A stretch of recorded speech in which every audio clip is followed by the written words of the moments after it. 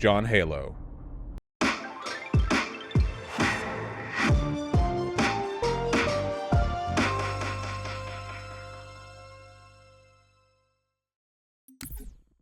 Us all the way from Reach, at light speed my maneuvering options were limited. We were running dark, yes? Until we decelerated, no one could have missed the hole we tore in subspace. This is John, right? John Halo? They were waiting for us on the far side of the planet. So, where do we stand? Our fighters are mopping up the last of their recon picket now, nothing serious. But I've isolated approach signatures for multiple CCS-class battle groups. Make it 3 capital ships per group. And in about 90 seconds, they'll be all over us. Well, that's it then. Bring the ship back up to Combat Alert Alpha. I want everyone at their stations. Everyone, sir? Everyone. This audioscape, legendary. And Cortana. Hmm? Let's give our old friends a warm welcome. Are they really friends?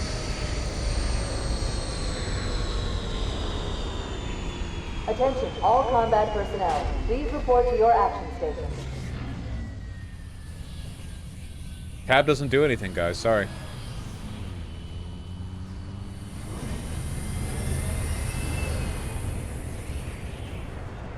Fifth platoon, secure airlocks on deck 11. 14th platoon, rendezvous with 22nd Tactical at Bulkhead Charlie 14. The music is supposed to be louder. What is with the audio settings in this 500-year-old game? Go. Up. Audio. You heard the lady? Yeah. Look like you got a purpose. This is not a drill. I repeat, this is not a drill. I love it when they repeat that it's not a drill. That's how you know when shit's Man, serious. here's where we show those split-chin, squid-head sons of bitches that they could not have picked a worse enemy than the human race. Racist? We are going to blow the hell out of those dumb bugs until we don't have anything left to shoot them with. And then we are going to strangle them with their own living guts. Am I right, Marine? That's why they made him black, so he could do racism. Damn right I am. Now move it out. Double time. Attention all personnel. We are re-engaging the enemy. External and internal contact imminent. All you greenhorns who wanted to see Covenant up close, this is gonna be your lucky day. Which one is Halo? The black guy. Whoa. Sir? Right. Let's thaw him out. Sir? Okay. Bringing low-level systems online. This suit Cracking really the case does in jack 30 him seconds. off.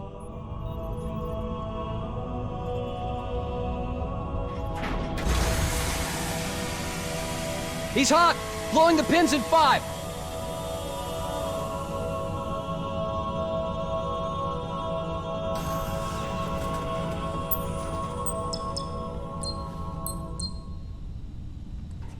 That's the music that plays when he's being jerked off. Come on, we got to Woo! get the hell out of here! Positions Whoa. Alpha through Sierra. Alright. Sensors show inbound What content settings do we photograph. have to do to make it Stand by not to stutter? repel borders. You can switch it now? Hell yeah! That's what I'm talking about, baby. Absolutely. Sounds fun. Get all the hidden skulls. How can I with no weapon? Look to the back of the room. Nope. Wait, is there no dash in this? Oh my god. I've spent the past like 3 weeks playing Doom, and this I feel like I'm playing an old man. At least I can jump. Go up. Okay, you can't go that up. Go up. Okay, I can't go that up. Make sure your Y isn't inverted. I feel like I would have noticed that by now. Okay. Go up. Go up. Why am I back here again? Where is it? Go up. Go up. Jump plus crouch together. Crouch jump. Go up. Go up. Go up. Go up. Haha, broken ass game. Where's the skull? Where is it? Is it here? It wasn't there. Okay, yes, PV-22. My friends, hello. Hello. Hi. Hi. I really appreciate you doing this for us. The there's so many PV22 members in Georgia right now, and it's the perfect time to help support them and all the work that they're doing. So it's really kind of you to do so, and to your audience to donate. I can see they've raised almost $1,500 already. Yeah, we need to support PV22 the way John Halo supports the Covenant, or whatever the plot of the game is. But apparently the plot of the game is explosions right in your face, because that's what's happening right now. Why my jump is so floaty? Am I in 0G? Oh my god. Sorry, it's been a while since I've played these games. I've been playing a lot of Doom. It's got my mind in the wrong. Right, the control scheme and the physics are different. Oh yeah. Okay, I gotta turn the volume down even further. It's one of those games where the real audio settings are between 1 and 10, and then the remaining 10 to 100 increment the volume by like a quarter of the rest. So how you doing? I feel like very well. I feel like you've got some splaining to do. You've been busy, haven't you? Yeah, I mean the last time we talked on stream, it was before the election, so there's a lot to report on. You know, and the reason why we're actually in Georgia, PV22 is in Georgia right now, is because of the 2022 midterms. You know, I think we're going to bring on some of the members who are in Georgia right now, and you can talk to them a little later. But I think what you're going to hear from them is that a lot of people learned for the first time that they can make a difference in politics, and that they can do it with their friends and have a good time while they're doing it. Yeah, it certainly seems like it from the photos that I've seen of the people working in Georgia, not to mention testimonies that I've gotten over email of people saying that they have enjoyed the hell out of canvassing or even phone and text banking, which, you know, obviously phone and text banking is less glamorous than the canvassing itself. Right. But I've gotten people saying like, yeah, I phone banked for a day and it actually felt amazing. So even that, people have gotten really hyped up for. It's really awesome to hear.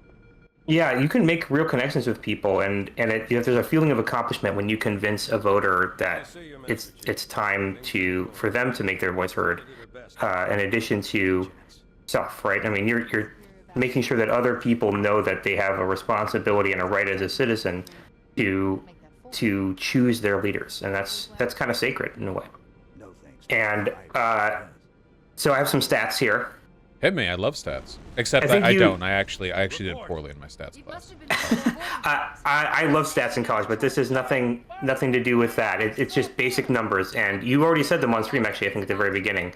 100,000 people contacted in the midterms at over 1,000 events. And when I talk about events, I'm talking about a phone bank or a canvas where people show up and they devote multiple hours to contacting voters, either in person or over the phone. And those are huge numbers. These type of numbers are usually done by really big established campaigns with huge staff, like 30 people on a staff team, and people doing data analysis. And this group of volunteers basically organized themselves into doing that in this election in about a month and a half. Not to denigrate the people we had working to help organize them, but the volunteers were always ahead of the staff. You know, we had a team of professionals to help set this up. But at this point, the staff have been completely overtaken by people who've come up through the community, and the people who are actually running the community now are the people who came into it from your stream and from other streamers, take leadership for themselves. And what's happening right now in Georgia is because so many people have discovered their own power, we've actually had people be more excited post-election to do something than even during the midterms. I'd say engagement's even up. And so there are 60 people who've made it into Georgia right now to finish the job from the midterms and give the Democrats 51 Senate seats. And we don't have solid numbers yet, but the estimates that I'm seeing from the team on the ground are that they have knocked over 10,000 doors just over the weekend. And these are numbers that you would normally get from like fully professional canvassing outlets. Yeah, absolutely. For absolutely. Great expense. Yes, from great expense. And it's not like we don't have overhead, which is what this stream is about, right? But But the key is that the volunteers are taking a real leadership, and they're the ones who are getting to run the show and are going to be helping to set the agenda for the group moving forward. Yeah, so they're ousting you in a bloody coup, is what you're saying. That's exactly Yeah. right. No, I mean a bloodless coup, and we're happy to be ousted, right? This is a group that the leadership needs to be localized, because people have local goals, and we can't know what goals they may have. We can't decide for them what their goals should be. They have to determine those for themselves. But it's also a group that needs to have a national resource pool where we can go where we're needed and win fights with a national scale. So it's both. It's both localized and it's national. Yeah, well, that's the point of the fundraising is primarily about just trying to build the framework by which this can continue to make like moves in the future, right? That's right. So, well, there are two things. So, first of all, we have spent a lot in Georgia. There are many of our organizers and members who made the trip have been fronting money to get to Georgia and put roofs over their heads. And we've rented 4 houses in 2 locations, and both in Augusta and Atlanta. And there have been maybe 15 to 20 people at each house. So we need to put the right funding infrastructure in place to pay for this trip through our political action committee and make sure that it's all legal, and that people get reimbursed for the outlays that they've made on housing and transportation. And there are many, many people who couldn't make it to Georgia, even though they wanted to, and they've been donating. And members of the audience can donate too. So every $10 donation helps make a huge difference. And the donate link is @PVDono, all lowercase, or you can type !donate into the text chat to get to our fundraising page, as Vosh has been pushing already, and that's the ask that we have for you today, to help support what we're doing in Georgia and in the future. And I can talk a little bit more about that later. I don't want to overwhelm what's going on in chat. Yeah, if a $10 donation helps a lot, how much does a $20 donation help? Double that amount, in fact. Really? There's no fall off? No, it's believe me, there are economies of scale in political programs, but the amount that we're trying to raise, the diminishing returns will nowhere near set in. You will get double the impact, absolutely, if you donate double the money at this point. Once you get to a really high number, it changes, but we're nowhere near that. We're building the core infrastructure right now to keep this. This started as an experiment, and we want to keep it going. So that's the second thing, right? We need to raise $10,000 by Wednesday, but we also have stretch goals once we make it past 10,000, past 20,000, because Progressive Victory isn't going to stop. This project, even though it was an experiment, we weren't sure it would work. It was never budgeted to last, but now that so many people have made friends for life with the people who are doing politics together, they don't want to stop. So next year we'll be doing PV23, and then we'll do PV24. Yeah, I think it's probably safe to say that the initial estimations of PV22 have been sort of wildly outgrown by the success of the advocacy that's been done. I certainly didn't expect Absolutely. numbers like 100,000, for example, on reflection. Yeah, it's crazy. I did never expect it to do that. I expected this to be a slow build from the beginning, but it was never slow. It always was fast and explosive. And from here, it's really about setting up the guide rails to help this grow in a sustainable way. We worked with 116 campaigns in this cycle in 6 targeted states, and we need to double that in the next election. Yeah, So- that's the hope. And there's probably going to be like special elections up until then too. There's not Yeah. really. There's always something going on. There's There's never a always break in something this going country. Well, and it's interesting, right? Go ahead, Cam. Yeah, that's actually something super interesting and that I think is kind of unique about Progressive Victory. We're not just here for the midterms. We're not just PV22. We're Progressive Victory. We're going to be here year after year, building and growing. And you know, I was kind of surprised. I was expecting a little bit of a dip after the midterms, but people just continue to show up and show out and want to make a difference. And we're already setting our sights for what we're going to be doing this next coming year and how we're going to set our programs up. PV Infinity, I agree, chat. Hey, Cam, why don't you introduce yourself and tell them how you came into PV? Oh, hey, yeah. Hey, I'm Cameron. I am the Deputy Organizing Director for Progressive Victory. Originally just a viewer, got involved, volunteered, rose through the ranks, and then they said, hey, come do this with us. Come join. So here we are. And now you're participating in the bloody coup of the original staff, right? Oh, of course. Obviously. You know, we gotta take over revolution. That's why I'm here. Sam has many kills to their name. Ah, the Cam, I'm sorry, I said Sam. Covenant probably will by the end of this too. No, I'm delighted by the enthusiasm that's been seen. You know, it's all well and good to talk about. You know, it feels great to contribute. It feels great to canvas. It feels great to organize. But in reality, you know, enthusiasm is kind of gatekept by the actual behavior of the people who go out there and show up. And the people who went there and showed up have done really well. So, good on them. Yeah, and I don't know if you want to hear a little bit more about the structure that we're thinking about for the future, or whether you want to hear more about Georgia. We can go either way. I want to hear about Georgia. I want to hear about Pelorgia. Please hit me up. Cam, you're actually on the ground. Do you want to talk a little bit? But 1,800 raised now, by the way. Fantastic. Oh my goodness, that's amazing.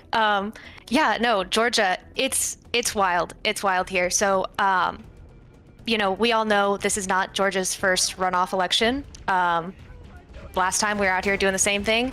We actually had double the time last time. We had 2 months, and now we are down to 1. And on top of that, dealing with lawsuits coming in left and right, trying to block voting. They blocked Saturday early voting, which everyone in this audience, I'm sure, knows prevents a lot of people from making their voices heard. So we have been out there just knocking doors, letting people know that there is a runoff coming up, letting people know that they need to get out on December 6th today and make their voice heard, letting people know where their local polling locations are. We've been specifically in Gwinnett County, which there's been a lot of specific targeting there.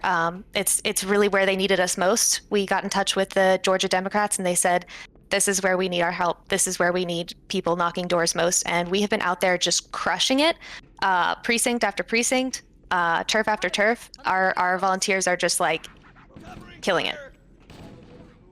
Yeah, fantastic. I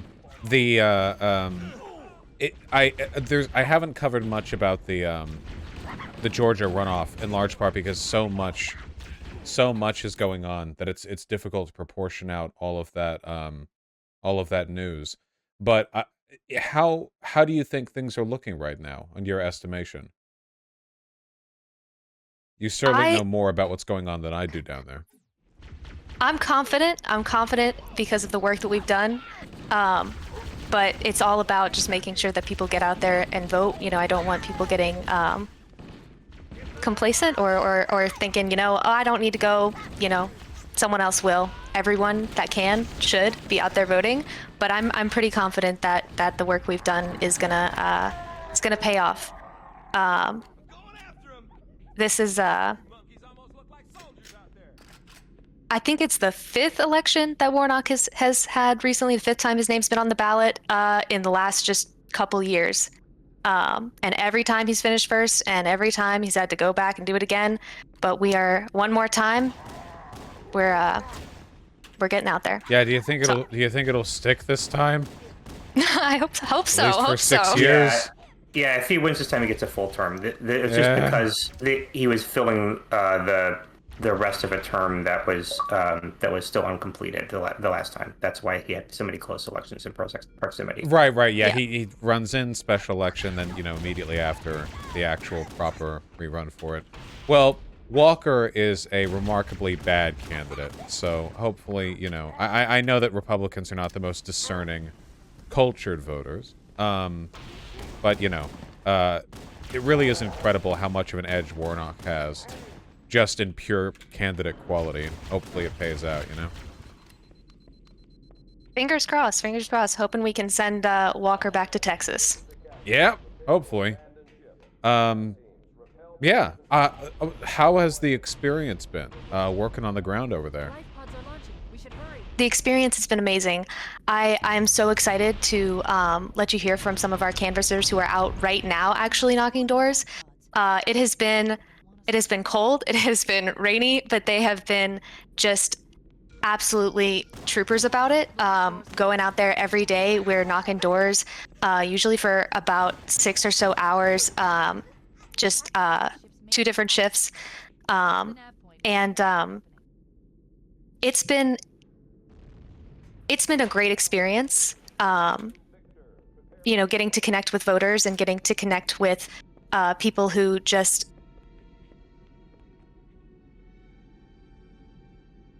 Hi. Sorry. No worries.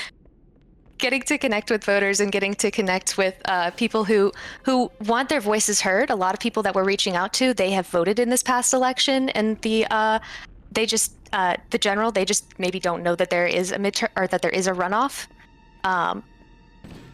And we're just helping people get connected with resources. Like, here's how you can get a ride to the polls. There's ride share services. Here's how you can find your polling location near you. A lot of people are, you know, having to deal with long lines and not knowing, you know, where they need to be going. I actually would love to pull on our canvassing coordinator, who has been sort of helping send people to where they need to go, where there are the most doors to be knocked. So just give me 1 second, if you don't mind. I'm gonna pull hit on. it. Ooh. I found a spooky tunnel. Multiple spooky tunnels.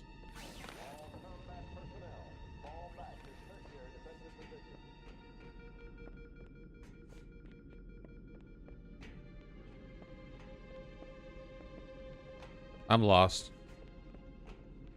Is this the second ever 24-hour Vosh stream? Actually, this is the 5th, I think? It's either the 4th or the 5th. Chat?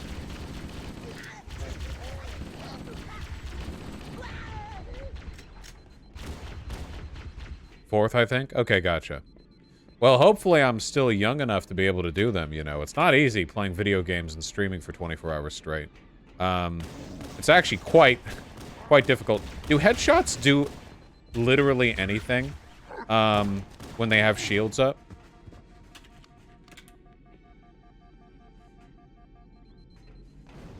No. Okay. Gotcha. So there is no reason to have the pistol when they have the shields up for the big lads. Kevin, are you on? Steven's on. Hey, Steven. Hey.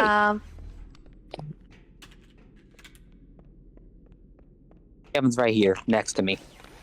Okay, great. Do you want us to go video? That would be great. Cool. I don't know if that's an option for you, Vosh, but we have some canvassers. Well, I gotta, hold on. Oh, sorry. Yeah, obviously with us just in buildings, me and Cam, it doesn't make a whole lot of sense to show video, but these canvassers are actually out on the road in Georgia right now, so you can see them right on the streets, and the audience could too if you're willing to put them on. Oh, Jesus. Whoa, hold on. Hold your horses. All right, we're holding. Okay, hold harder. Hold on. I'm popping. 1 second. Let's move on. This? No, not that. Is it I'm this? not gonna peek. I'm gonna No, not do that. it this way. Is Okay. it this? That looks about right. Oh my God, you're outside. What's it like out there? I know, right? Yeah. One of our buddies is on a door right now. You want to show him? Ducks. There you go.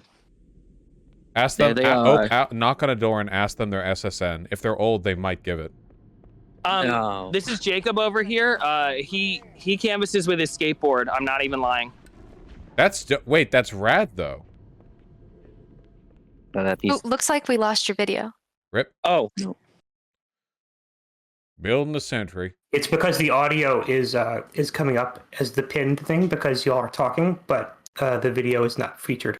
Okay. Yeah, we're There we regrouping go. right now and heading back towards the car. Howdy. Howdy. Howdy. How you Hey, doing? Jacob. We're doing good. The weather's really nice. We're from Texas. We're the San Antonio crew, so like anything below 80 degrees is good for us. So even though it's cold. How does it feel to be elevated, going from theory to praxis? I'll ask these two because I do this for a living. So I recruited these two in San Antonio, Jacob and Steven. I'm an organizer by trade. Oh, gotcha. Professional. I see. A cheater. Yeah, them. Jacob, what do you think? What do you think about like going from online space into like real world practice? First, I thought it was gonna be like it's more scary, like going from that. But it's been great, coming out here, meeting new people, talking to the people in my community and different communities, seeing their problems. It's pretty cool meeting everybody. Yeah. So you were saying is going outside is not actually that bad? Yeah, it's not that bad, chat. It's not that bad. It's a really nice day, actually. I'm digging the fog back here. Yeah, it's actually very nice. Chat, you hearing this? It was raining real hard yesterday.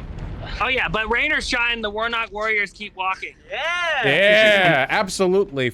Fighting for a bluer Georgia. And y'all are literally touching grass right now. Yeah. With your feet. I just stepped on it right now. Yeah. Literal grass. That's crazy. Oh, Pigeon's jumping in. Pigeon wanted to know. Pigeon. She says hi, metaphorically. But yeah, I appreciate that. We drove 18 hours straight here from San Antonio to be here, and Jesus. It's really exciting. Meeting everyone like from the server that we've been talking to and working on, like we organized through the Discord to do like really kill it in the midterms. And it's just really nice. Like the project was only supposed to go through the election, but now there's one more election, so we all got in the car and came out. Yeah, and now we can meet those people who are online face to face. There might actually be a few more elections sometime in the future, True. The work might actually continue. Okay, wait, critical question. During the 18-hour drive over, all right? Uh-huh. When you stopped for food, did you get good food or cheap gas station bullshit? So there in San Antonio, there are no Waffle Houses at all. And there's 1 million in the Southeast, so we really wanted to stop for Waffle House, and it was good. I would say Waffle House is on the good side of things, like I normally just stop by a gas station and get some of those Gordettos, like the salty, cheesy, like fake Italian dried snack Chex Mix kind of things. Yeah. Those are gross, honestly. There are definitely worse food items out there. Wait, does this game operate in a live system? Wait, chat, why'd it do a longer death animation that time? The damage to superstructure is extensive. I don't know Chat? how much more abuse the Autumn can take. Chat, Okay. are you there? Chat, just checkpoint based? Okay, it just had a longer... Okay, never mind, sorry. Yeah, anyway, Gordettos are fine, actually. If you say so. Yeah. We in San Antonio have higher standards for our Mexican food, so...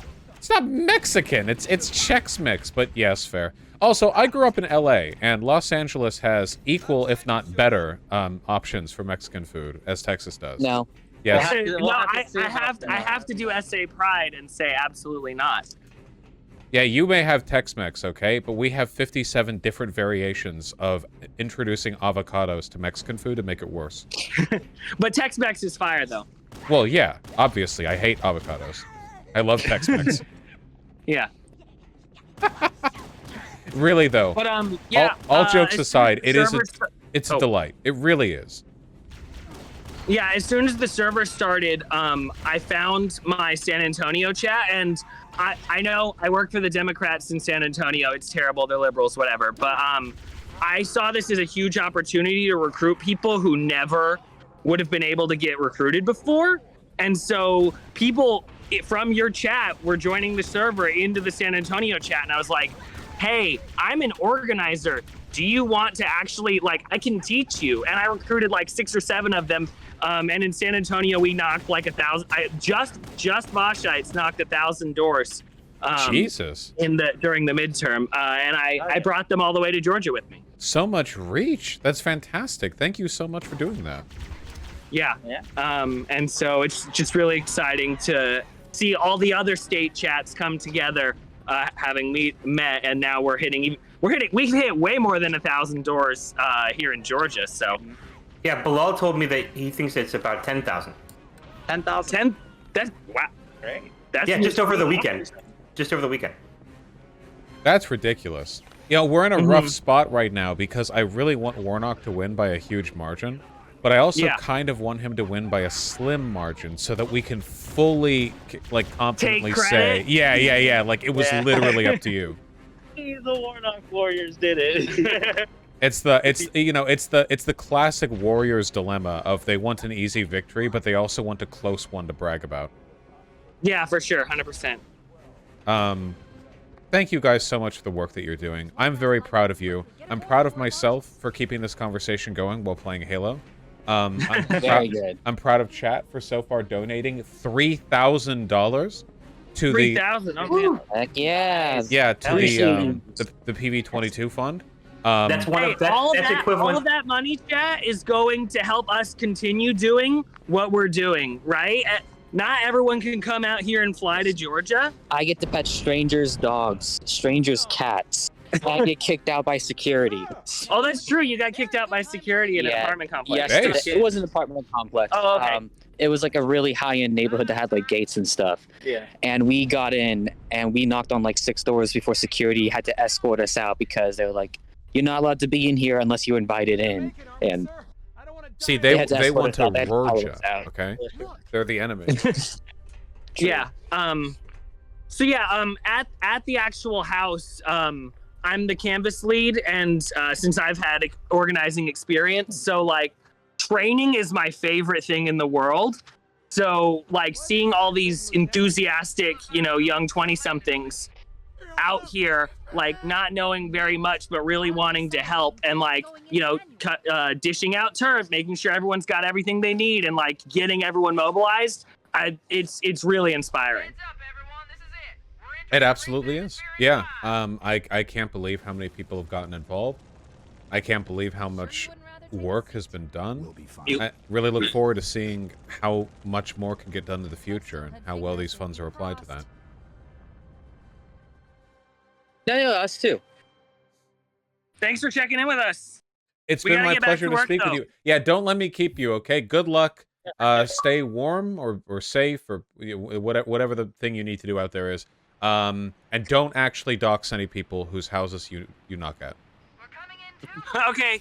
Oh, are we muted? No. No, we're not. All right. Bye. Take care. Bye, chat. Take care. Bye, chat. Well, that's cool. That was awesome. I hadn't heard any of those stories yet, so that's really fun. No, it's absolutely. It absolutely is.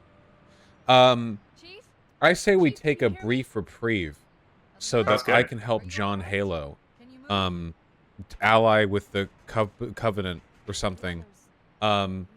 But I'm going to stay right here. And shall we talk soon to yeah. so we can learn more about how it's good to do good things? Next time you're ready for people to come on, why don't you just tell us, just mention it, and we'll be here ready to go. Okay. What's your preferred time frame? Like, Cam, what do you think? 10, 20 minutes? Let's see. We have our next slot in about 30 minutes. Okay, 30. Okay. We got a long stream. Don't worry. I'll get plenty of time to riff with chat. Thank you. I'll talk to you soon, okay? All right. Okay. And then I just have to hit this, which I should have done anyway. Hey, guys, what's up?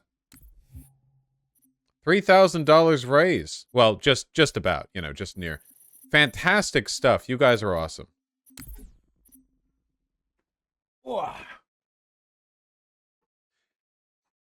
There we go. Return of the audio. We're back. We're back. What's up? Is it friendly? It's purple. That's bad, right? Got it. Oh, it's gonna get me.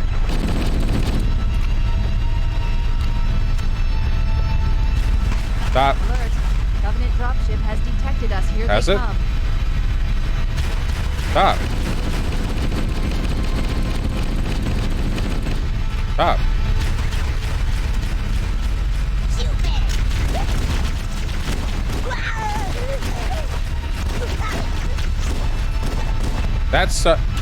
That was such a shitty fucking drop. Also, sorry, it's actually really fucking loud. Oh my god. The pistol is a scope? Oh my god. Sake, I don't want people donating to me. I want them to donate to the Act Blue link. More. Bop. Bop. Needler? Whoa! Whoa, whoa, whoa, whoa, whoa! Accurate.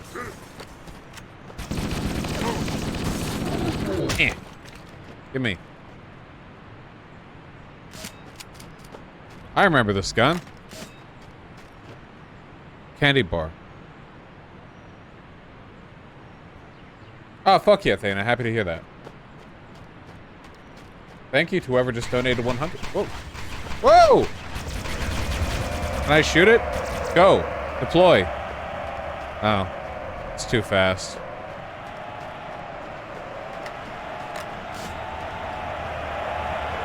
Oh. Okay, that's a lot. I'm just gonna go. I'm just gonna leave.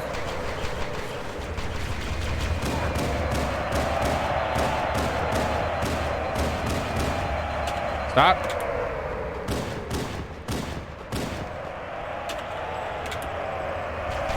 Stop. Stop. Stop. Stop. Stop. Stop. Duck and weave, duck and weave.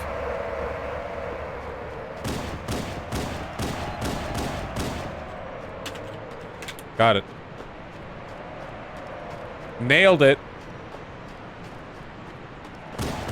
Oh, the pistol is automatic. Dope.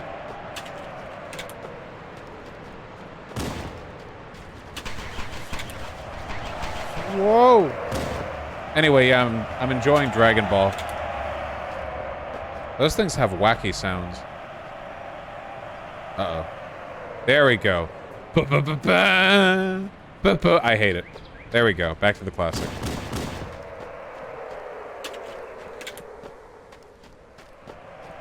Dragon Ball? Yeah, Dragon Ball.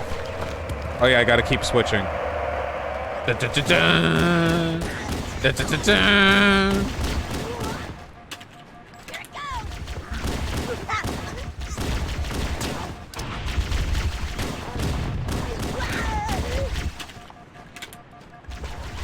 How far are you into Dragon Ball?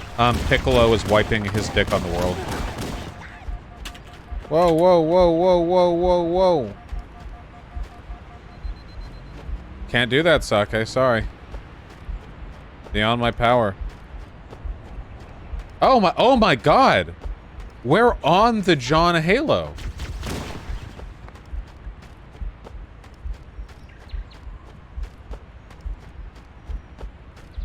Is it weird to see a shonen where the only powers are just people punching harder and harder and shooting bigger and bigger laser beams? Well, I knew coming into it that it'd be stupid. The main thing that bothers me is that Master Roshi destroyed the moon early on. He shouldn't be able to do that. I don't know if they're going to, like, retcon that later or, like, contextualize it, but that doesn't fit within the power scaling.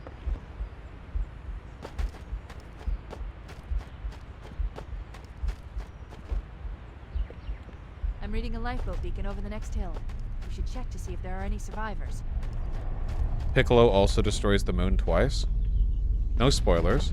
Also, Piccolo's stronger than Master Roshi. Alright, never mind. Die. Oh shit, it just shot a fucking nuke. Did I get it?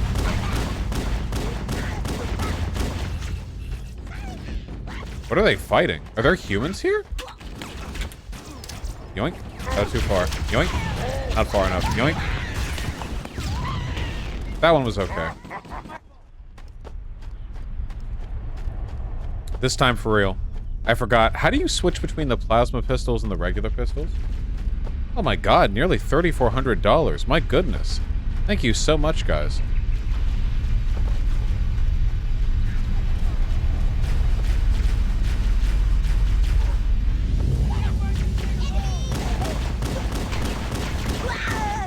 Wow! Dude, quit combat rolling. Stop. Oh my god. That guy's OP. Holy shit. I can't even just stupidly walk up to him with no cover and kill him effortlessly. Time to use my secret weapon. The Needler. Oh, I can switch the grenades.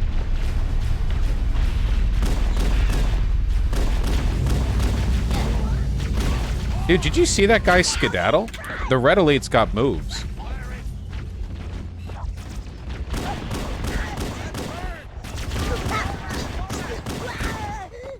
They love skedaddling. Skedaddle it. Nope. Skedaddle it. Nope. Skedaddle it. Okay, just try this.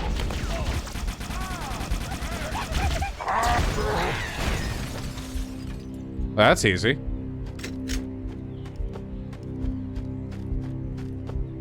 Cavalry has arrived. I can't believe these guys held out against the Red Elite and I died against it twice. Well, that just happened. Ba-ba-ba-ba. Heal up? With what? Where's the health back? Also, who here in chat was part of the group that was pushing me to watch Amphibia? That game... Sorry, not game. I'm playing a game. That show has some serious fucking tonal issues. Oh my god.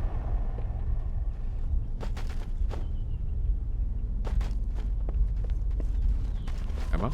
Wrong ammo. More of them. Never even heard of that. I saw the Reddit, and apparently other people agree that it has total issues, so it's not just me. Stay back. I don't see it. Where is it? Do it. Where's my health? Do it! I didn't try to make you die like this. I'm not sticking around to get killed. Ow. On that one. Who shoots a guy? Help! Go. Help! Da da da da. Da da da da. Look sharp. Covenant dropship on approach. I could use some help over here. Have you been keeping up with the Owl House? I think so. I've seen like the one like mini movie they released. The pacing is hysterically bad, but I guess it's not really their fault.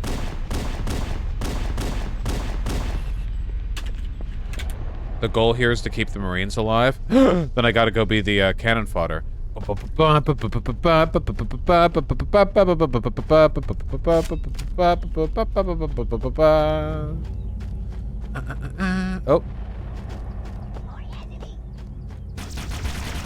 Get needled. That wasn't enough. Stop.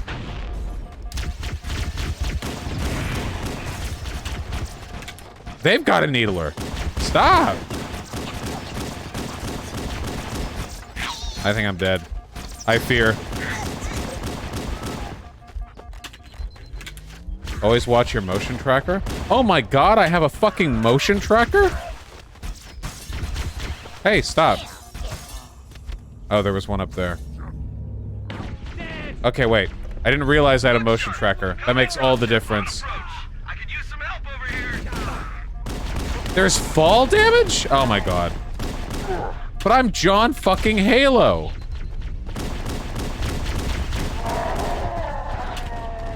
Do you know who I am?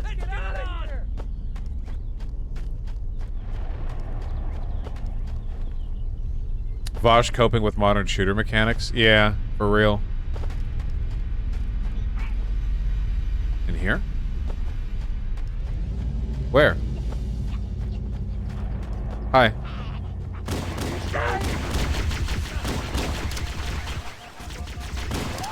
Okay, well that sucked. Got a halo all over the bad guys or something? I'm doing that.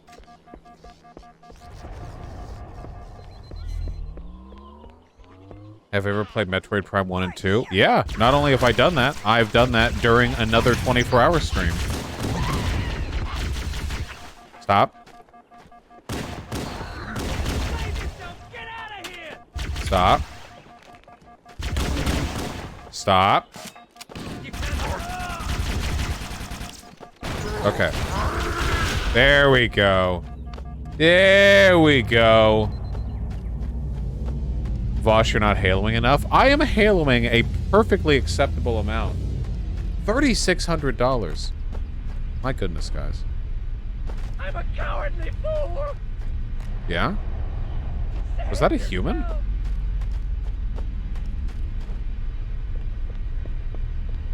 Metroid Prime 1 and 2, odd number. But I've done a good number of 24-hour streams. Who the fuck says that line? You're the what? What the fuck are you doing?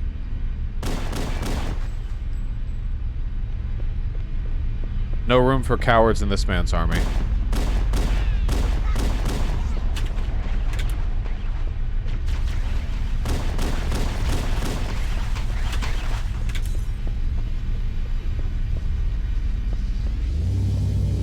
He pointed a gun at me. I'm a commanding officer, I think. I don't know how this works.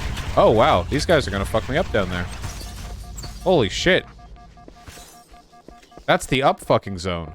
Oh my god.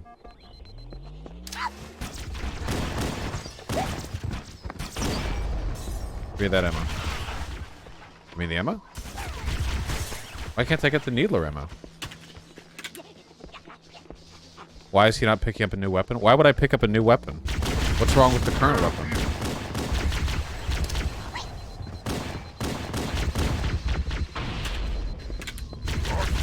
Need to have the needler equipped to pick up ammo for it? Oh my god. Oh my god! Holy shit, we're getting decimated out here. I think we need like the bitch pistol. So that we can one-shot the shields. You're full ammo on the needler?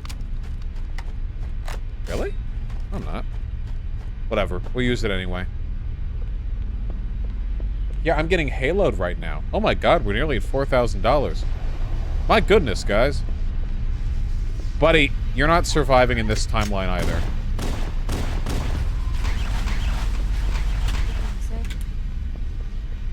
I recommend that we stay near the beacon and wait for extraction.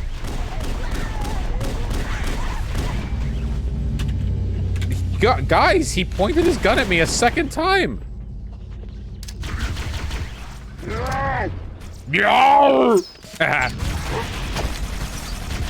What a moron. Who sounds like that? Got him. That's what he sounds like.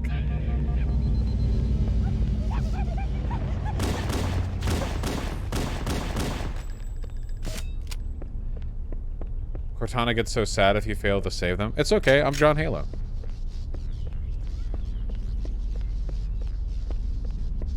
I think I saw other shit on the motion tracker over here.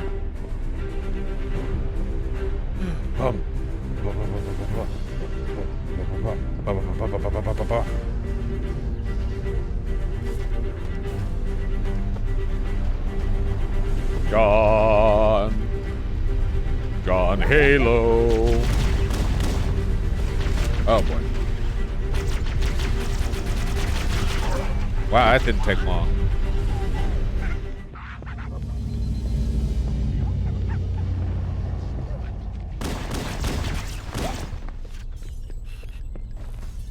Got him. Jesus Christ. I know where my skills lie. John Halo. Since there's fall damage, does spring damage exist as well? Cover's pretty important, lol. Yeah, I haven't been playing very many cover-based shooters lately. I keep forgetting that you can't circle straight. Whoa! Whoa! I'm dead. No. No. God damn it. I thought you've been playing shooters using a single piece of cover. In the Doom games, you don't really use cover so much as you, like, briefly drive your person behind a pillar so that the rockets that are following you explode against it. Dun, dun, dun, dun, dun, dun, dun, dun, dun, dun, dun, dun. Gone Halo. Dun, dun, dun, dun, dun, dun. Gone Halo.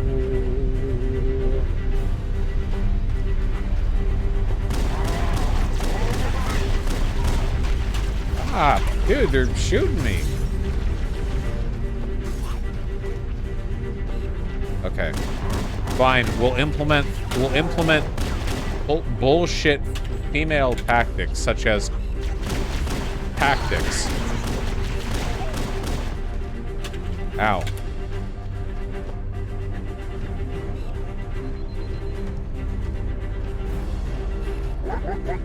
Chat's making fun of me, but I know fully well no human has ever managed to beat Halo 1 on heroic difficulty. Oh my god, there are so many of you. Chill. Holy shit.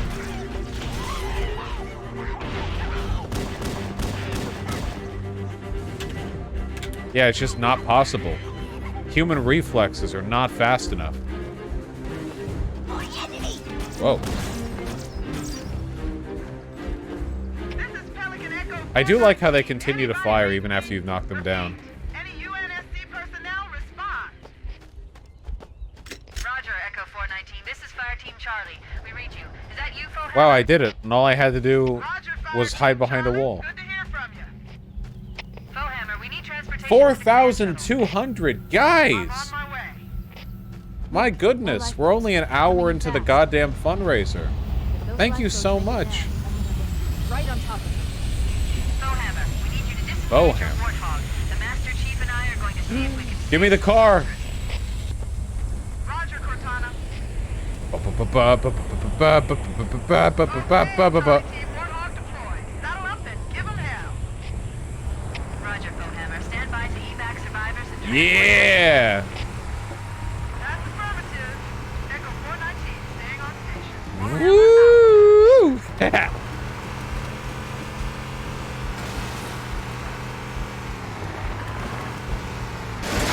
Got it.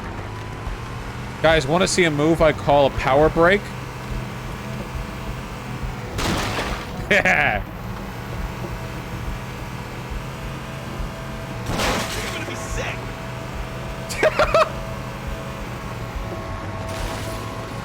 Woo! Woo! Woo!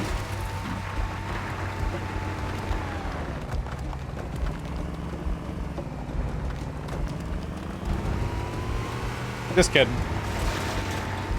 Woo! It's cool, dude. I'm a good driver. This cave is not a natural formation. Someone built it. Really? This isn't natural? Okay, thank you. Wow. Somebody built this I've hacked into thing with covered lights. battle networks. Actually broadcasting tactical data on unencrypted channels. We should show them who they're dealing with. Master Chief, I'm going to use your suit's transcom system to monitor their chatter. Woo! All I remember about the vehicles in Halo 1 was that in multiplayer they were coded so that if they were in movement, touching them instantly killed you with no exceptions. So if if you were standing, got it.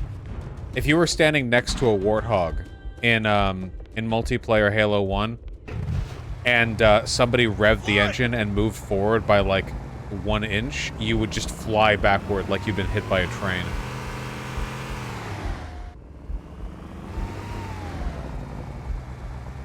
Let me in. Okay.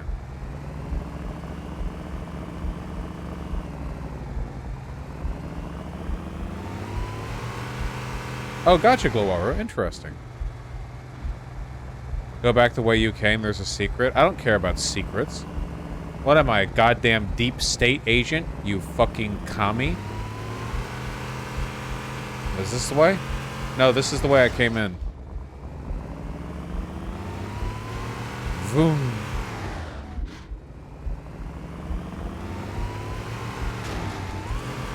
I'm a good driver. Trying to get us killed? No.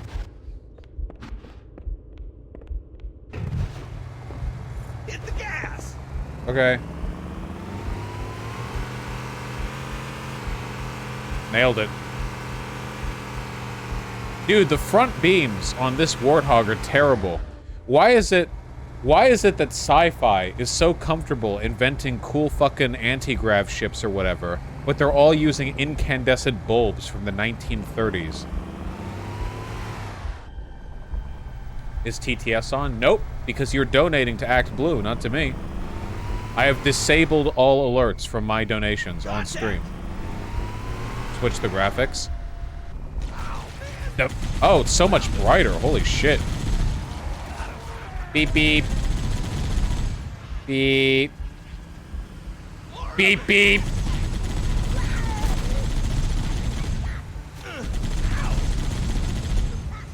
Beep, beep. Whoa, I'm almost dead. Ow, ow, ow, stop. What the fuck? All the damage fucking goes to me. Can't you get TTS to the fundraiser? No. Yeah, this area doesn't actually look bad in the remaster. I'll give it that. I wish I could turn the car with A and D rather than with my mouse.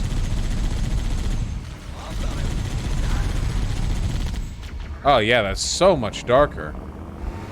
Oh my god. See, I couldn't have even seen. Yeah, me too, dude. Nah, I could have been fine. I'm fine. I hope there aren't any bottomless pits in front of me. Ah.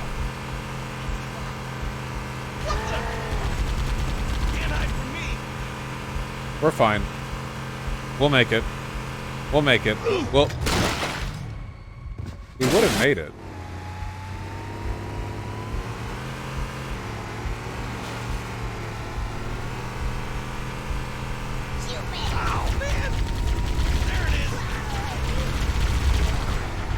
Okay. Ramming speed. Pretty hard to ram the elites, I feel. Like that? Whoa! Whoa! Oh, that's gonna... Nice and smooth now. I think I need to get out of the car.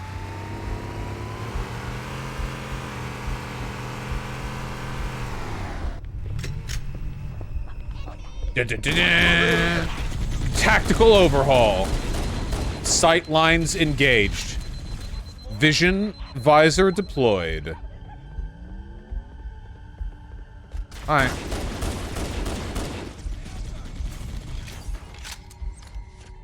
You have a flashlight? Oh yeah, that's great. This flashlight's fucking... Ow! What the fuck? Okay. Do you think this dazes them too? Like they're getting warped between realities?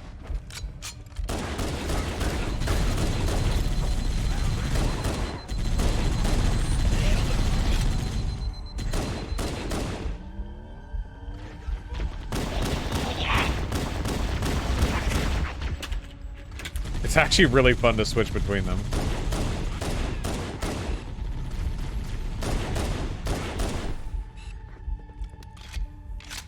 Recommend using a plasma rifle off one of the elites. I haven't seen a plasma rifle yet. I just keep seeing plasma pistols. What's a plasma rifle? That's a needler.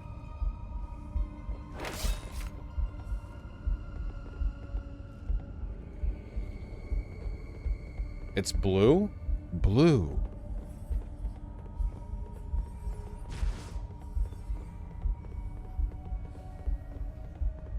You stood directly over one at the beginning of the level? I don't believe you. Lower the bridge. Lower the bridge. Lower the bridge. Lower the bridge. Bridge. Bridge. Lower the bridge. Lower the bridge. Lower the bridge.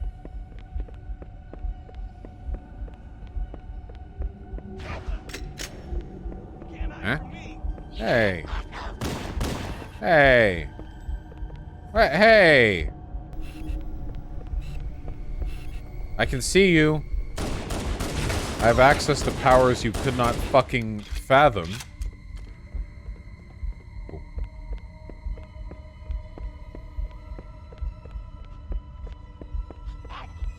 Azan just got banned on Twitch midstream. Doing what? For DMCA?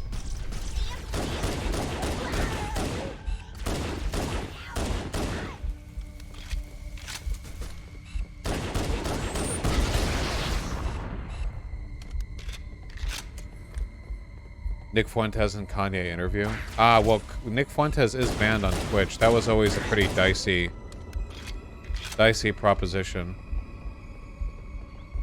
Bring us on stream. Build the real bridge.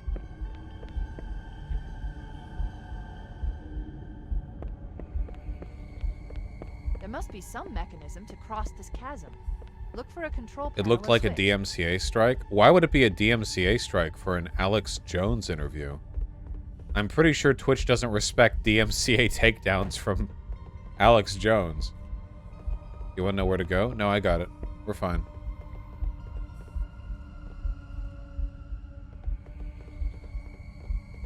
Oh, the Gavin McGinnis one? Okay, well, they definitely don't respect the DMCA takedowns for the Gavin McGinnis one. 4,500? 4,500! Guys, we're nearly a quarter of the way there. My goodness. That is incredibly kind.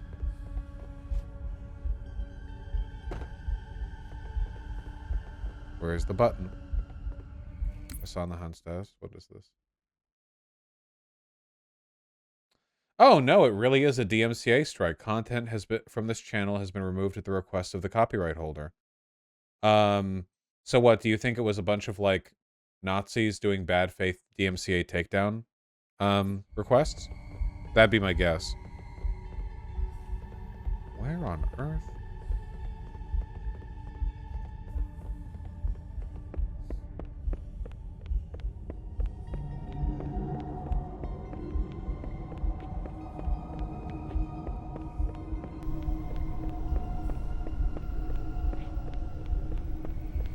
Chat, your instructions are incredibly unhelpful and have only further delayed this process.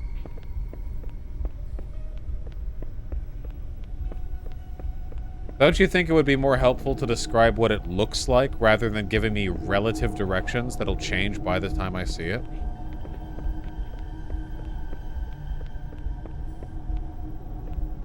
Whoa!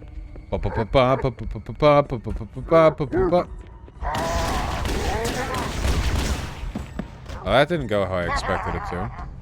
God damn it!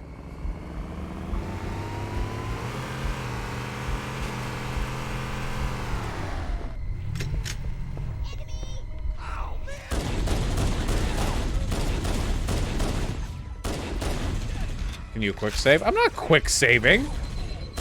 Jesus, this is only a heroic difficulty, okay?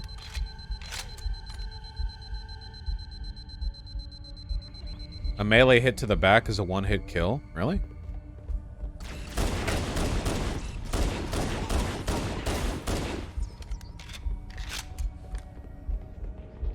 Hi. My shield runs out so quickly. Ow! Wow, and the grenade stuck to my leg. Wow.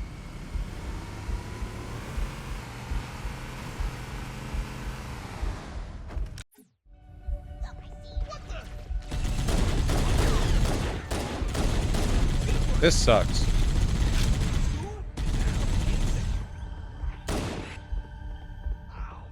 Microwave?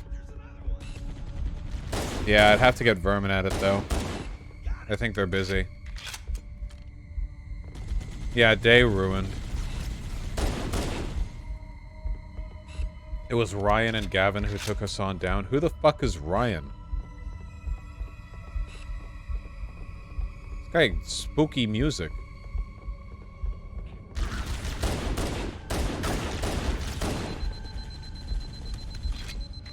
Hey Vosh, we're ready with our next group of people whenever you are. No rush. I can't believe you just got me killed, and it was definitely you and not me.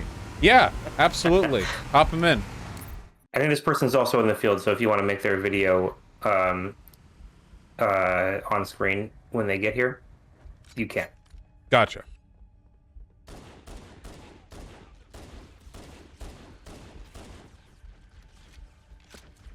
Turn off the remastered graphics. But it makes this area so much more visible.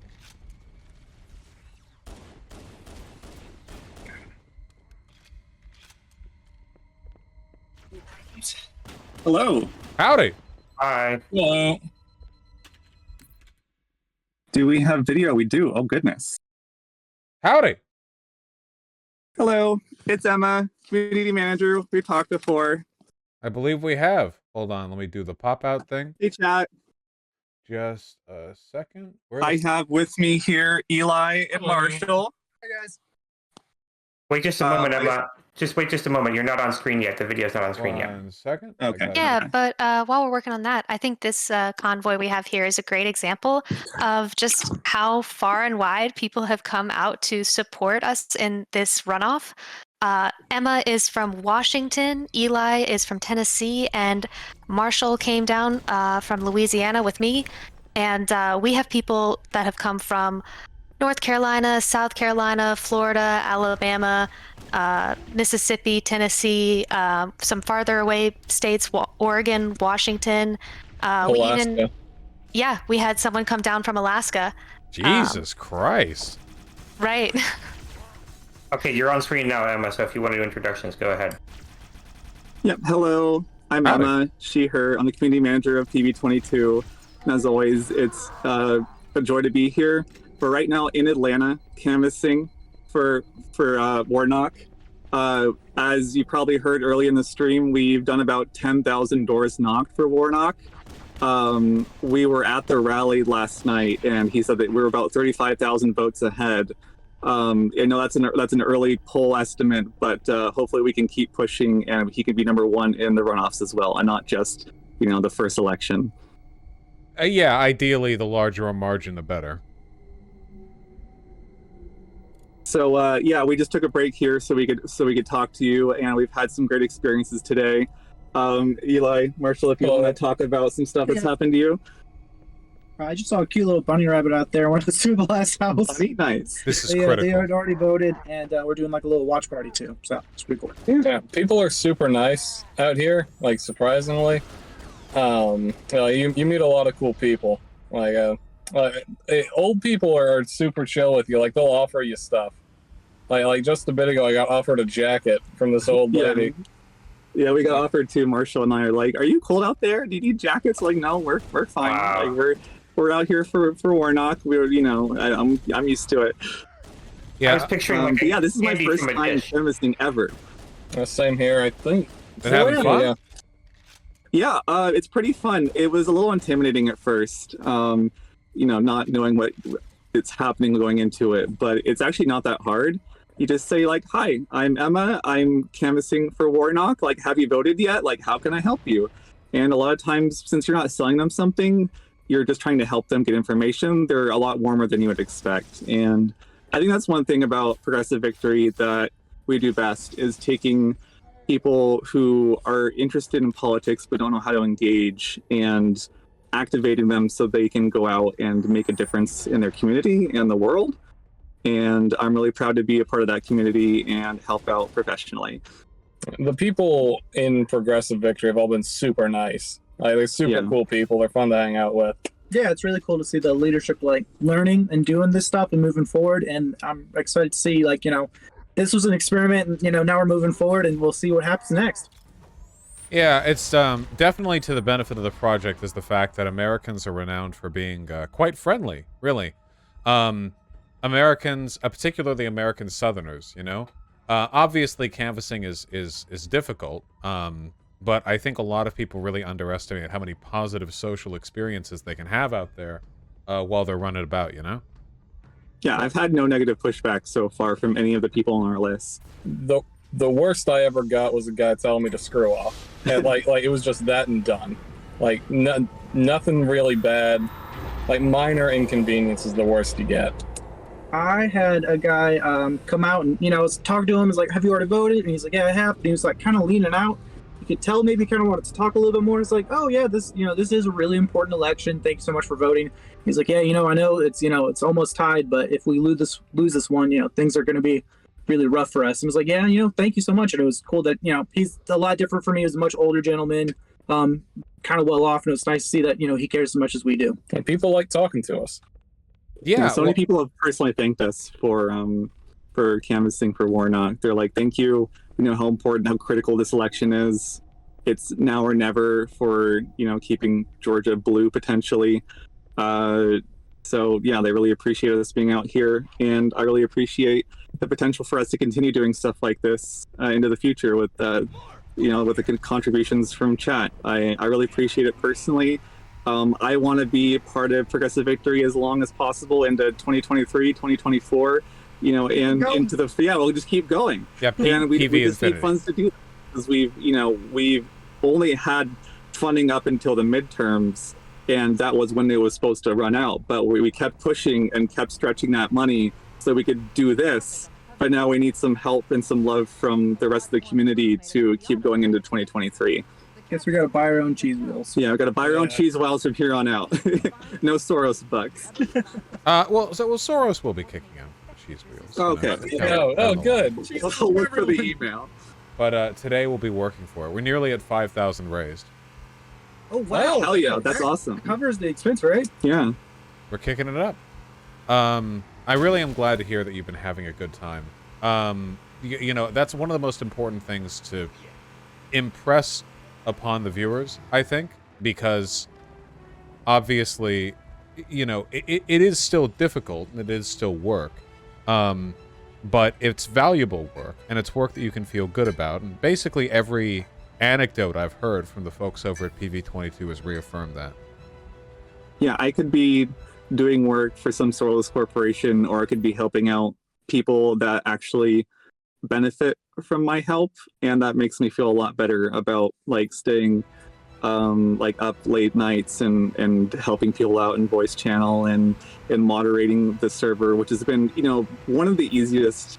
I don't know, I've been in a lot of Discord servers that had a lot of shenanigans and people who act up, but everyone in PV22 is really nice and respectful, and are they're there to affect a change. So unlike a lot of servers where people are just there to kind of blather, people in Progressive Victory care, and so they're more respectful and willing to socialize and be friendly, and just overall just be a great community. Yeah, Emma, your role is to be the sort of the head of the community manager. So do you want to talk at all about what the community is like? I mean, we do social events too. It's not just work, right? So. Yeah, we have all kinds of fun events. We have game nights. Sometimes we have movie nights. We've even given out some Steam credit rewards for participating in some of our game nights. That's been really fun for me. Playing games with people, because growing up I didn't get to play a lot of multiplayer games with people. So now that I have a captive audience, I can be like, hey, let's play Among Us together. Hey, do you want to play Fall Guys? There's a game Discord, right? Yeah. There's we have lots of opportunities for non-political stuff. If you want to talk with like-minded people, but you also are done for the day with talking shop with politics, you can come on in and hang out. And there will be people there around the clock. We have people on every time zone. Yeah, we have people all the way from Alaska to Australia. So no matter where you are, there's always going to be someone who's willing to chat with you and hang out. And that's what I really like about the community is they're friendly. They're very easy to moderate from a leadership perspective. And there's been a lot of friendships established in the server, and I'm really happy to be able to foster that. Hey, you guys are being sold on it. Socializing. Can you imagine? Can you DJs imagine talking to other humans? Not just listening to them from a screen? You can virtually touch grass with other people in PV22's Discord, and then, once you're comfortable with them, you can go and touch real grass with them in real life. When's the last time you saw a rabbit? It's like training. Yeah, you can see a rabbit. It's just like the stimulations. Yeah. So anybody out there who wants to jump into the community, you can fill out the intake form at pv22.win, and you jump in, and you'll find Emma and the rest of the people in that car, plus a lot more in the Discord. Yeah, we have thousands of people who are in all 50 states. I'm sure a lot of you have seen the map with all the dots on it. There's basically someone near you. I live in the most remote part of Washington, and I found one little person on the map that is close to me. So if I wanted to, I could hang up with them in person. Cam lived in my city and came and picked me up and gave me a ride here. I didn't have to, lodging provided, food provided, driving was provided. Yeah, Marshall and I met on PV22. We didn't know that the other lived in the same city, and we, coordinated and drove down to Georgia together. You can find politically active people in your area. Yeah, it's always easier than it seems, even with the most, even people out in the sticks. It can take a little bit of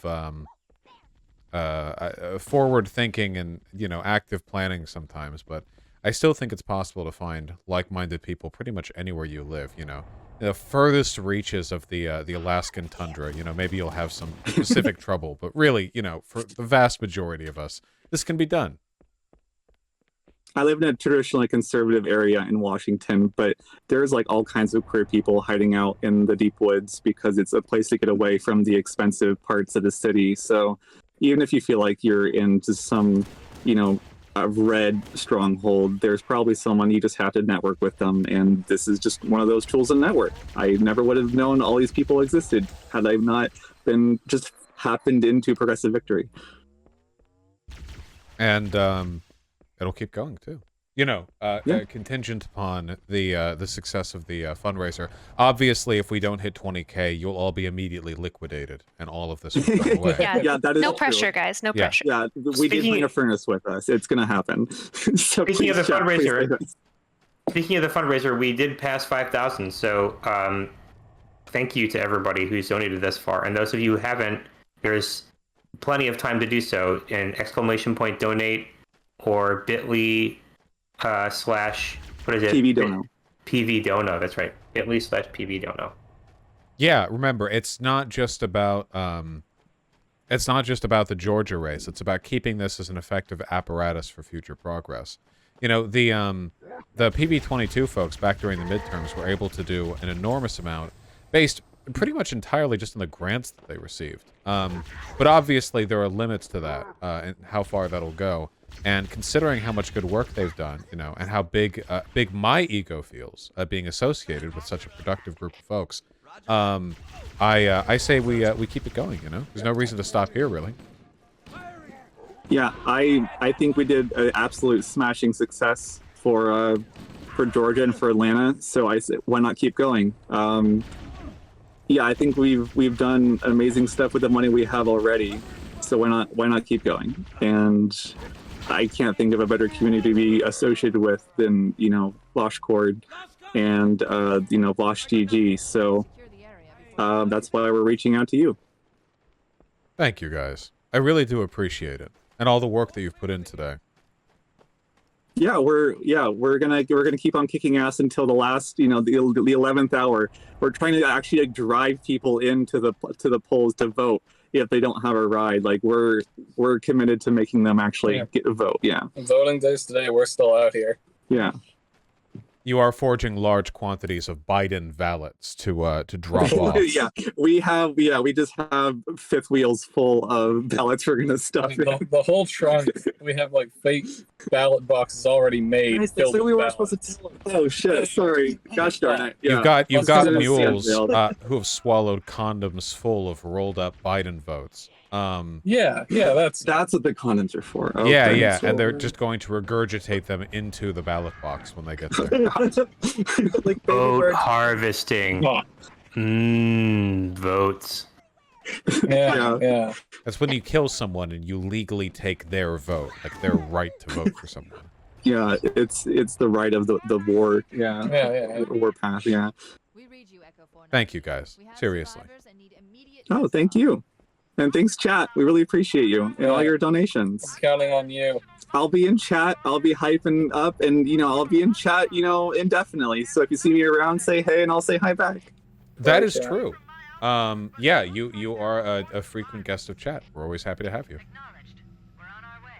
All right. Well, we're kind of losing the light here, so we should probably get moving on. But goddamn work done. We believe in you. All right. Thank you. You have a wonderful evening. Good luck with Halo. Save your Marines. John Halo, take care. Yeah, John Halo, Mr. John Halo himself.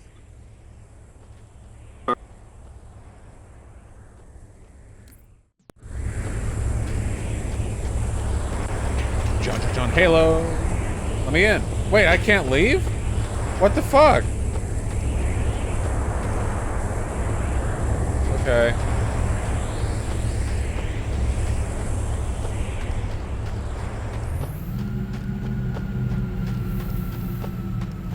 How many times have you died? We're not counting.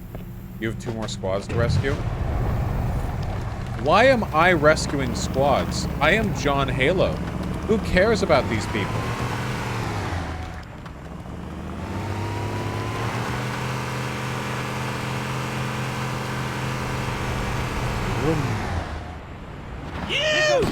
You! There it is!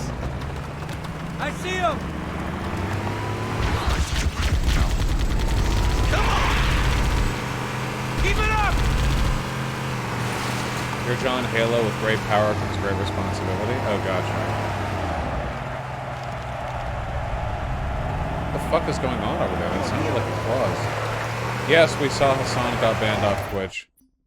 Damn, I feel like that's kind of the end of Twitch politics, man.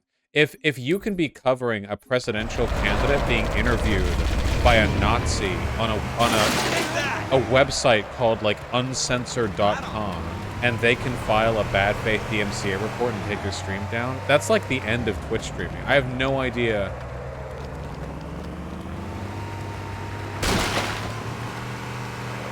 I know they'll have him back, but like still. What the? What the fuck? Oh my god.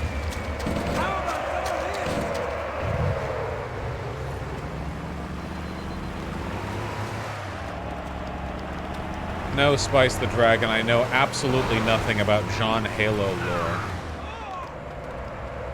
That is quite the skybox texture.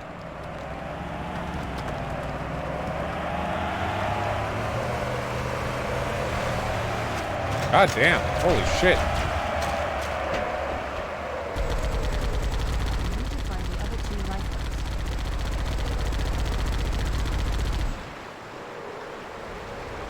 That easy. Turn on improved graphics for the view. Neat.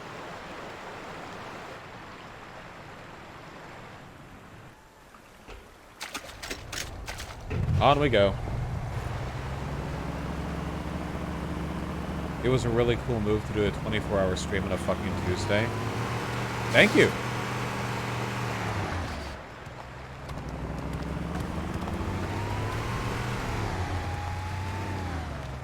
Oh, over here.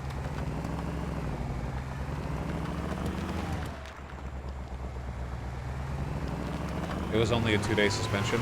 Yeah, I know, but still, like, you understand that's pretty fucked from Twitch's perspective, right?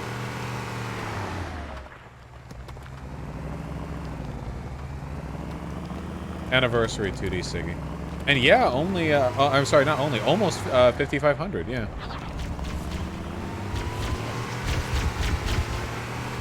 Stop. Stop shooting me. Stop!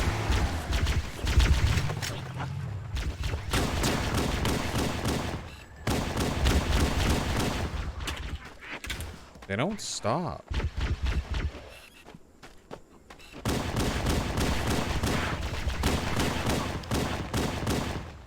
Got him. Damn, if only you had a gunner. Yeah, if only he wasn't a stupid bitch who died, maybe.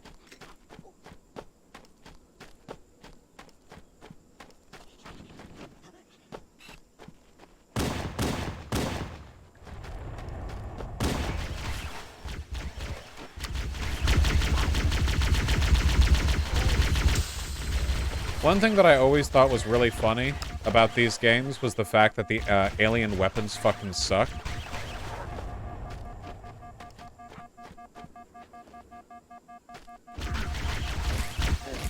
Oh, it's out of ammo. Okay. Hey, can we, like, not? They suck because you're using them wrong? Yeah, but they're like fucking plasma guns, you know? And we're using a pistol. This is just a regular human pistol. I own this gun.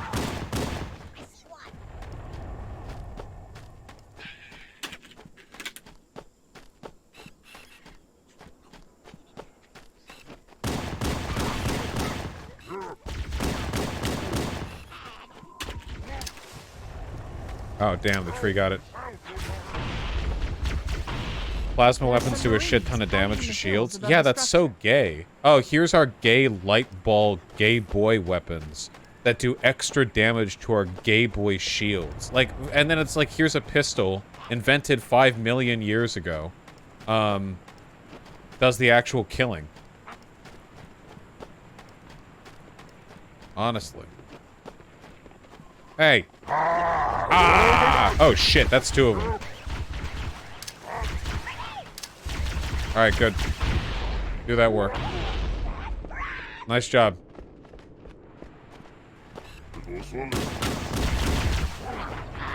I don't think I can kill that red elite just with a pistol. I mean, I could if I was good, but I'm not, so. Good hustle.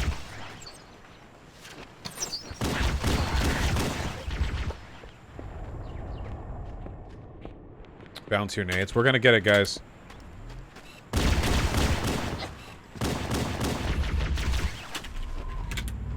Just start blasting. Whoa, whoa, whoa, whoa, whoa, whoa, whoa!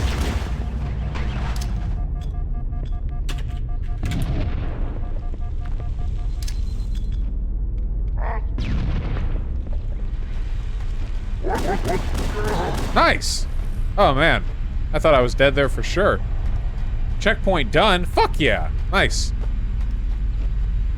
Wart, wart, wart. Wart, wart.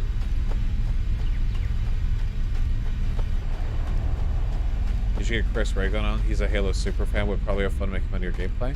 Yeah, we could try to get Chris Raygun on. After the PV22 people have made their run-throughs, though, probably.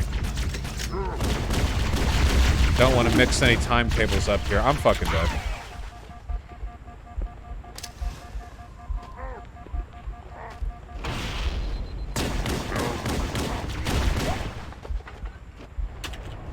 If Chris knew you were playing Halo, he would leave a date to join you. He likes it that much.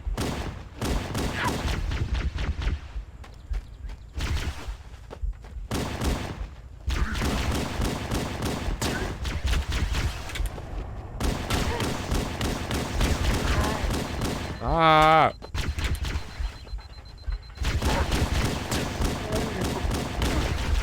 God damn it. Okay, well, we got the checkpoint after killing the red elite. He knows you're playing, he commented on your short. Oh, dope.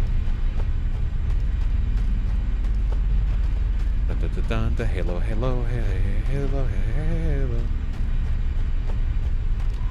Okay, we want this, and we want to use it properly. Do you have any skulls turned on? Guys, I haven't played these games before. I can't first time Halo legendary skulls.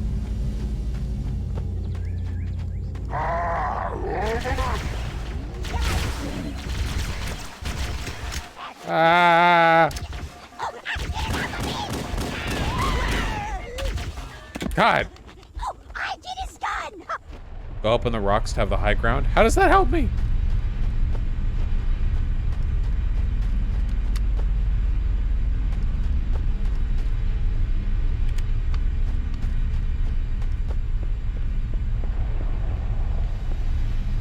Okay.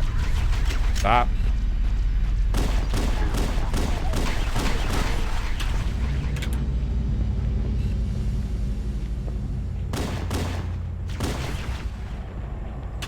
Oh my god.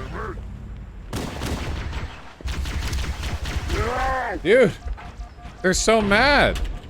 How do the aliens know how to speak English? Plot hole, you found it. Okay, I got the red elite, nice. More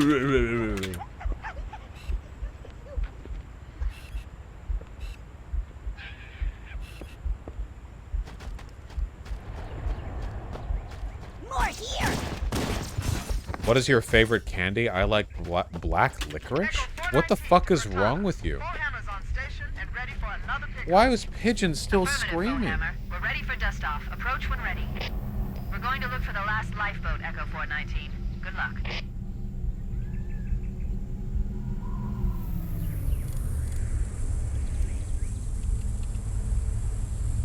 You know she would misbehave over something like this. Nearly $6,000.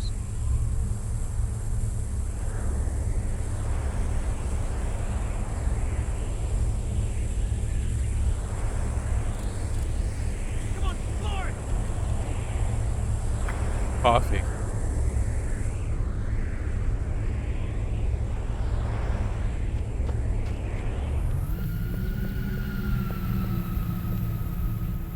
This is the main problem with playing games that are really popular that you haven't played before, is that anytime you do anything, there are 70 people in chat who all have very strong opinions on every element of what you're doing, both negative and positive, and are offering information. Like, I look over in chat, there are people... Did you know that in the Halo universe, in 2487, no, I didn't know that. I'm John Halo.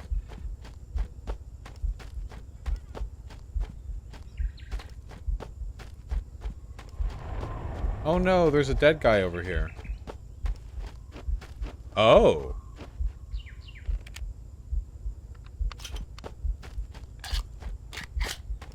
Yes, please. Now I have 2 sniper rifles.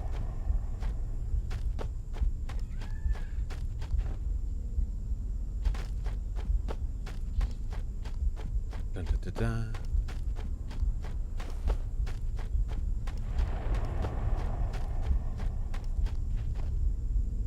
Ooh. Wow, the moon gets so much blurrier.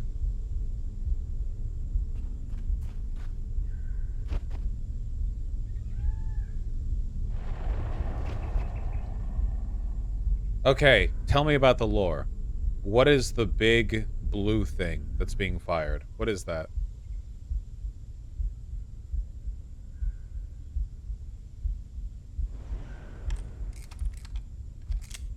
Energy? Okay. Well, I knew that, but... Donations to PB22. True. Oh, I thought I saw this thing turning. Why are you turning it at me? Why is the default behavior of the allied NPCs in this game to have their weapons pointed at you? That's very off-putting.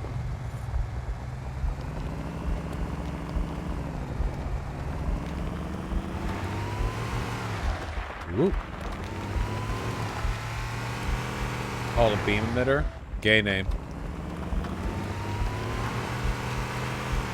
Light. Haha! Dude, these remastered graphics fucking suck, dude. What happened? What happened to knowing how to use light? Look at this. Look at how much more contrast there is in the original graphics. It's like, oh, I'm in shade here, and it's daytime out there. And now it's like, oh, I'm in this, like, infinite perma-lighting zone where some areas have an additional lamp cast over them. Hurry and find the final lifeboat so we can link up with the rest of the survivors. How is the lighting more realistic in the... whatever. Yeah, I saw a YouTube video on how the reskin for Halo is misaligned, so there are some points where it uses all the hitboxes for the original game, but it just slaps new textures on, and some of the new textures aren't in the right place.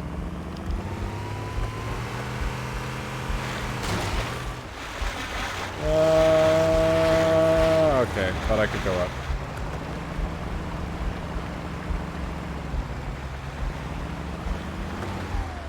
Alright, where's the last place?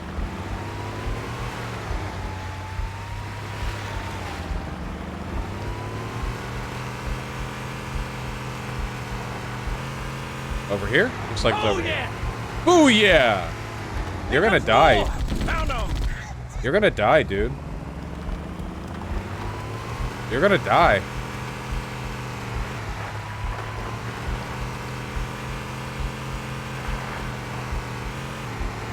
I wonder if I'll be able to make it to Halo 3, let alone finish it. Survivors detected. Marines are concealed in those rocks. Rocks?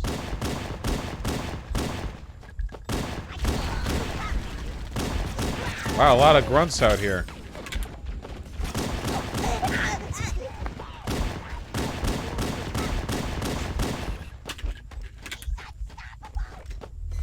He's unstoppable! I heard that. Hey! Hey, what was the point of making the other sniper rifle like a secret if this one's just like right here? I guess that other one could have been used for the other installation?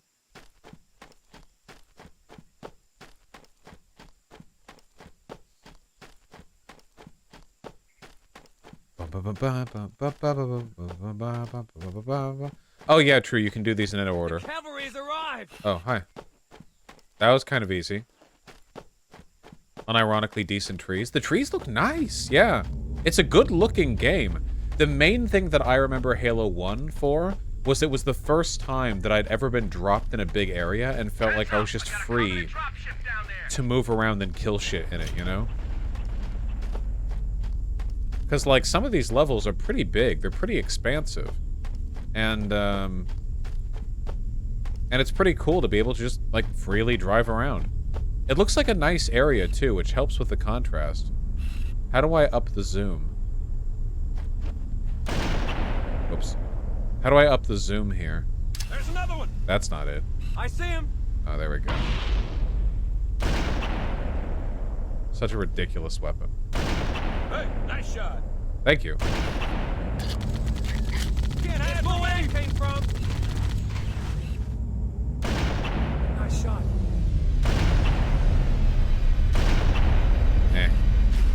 Fuck off! Fuck off!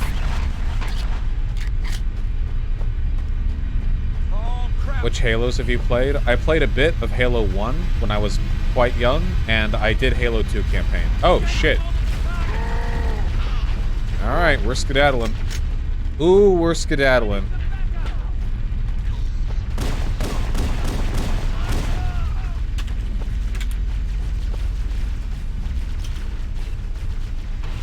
Oh. Stop! You doing ODST? I don't know what you mean. We're doing Halos 1, 2, and 3. Other people want to play Reach. Hey. Stop dancing. Stop. Stop.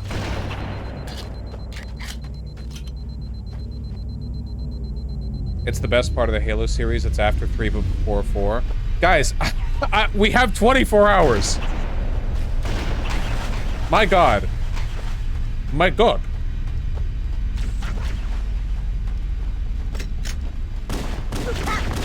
I wish you guys could appreciate the infinite suffering of listening to Pigeon scream in the background, because her tiny fucking one neuron brain is misfiring and telling her that she wants, like, water or something when the water's already there.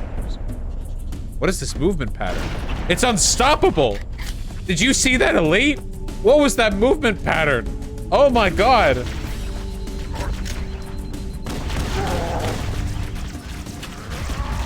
I'm fucking dead now. Wow. Oh, okay. The Needlers can get through it. That's why they're called elites? Because they know fucking MJ's Thriller?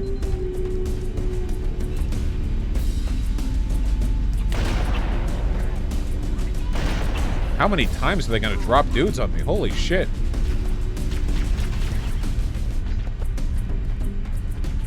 Pretty much out of ammo here. Okay, we need to reposition. Repositioning! Beep beep.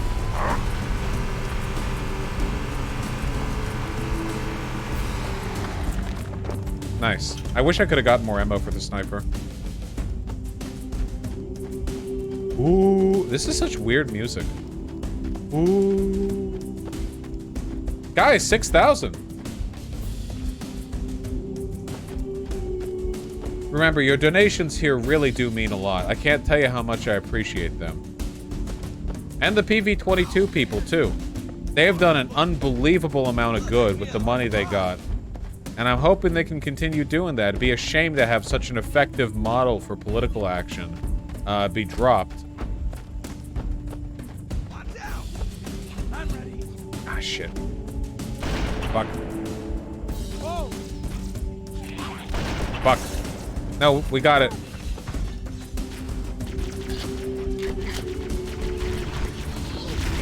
Okay.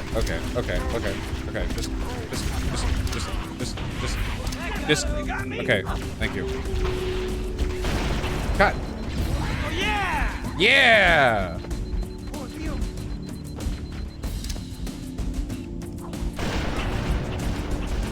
Oh, bum. Where's the red elite? Oh. I think we're fucked, unironically. We're out of sniper ammo.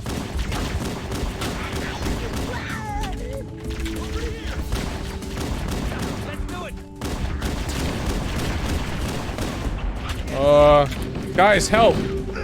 Take cover! We gotta do the quick swap.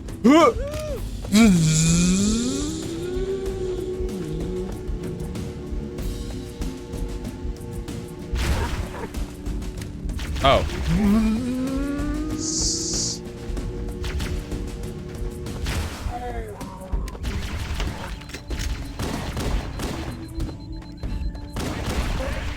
What? God damn it! Ah!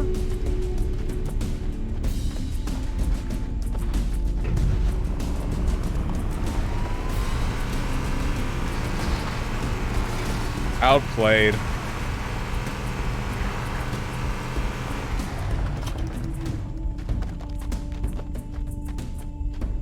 That's such a janky death screen, too.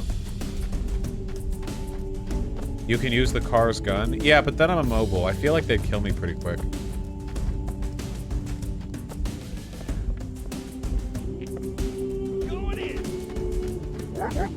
What?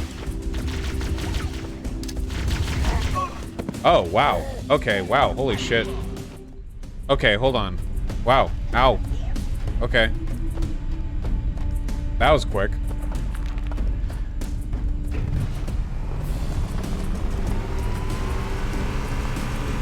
Okay, what if I brought the car right there? And then just used the gun at that pass? Actually, wait, hold on. Can I get the car there?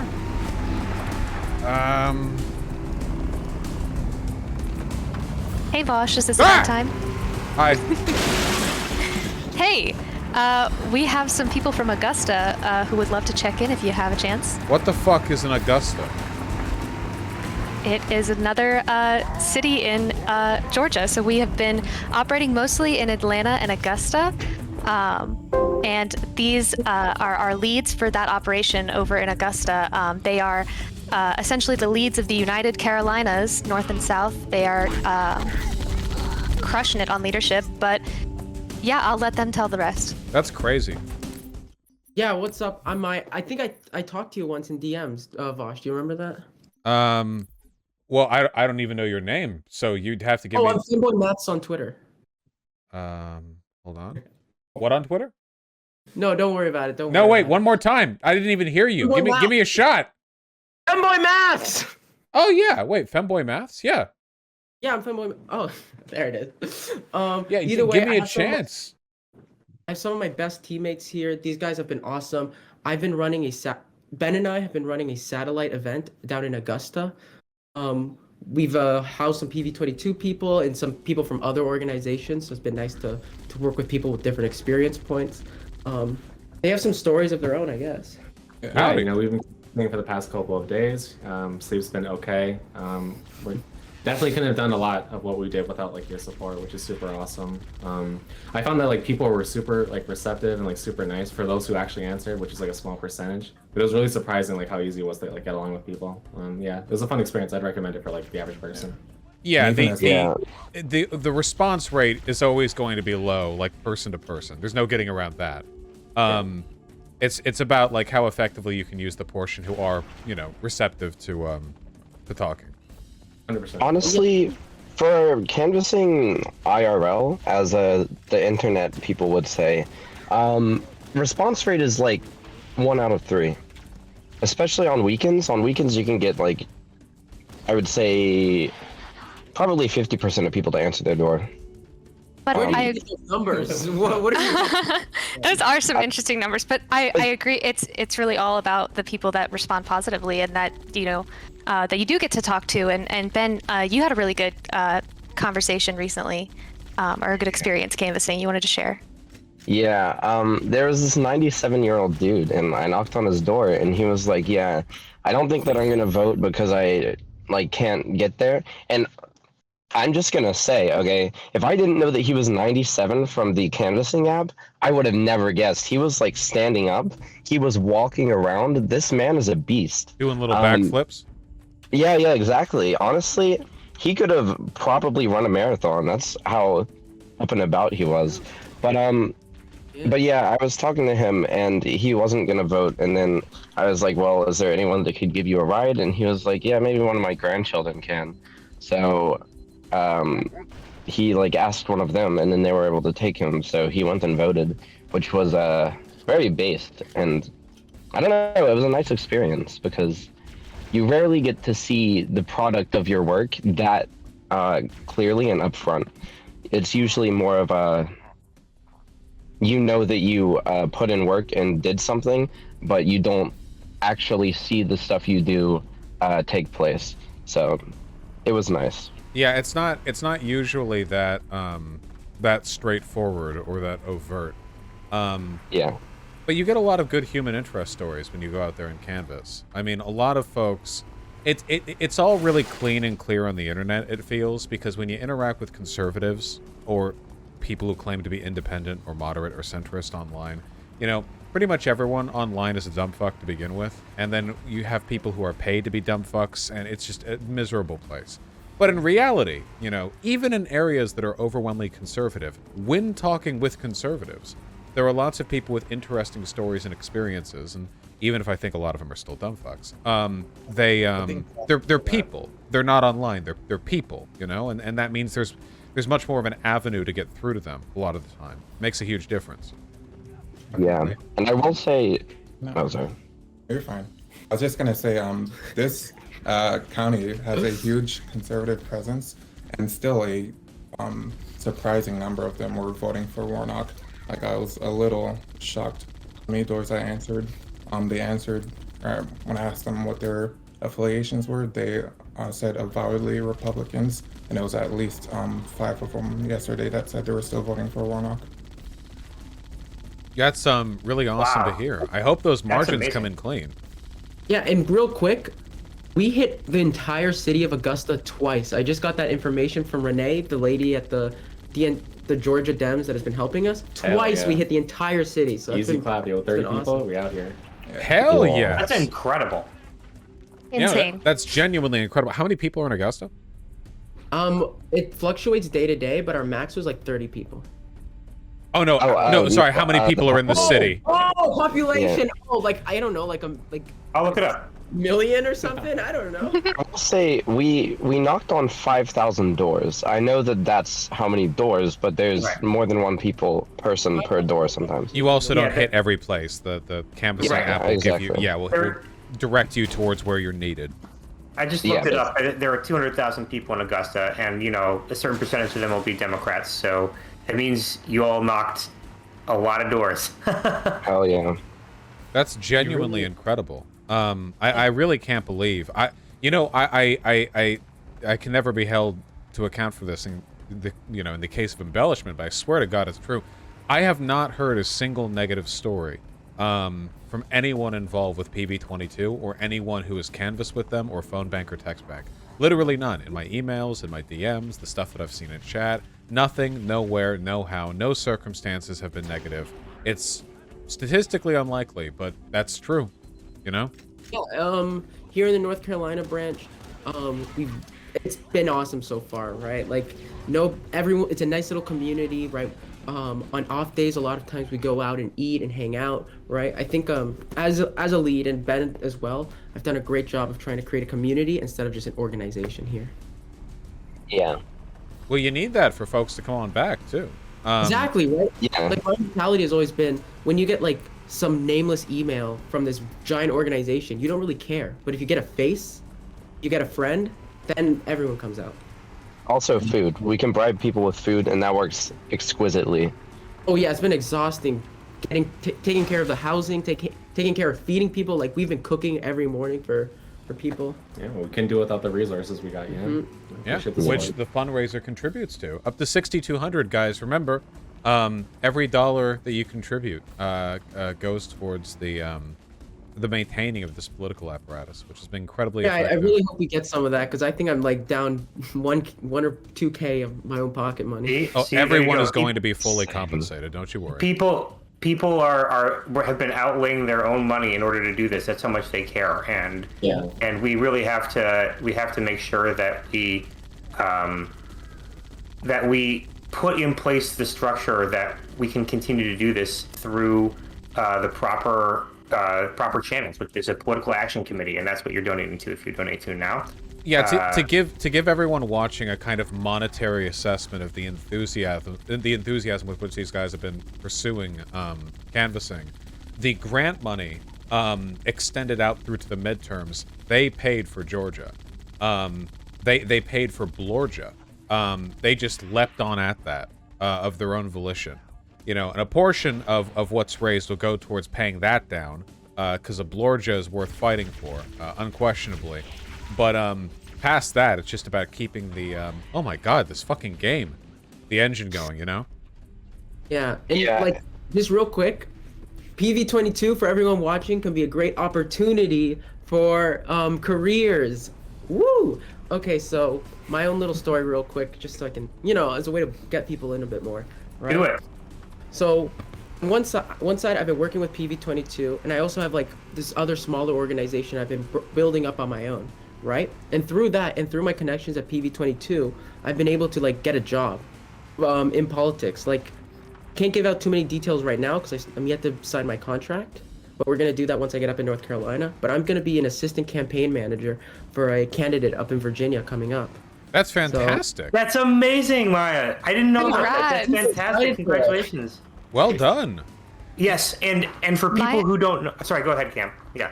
Maya is one of our amazing state leads, and we have opportunities for people who, if you want to learn and become a political actor and get these skills that you need to be running these types of operations on the ground, I want nothing more than to give you those skills and then teach you those skills. I just learned them myself. Like, I am so happy seeing like how many people are getting these skills and this knowledge that's been sort of like barred and guarded from young motivated people. And now like this is just such an awesome thing, and I'm so excited for you, Maya. Like you're doing it. You're doing it.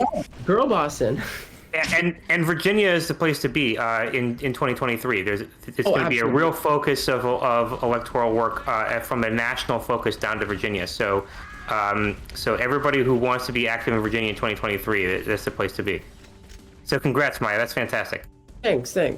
100%. Yeah, I can't tell you how happy I am to hear that. In terms of like long-term career work, there are a ton of Democratic candidates, local and national, who have the drive, they have the politics, they have the support, the backing, sometimes even the funding, but finding good people to actually help manage their campaigns is difficult. If you can imagine for a moment being a political candidate as a Democrat, unlike the Republicans who get all of their campaign strategists from sort of like an Uruk-hai vat, where they grow people, the Democrats have to rely on people. And if you're like a political candidate, well, how do you get a campaign manager? Where do you find that exactly? Like, how do you vet that? How do you know if you have a good one? This is legitimately like highly in demand work, and yeah, doing some good canvassing work out there. It's actually a pretty good way to get your foot in the door. And can I tell you how the system actually? So I've been working in politics for about 20 years now. And I'll just tell you what the normal pipeline is that gets people into campaign jobs. A lot of it comes through elite universities, like Ivy League universities. A lot of it comes through people who are already politically connected.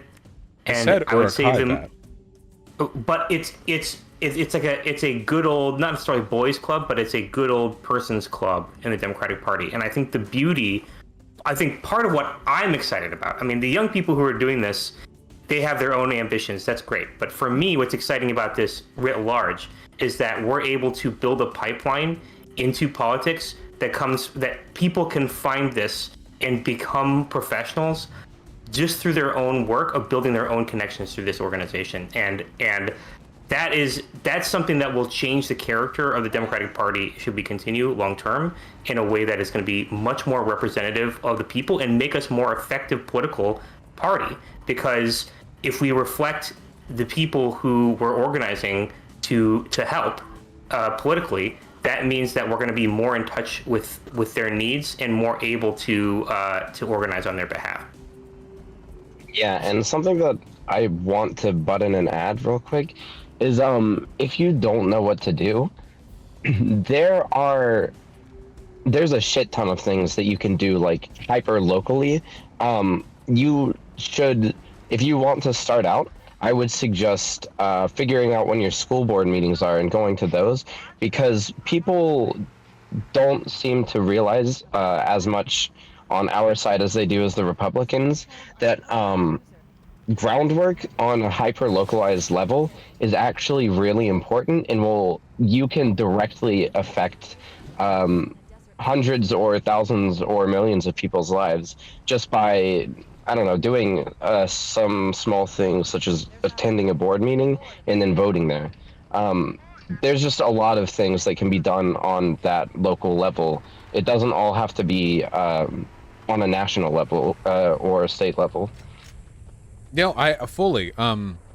This is one of the reasons why Republicans have been disproportionately effective electorally for decades now over Democrats, and it's that you have the old the old boys whatever club from which they pull their political consultancy. Not only are these people sort of just fully unaware of how modern internet activism works, or how to incorporate any of the systems by which people actually consume their information day to day into the means that they spread their message, but also, they say that Democrats are contemptuous coastal liberal elites or whatever.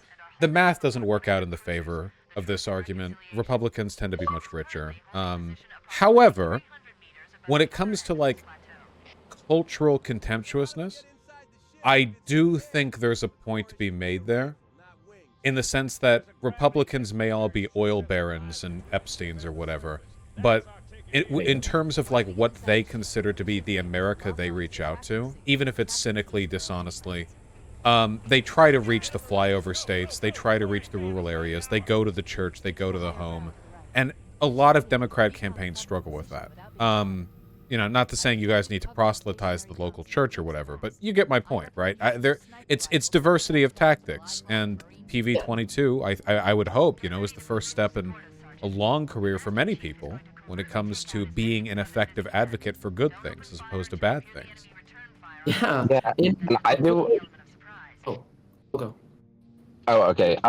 If you do go to a church, it's actually surprisingly easy to pull people over to the left, because the vast majority of religions are all about being chill and helping out your neighbor or whatever.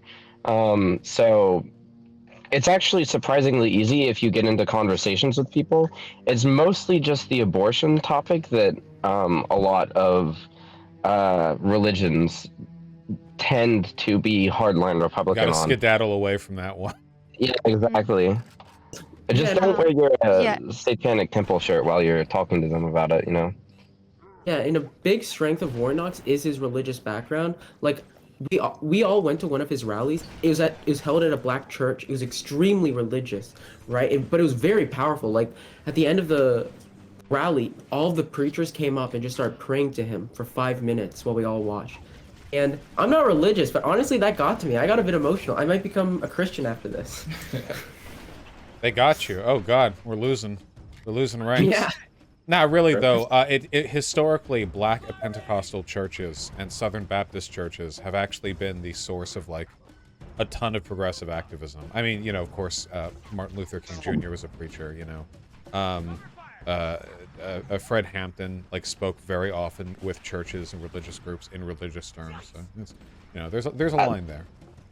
Yeah, but as somebody who has been to many Southern Baptist churches, I think what you mean is black Southern Baptist churches. Yes, White black Southern Baptist churches yes. are, like, To be clear, yeah, they're out of their minds. To be clear, yeah. There's a distinction there. Interesting. Okay. Yes, the whites have yet to catch up culturally. They're still savage. Yeah, We'll work on them. Same with Mexicans. They're fucking. Wait, no. Just to clarify, I'm Mexican. Okay, just to clarify. Oh, she's white. She's white. Look at her. No, but like. Oh my goodness. Go to a It's Mexican happening to church fall with my apart mom. here. It's always just like, we hate gay people. We hate gay people. Okay. Same Well, as white people. Or Before white we get the children. United Carolinas canceled. Wait, hold on. I have a race opinion I'd like to add. Okay. Oh, yeah. The Chinese. So they seem innocent, but no. No, it's all and always complicated. You know, yeah. Los Angeles is incredibly racially diverse. So maybe at least on like a county level, because neighborhood by neighborhood, they redline the fuck out of that place. And the attitudes, especially when it came to religion, the relationship between religion and progressivism was really complicated in a lot of non-white communities, consistently, like across the board. I found that, like in Koreatown, for example, a lot, like there was this split between, like, I guess, like radical evangelist Korean, like immigrant descendants who were very far right, and then there were people for whom Christianity was like kind of like a, when I move over to the new world, this will be my hope kind of deal. When if they immigrated like a couple generations ago, Korean Jesus kind of shit, you know, because Christian evangelism was like a really popular way of not colonizing, but look, the point is that it's complicated and we should be willing to reach out to religious people. That's my point. I will get there eventually if I'm left to talk, but I'll just skip to that point. I think your your final stage of streaming should just be becoming a pastor. You know. Start I could preach like a motherfucker. I could absolutely. I can see it. The beard. Wait, do you still have the beard?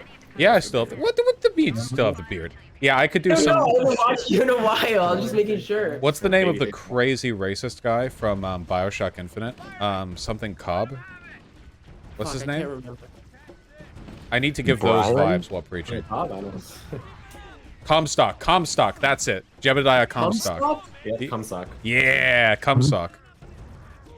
Yeah, I can attest to that. Is the same here in Charlotte. Especially, like, I can walk across the street. On one side, we have, like, the most rundown one-story tiny houses. And then on another street, there's literally a skyscraper, like, right in front of you. And it's pretty insane. Like, the redlining and gentrification is just off the charts here. Yeah. So. In LA, it's all highway driven. Like you leave, you go through one highway underpass, like to the next area, and all of the housing, like property prices, change by a factor of like 4. Yeah. It's pretty wild.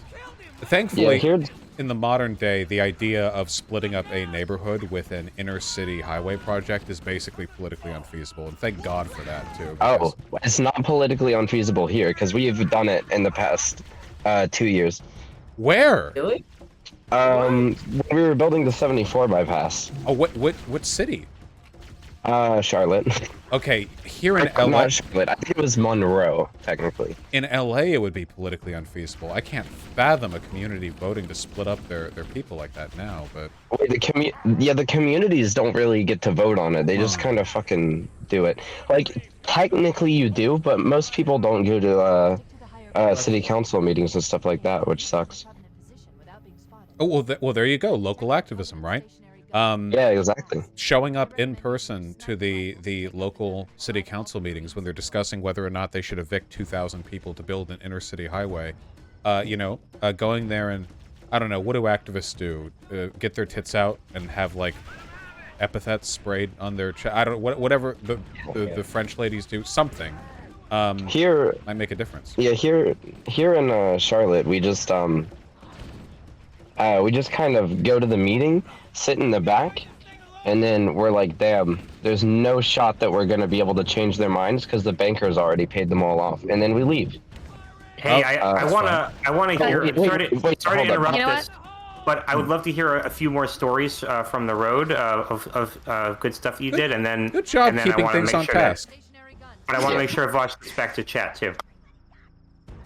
Also, I just want to say, when I was saying bankers, that was not like a dog whistle. I just. Oh my goodness. Oh come on! You Y'all don't have to clarify Okay. that. Everybody knows that's true. Okay. I was gonna make Yeah, a joke but- about that, but then I decided against it. Thanks for doing it anyway. Oh god. Just about it. Let's just pivot back to stories while we're ahead. Yeah, by bankers, I just mean, you know, Thank like you so much, Carolinas. a cabal of rich Yeah, people, not like... Wait, no, by cabal, I don't mean like that. I just mean like a secretive group of... God. No, okay, by secretive, I just mean like they're like, you know, financiers. But okay, by financiers, I mean they just have like global interests. Okay, by global... Okay, sorry. I'm done.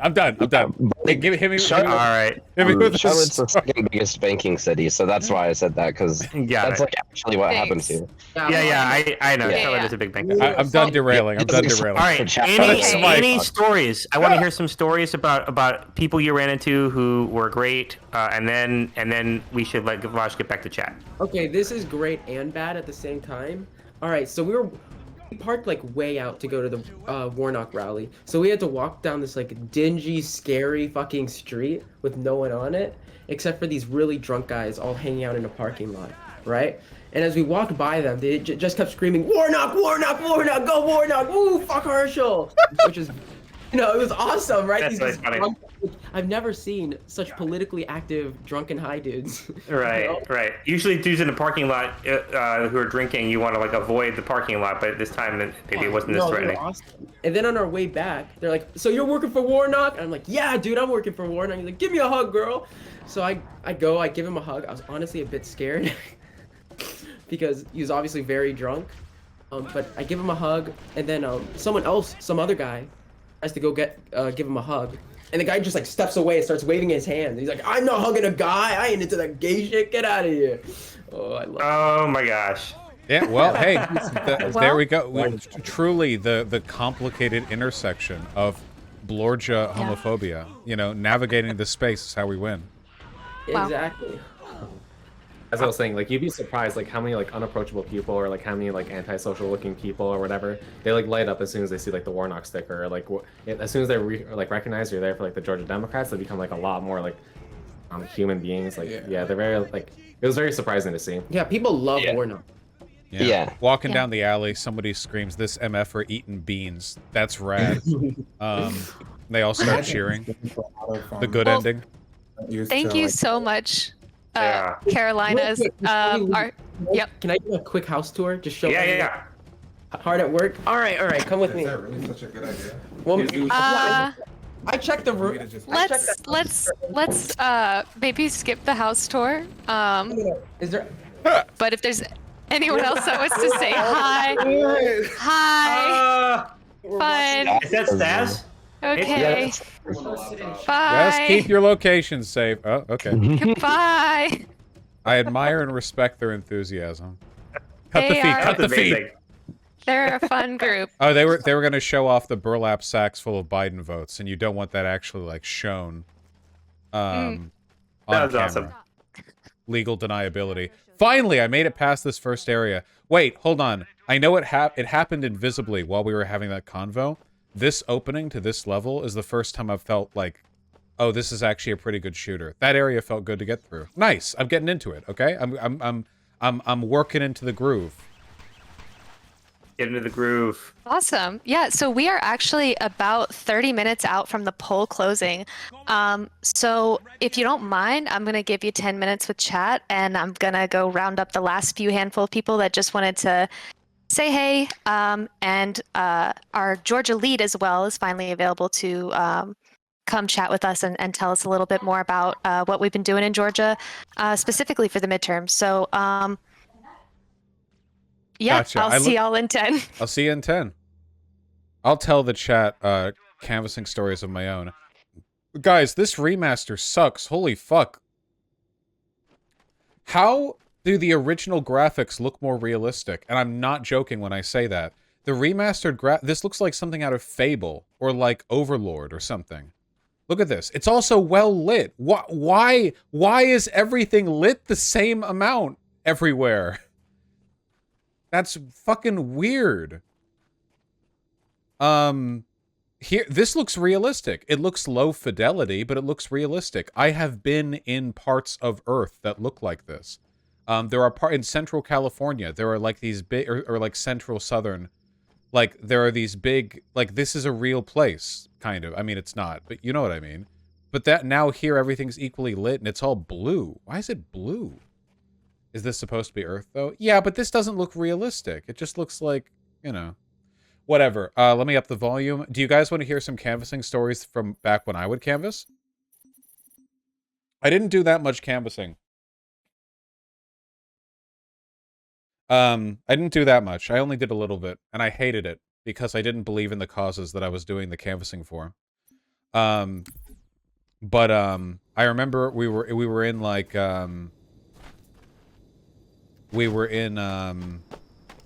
it was somewhere south of LA. I don't fucking know. It was like in Long Beach or something. I think it was Long Beach. Enemy! Whoa! Corinne! Let's do it! Ow, ow, ow, ow, ow. Okay, I think I have it a bit too loud now. I'll take it to 50, yeah. Yeah. I was in Long Beach or something. And here, the problem was these canvassing gigs. Okay. I'm gonna be real with you guys. Canvassing can be a lot of fun.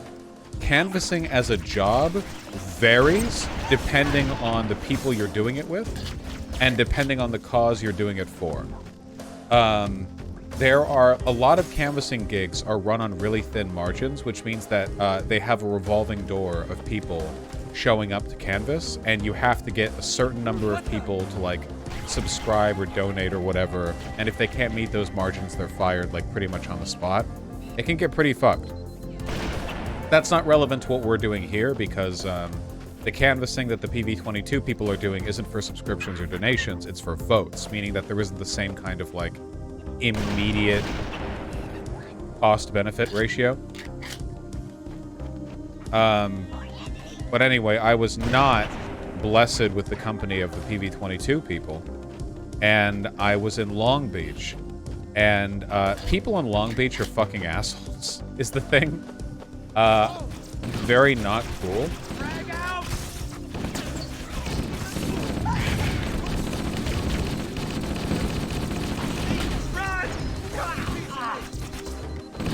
Yeah, up to 6,600.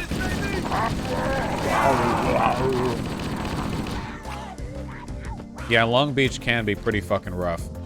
I remember...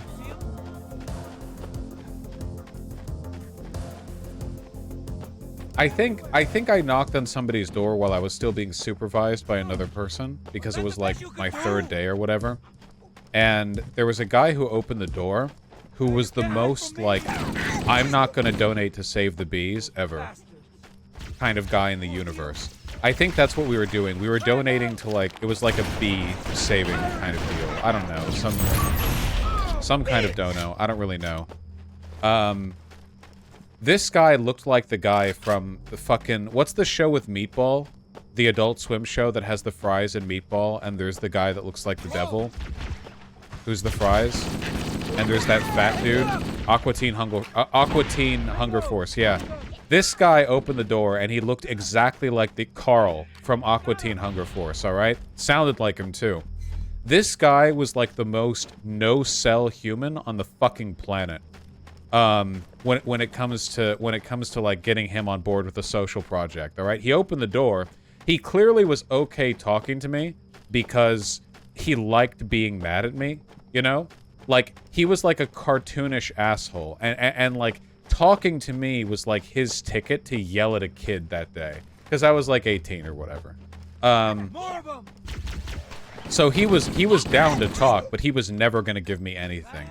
So I open the door, I ask if he has some time, I give my little spiel, you know, like the bit you're supposed to say, and he's like, oh yeah, why do you want to do that, you know? I talk with him for a while, and like, again, it takes me about a minute to realize there's no point here. So I try to engage him in a bit of conversation because, again, like, my supervisor is watching me, and I can't be the one to end the convo, really, you know, because there's always, like, another line you can use. That's what they train you. It's like, after your first 57, like, but here's why you should donate. You've like, another 500. You know what I mean? So, you have to keep running through them. But he was very down to keep talking. He just wasn't gonna change his mind, obviously.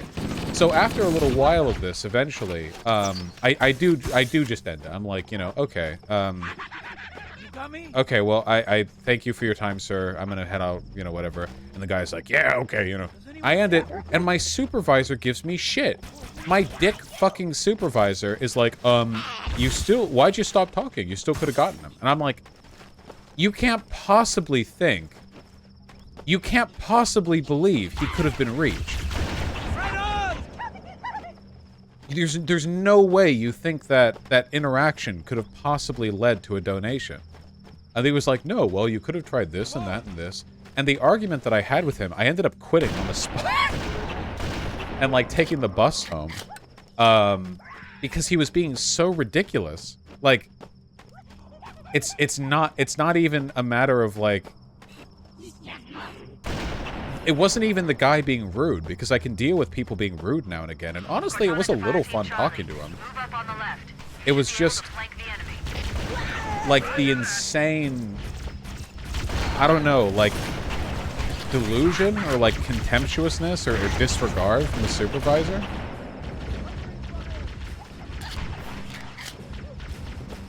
Debate bro origin story? Oh, I've always liked being a debate bro.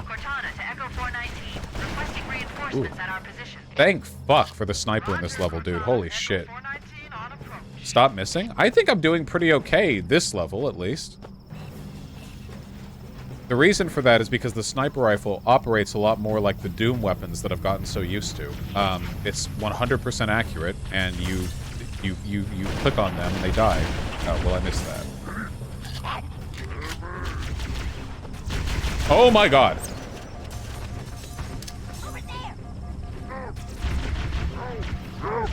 Holy shit, there's like 50 of them. Oh god.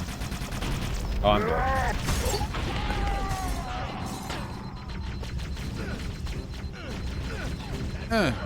That's what I'm saying. Give me it.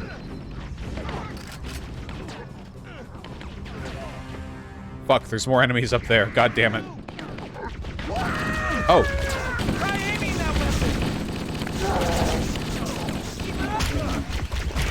Nice! That was how that was supposed to go, I think. Yeah, man. That was rough. That was kind of rough. Thanks, man. I love people in chat are like legitimately debating how bad I am at this game. The answer is, I'm pretty good for somebody who's playing their first time and pretty bad for somebody who isn't, okay? That's the answer. That's the objectively correct answer, and no one else can disagree with me, okay? You're almost a man. We're directly under the ship now. Good work, Marines. Huh? Active. Oh. I remember this. The Covenant use a gravity lift to move troops and supplies between the ship and the surface. We need to ambush them. Dude, Halo 1 multiplayer on Blood Gulch was where the boys became men, alright? That was where men were made. Holy shit. Blood Gulch Halo 1 multiplayer on the PC, on my Mac, back in like 2001. Oh my god.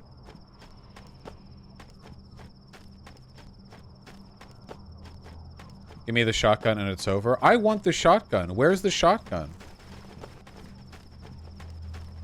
Ever watch Red vs. Blue? No, I didn't, actually.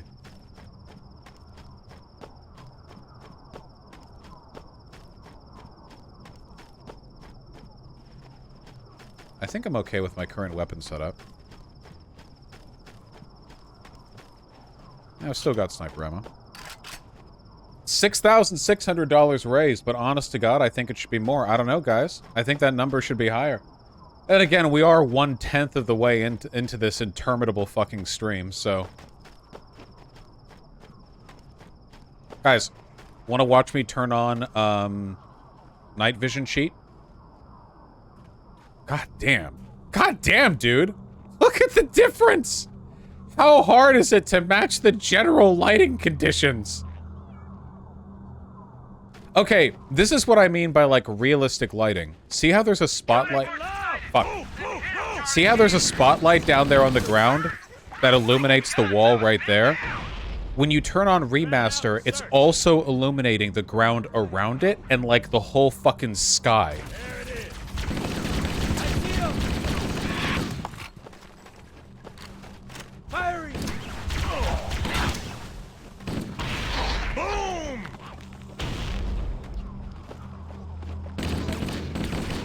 Sniping. It's called volumetric lighting or some shit. Yeah, yeah. Developers abuse the fuck out of those systems. Isn't visual clarity a good thing? It's not just visual clarity, it's just... like... what the fuck? Look. Dude, no, it's a spotlight pointing up. Why is the ground beneath it lit up? It's not even... the only light that should be hitting here is that. Also, look.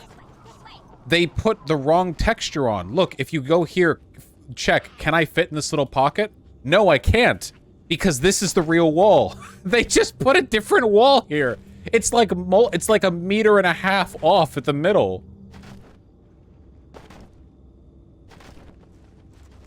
No wonder the lighting falls in it this way. I know it's particularly bad for the first Halo remaster, not so much for Halo 2.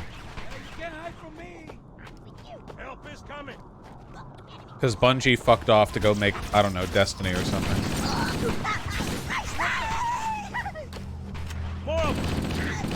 I'm on it. That's the best you can do.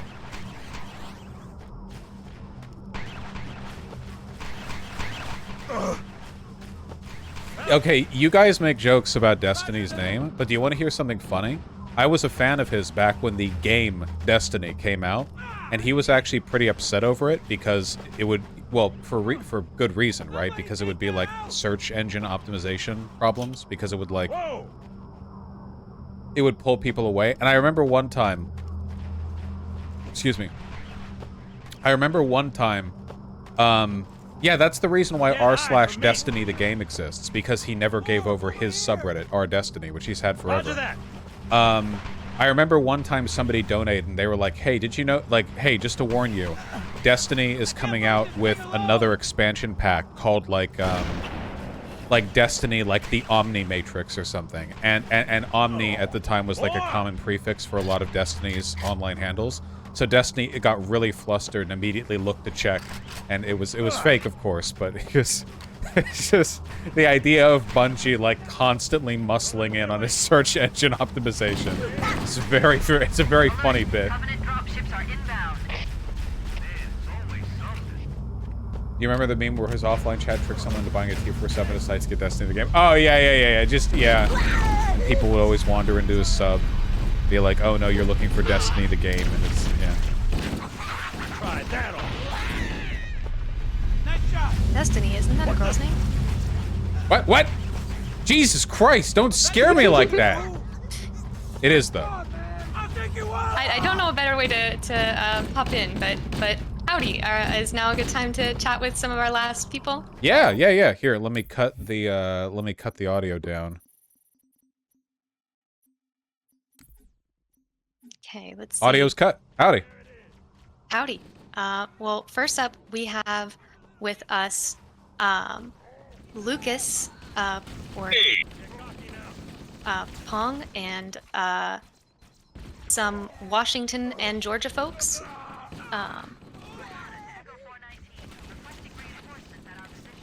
We're supposed to be. We're supposed to be talking. The hell no. Howdy! Oh, I didn't know if y'all were in. Here, hold on. Let me bring the cam up. 1 sec. Click on this. Click on that. Doot. That. Got you on. All right. My name's Lucas. I'm personal Pong on the Discord server. Rusty, you want to introduce yourself? Yeah, I'm Rusty. I'm the state lead for Oregon, actually. I am James. Show yourselves. I am James. Show yourselves? Wait, are we not on camera? No, I see him. Oh, Oh. No. There we go. We got it. A wrong cam? I'm Lucas, personal Pong on the Discord server. Hold on. Rusty. I'm the state lead for Oregon. Yeah, and I'm There we go. James. I am not a state lead, but I am a new member. I just joined less than like a week ago. Yeah. So, there you go. The Georgia state lead brought you in, right? Yeah, Brendan is the Georgia state lead. And yeah, literally, it was like a couple of days ago. I was scrolling through Discord. I was going to do phone banking for Warnock, but I was literally scrolling and I realized, holy shit, like a bunch of people across the country are coming to Georgia. I'm like, okay, I guess I'll just show up. And so, yeah, we have people from all over the place. We have people all the way from Washington, which is literally across the country. And we also have someone from Alaska named Gavin. And yeah, there's just a ton of people from all over the place. And frankly, to be honest, I am so proud of everybody. And you guys are like the coolest people that I've probably met in a very long time. And you guys are also pretty intelligent too. And so yeah, but I've had a tremendous time. These are very kind people, and I can't wait to work with them again. Well, of course they're intelligent and kind. They're Vosh viewers. You know, or at least most of them are. I don't know what other outcome you could expect. We haven't joined. I haven't had the time. Wait, not a Vosh viewer? Wait, do we have a Not anymore. I was right up until 2 days after you posted the PV22 video, and I have not had time since. That's- He's been getting Thank you, I guess. That's actually I've so been touching cool. her. That's actually so cool that I don't even want to make a joke about it. Oh, good on you for having the conviction to just go forward and do cool shit. Thank you. Yeah, weirdly enough, his mental health has gotten way better since I stopped doing. I don't know why. Yeah, doing stuff does actually help. Doing stuff is good for you. It's true. Yeah. Well, here's one thing though. I'm someone with social anxiety, so being able to go door to door and talking to several people, not just these people, but like to strangers in person, it's been helping my social anxiety a whole ton. Like, it's like usually social anxiety would come at me with a wave, and I've learned through canvassing how to ride that wave, and so it's been really helping my mental health personally. I think there's something too to be said about just interacting in that way with people who are also neurodivergent. Most of us have like we've noticed most of us have the exact same cadre of neurodivergencies. If you find yourself, you know, struggling with that kind of thing, we know how it is. Join if you haven't wanted to yet because you were worried that you'd be a little too weird. No, come on in. Yeah, we all are. I remember when I quit pot, I didn't have as many friends as I used to, and I struggled for a while to meet new people. But since I joined PV22 like a month before the elections were over in Oregon, I just made so many friends that I didn't realize I could, and meeting them all in Georgia was like one of the most amazing experiences of my life. Honestly, it's been really nice to be surrounded. Yeah, and we've been like graduating to, you know, higher and higher tier social tasks really quickly. We went to a rally, I think last night. Was it just last night? MSNBC and NBC. Well, like, you can't name the name. You were told. Wait, you can't. Cam explicitly said not to name the. Okay. It's okay, guys.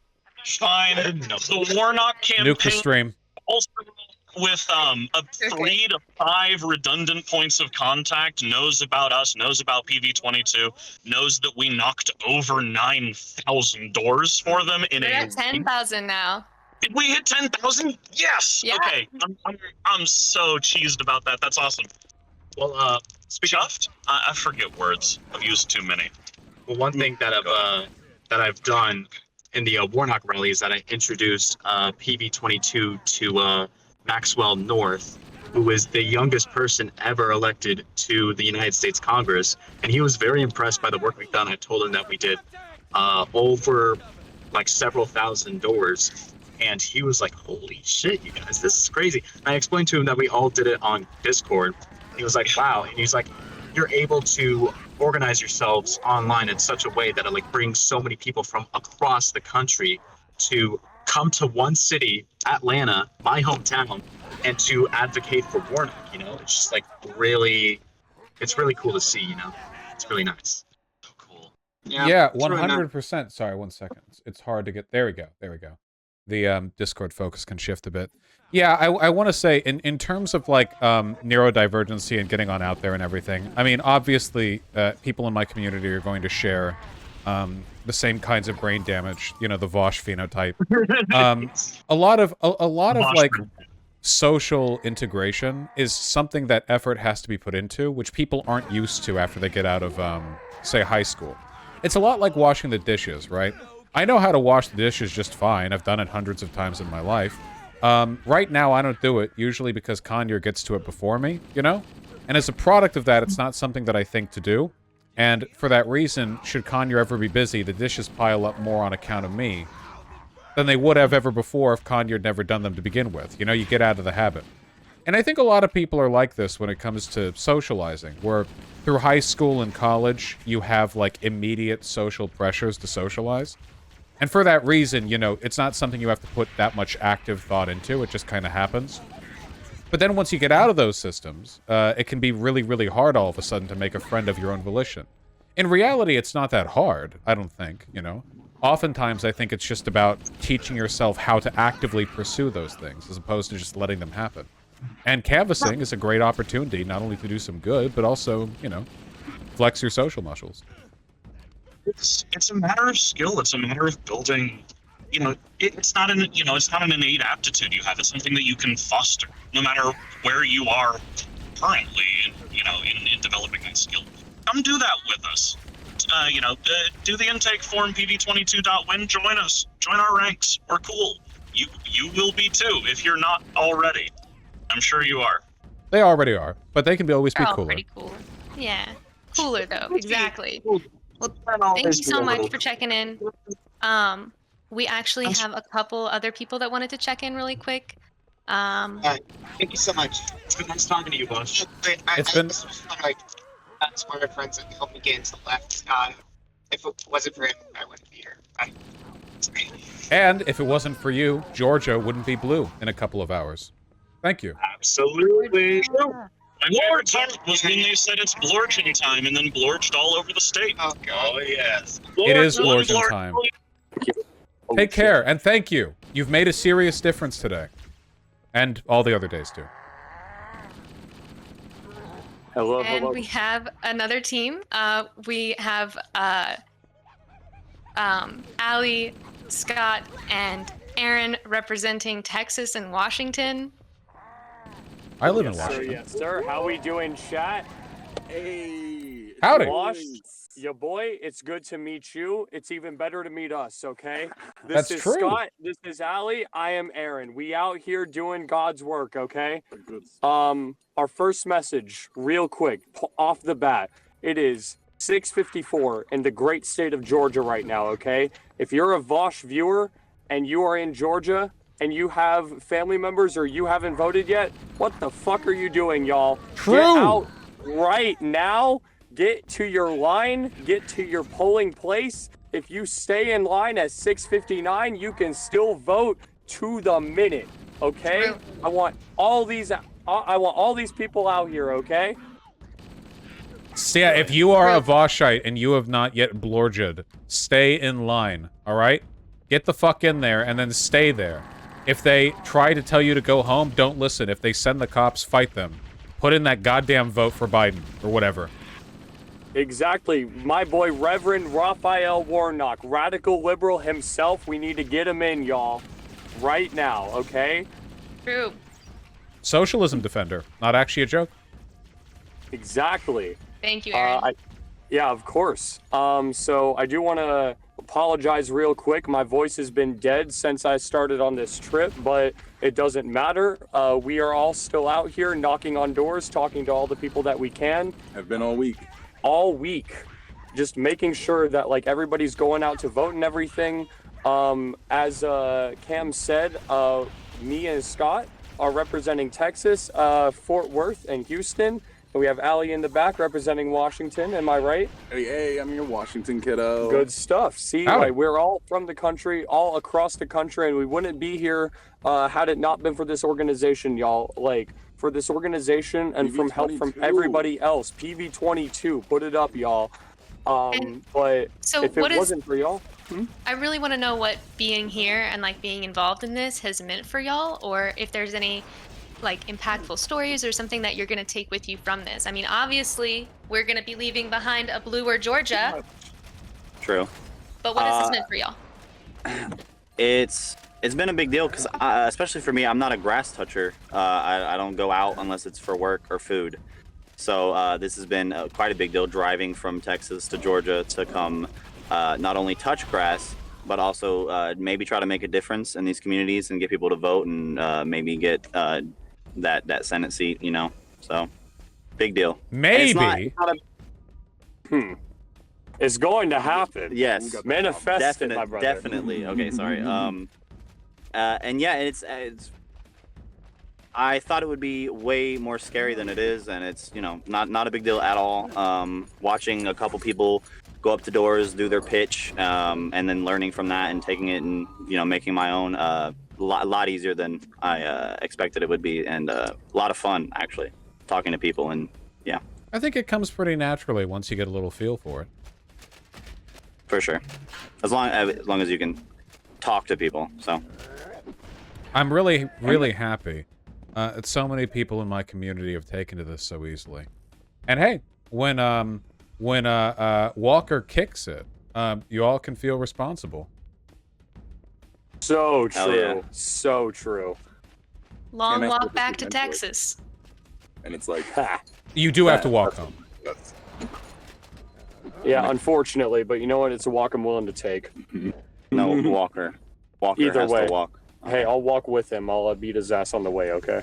I got you. What you got? what do I have? What has this trip meant to Allie? It's meant everything to, I mean, progressive victory. Like, what I wanted to say was just that, like, it means so much to all of us. All of progressive victory is helping, like, the communities that we touch grow, but, like, we're growing so much in a sense. Like, every person that I've seen come through, you know, into our little Airbnb to have some sandwiches and bananas with us, like, we're helping each other make, I mean, as far as making a community, like, we did it. The community's made, and now it's just time for us to grow. Now it's just time for us to, like, get more kiddos and get more cause more inspiration in the world. Change votes and stuff, but, like, change the way that we think. And, like, that's what I think all of us really want to do, and why progressive victory is important to all of us. Why more people should join. Absolutely. Get the Discord. And if they can't join, donate. We just hit 7K, by the way. 7K? There's no fucking way. Oh my god. So we're going to pass up the number of doors you guys hit up there in Georgia. I guess so at this rate. Yes, $1 a door. That's a pretty good cost to benefit ratio, just on its own, you know. I mean, yeah. Hey, we'll thank like y'all. double the doors in the next minute, okay? Yeah, well, we'll see how it goes. How long do you think we'll have to wait before we get the results in? I'm assuming like good few hours, just like any other election, right? Like it just depends, because like this is going to be a very tight race in general, right? It was very tight just like at the start of the election, and it's looking like it's going to be pretty close. But from just like the doors that we've knocked and just like the people that we've talked to, I'm getting a very good feeling that Warnock is going to take this for sure. Yeah, a lot of people are very passionate about it, actually. Yeah. And like, a lot of people voted early, a lot of already votes, you know, so. We looking good. actually did just talk to a guy like half an hour ago that was like on his way out from like to vote like at that moment, right? Pulled up to him getting out of his house to go vote 30 minutes before like 7. And like we were able to just like tell him that like, hey, if like you're still in line, like when it's past 7 to stay in line. He didn't know that before. So even at the very like last possible minute, we're still out there. We're still doing what we can to make sure that we get what we need to, right? Yeah, every bit of difference helps, especially when it's such a potentially close race. Obviously, I hope it ends up not being close. I hope that all logic is defied and somehow this ends up being a blowout. But, you know, we have to fight for every good thing we can get in this terrible country. And I'm so happy to have a community full of people willing to. Exactly, and we're the ones that are going to be able to do it. And listen, just like one more thing, I just want to say, like, just to people in general that are listening right now and like wouldn't like feel like they couldn't do anything else otherwise, right? Like, I'm just a guy, just like a rando from Houston, just like doing like day-to-day work and everything as a waiter, right? And like, it's politics and everything have always been something that's interested me and like something that I've always wanted to make a bigger difference on, but I never felt like I really got the chance to do that before this point. If it wasn't for this organization and if it wasn't for like the people right now that are donating, like 7,000 plus probably now, I wouldn't have been able to make this trip at all, right? So like, here I am just like trying to do what I can to like go out, make a difference. And because of this organization and because of this community, I was actually able to go and actually help people and go actually help the like different communities across the country. So like, if you're out there and you're feeling like, hey, like I want to be able to make a difference, I want to be able to do what I can, then this is the right place for you. This is the right place to like invest your time, invest your money in, and like we'll go out and we'll make a difference to all the people that really actually want to, right? I'm a living example of that. We're all living examples of this right now. Just like people coming together and actually working to make a difference. It's all because of everybody here that we're actually able to do that. And I really appreciate that. We all do. Word. Thank you very much for the work you've done. Of course. Thank you, Vaughn. Oh yeah, Thank you. I'm doing the easy part, really. Sincerely, I am. Well, this is just the beginning too. There's a lot of work to be done in the future. Frankly, an unending, limitless amount of work. You know, such is the price of caring about this shit. There really is no end state. No matter what happens at the end of the day, you've done incredible work, and you will be ever better in whatever task you decide to pursue in the future. You really think so? Fuck yeah, dude. Well, I hope it works that way because I'm playing Halo and I'm not getting any better. So I hope that this logic applies at least to canvassing and political organizing, because shit is not applying to my aim here. Yeah, we've seen you a little bit. It's You're sticking grenades now. You were not doing that like 4 hours ago. Oh, thank you. Killing. You're doing your absolute best, and that's all we can ask for. Also, I mean, you get to sit there and be a CIA probe or whatever. Like, you get to do your thing. But honestly, I mean, most of us wouldn't be. Maybe we'd be doing activism, like we all kind of want to do that, but we all wouldn't be here together right now if it wasn't for you. So, you know, thank you. Kidding. Well, worth pointing out that the same goes in reverse. I don't think I would be, you know, continuing to stream through all of this if I didn't have the community to back me up. For sure. We're all fanboy right now. Don't worry about it. Go and get a big fucking meal. The polls are closed, and you've earned yourself some food. Oh, they just dipped on their way to a meal, no doubt. They are off to head back to base. We are all gonna get some food and celebrate. The polls have closed. We are wrapping up things. So I just wanted to introduce everyone to, we have on now our Georgia State lead who can finally join us. This is Brendan, or Bluebird. Yeah, hi, I'm Brendan. Nice Howdy. to meet you. Howdy. Oh goodness, I have to talk now. I also have our Georgia, one of our awesome Georgia members who's been so helpful with this coordination, logistics-wise, of this project, and just, you know, I really want to shout out everyone in the Georgia team who has like made this process of bringing everyone from across the nation together. Like, just, they have made it possible. But yeah, Brendan has so much more information on the awesome stuff that Georgia's been doing. No, yeah, 100%. I guess quick thanks to everyone that's like ever helped out with anything in Georgia, especially the folks that are living there. I've been working with people all over the state this whole time. I got deputy leads kind of all over the place. A couple in Columbus, Savannah, over in like the Cobb County area, just north of Atlanta. Even had somebody for a bit over in Augusta. unfortunately wasn't able to have the time to help us out with the runoff, but it was a big help in the midterms and all that. We actually had the biggest presence in Cobb County, and I think we actually did a pretty cool thing where what was it? Georgia House Representatives District 35 flipped from red to blue for the first time ever this election in Cobb God damn.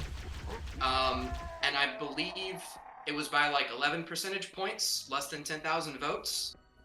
And to my understanding, with how much canvassing we were doing in that area, we canvassed a lot of those votes. I would. You could have well been the kicker.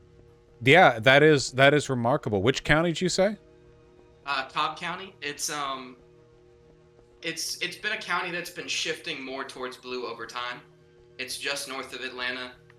It has the city of Kennesaw in it. It's a college town. Merida, I think, is like the big city in it. But yeah, there was another race in there for a solicitor general. Also, it was really cool. I'm getting a bit dry. How you doing over there, man?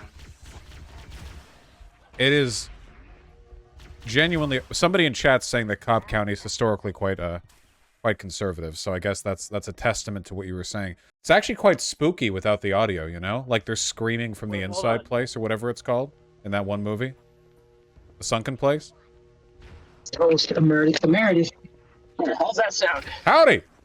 Hey! Better? Just a smidge. I can hear you now. Okay, so yeah, Cobb County actually, I think, has a law where you're required to have a firearm in your domicile. What? What? I think, yeah. That's what all my friends over at Kennesaw say. Not sure. That is the most American thing I've ever heard. Crazy. Yeah. I was canvassing out over today, like a minute from where I go every Wednesday to play D&D. It's, I'm a Georgia native, and if you can't tell, I'm in the IWW over here as well. It's been real heartening getting out and meeting all you fine people in PV 22 and getting to know all the stories of the people coming in. Unfortunately, I was pretty sick for about 3 days, so I got the first of it, and I got I'm here canvassing at the last of it. Well, good on you on being able to kick through all that. You know, I don't even want to stream on the days that I wake up with a headache. So you're still well ahead of me in terms of personal resilience. Not a joke man. on my I want part. my cheese wheel. Hey, I want my cheese wheel. Okay. All funds Alrighty. will be going towards the purchasing of cheese wheels. Or I will sue PV22. How about that? As a quick note, real quick, big thanks to he's gone now, but Cowboy Slade. No. And a few other people Oh, in is Georgia. cheese wheel like one of those like Black Ops like activation codes? We got to be careful with them. Yeah, it just with certain people they just fade off into the distance. All right. Well, them cheese wheels are still rolling out. I swear to God, I'll make that happen. I don't care if I have to pay for it myself. I have to give a shout out to our Wisconsin folks who drove. I think they drove 15 hours to be here, and they made their own cheese wheel, and brought it and took pictures with it, and it's just the sweetest thing. Everyone in the community has been so excited for, cheese wheels. So we actually do have some cheese set That's aside awesome. for when Wait, everyone they gets back tonight. made a cheese wheel? Like they curdled the cheese and everything? No, so let me send you a picture. Okay, I was It's thinking, because actually- that's like really an funny. insane, that's like very difficult to do. No, so they didn't do that quite. But it is. I am still very proud and impressed with what they did. They couldn't find whole cheese wheels anywhere, so they bought a bunch of different slices of cheese. I just sent that in DM. They constructed it. Really though, if you unwrapped all of that and then kind of like, like pressed it together to get the cheese adhesion going, you really do have kind of like a sampler's platter of cheese wheel there. That's great. Hello? Yeah. There has to be. There has to be. We will make it happen. You know. Can I throw in a couple shout outs real quick? Yeah. So this is just for like people that have been helping out great with the Georgia stuff. First off, one of my Columbus deputies, it's his birthday today. Happy He made the birthday! drive all the way up from Columbus to canvas with us on Saturday, I believe. His name is Myron. He's 20.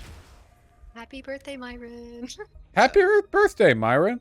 Let's hope you get a good birthday present with a Blorja.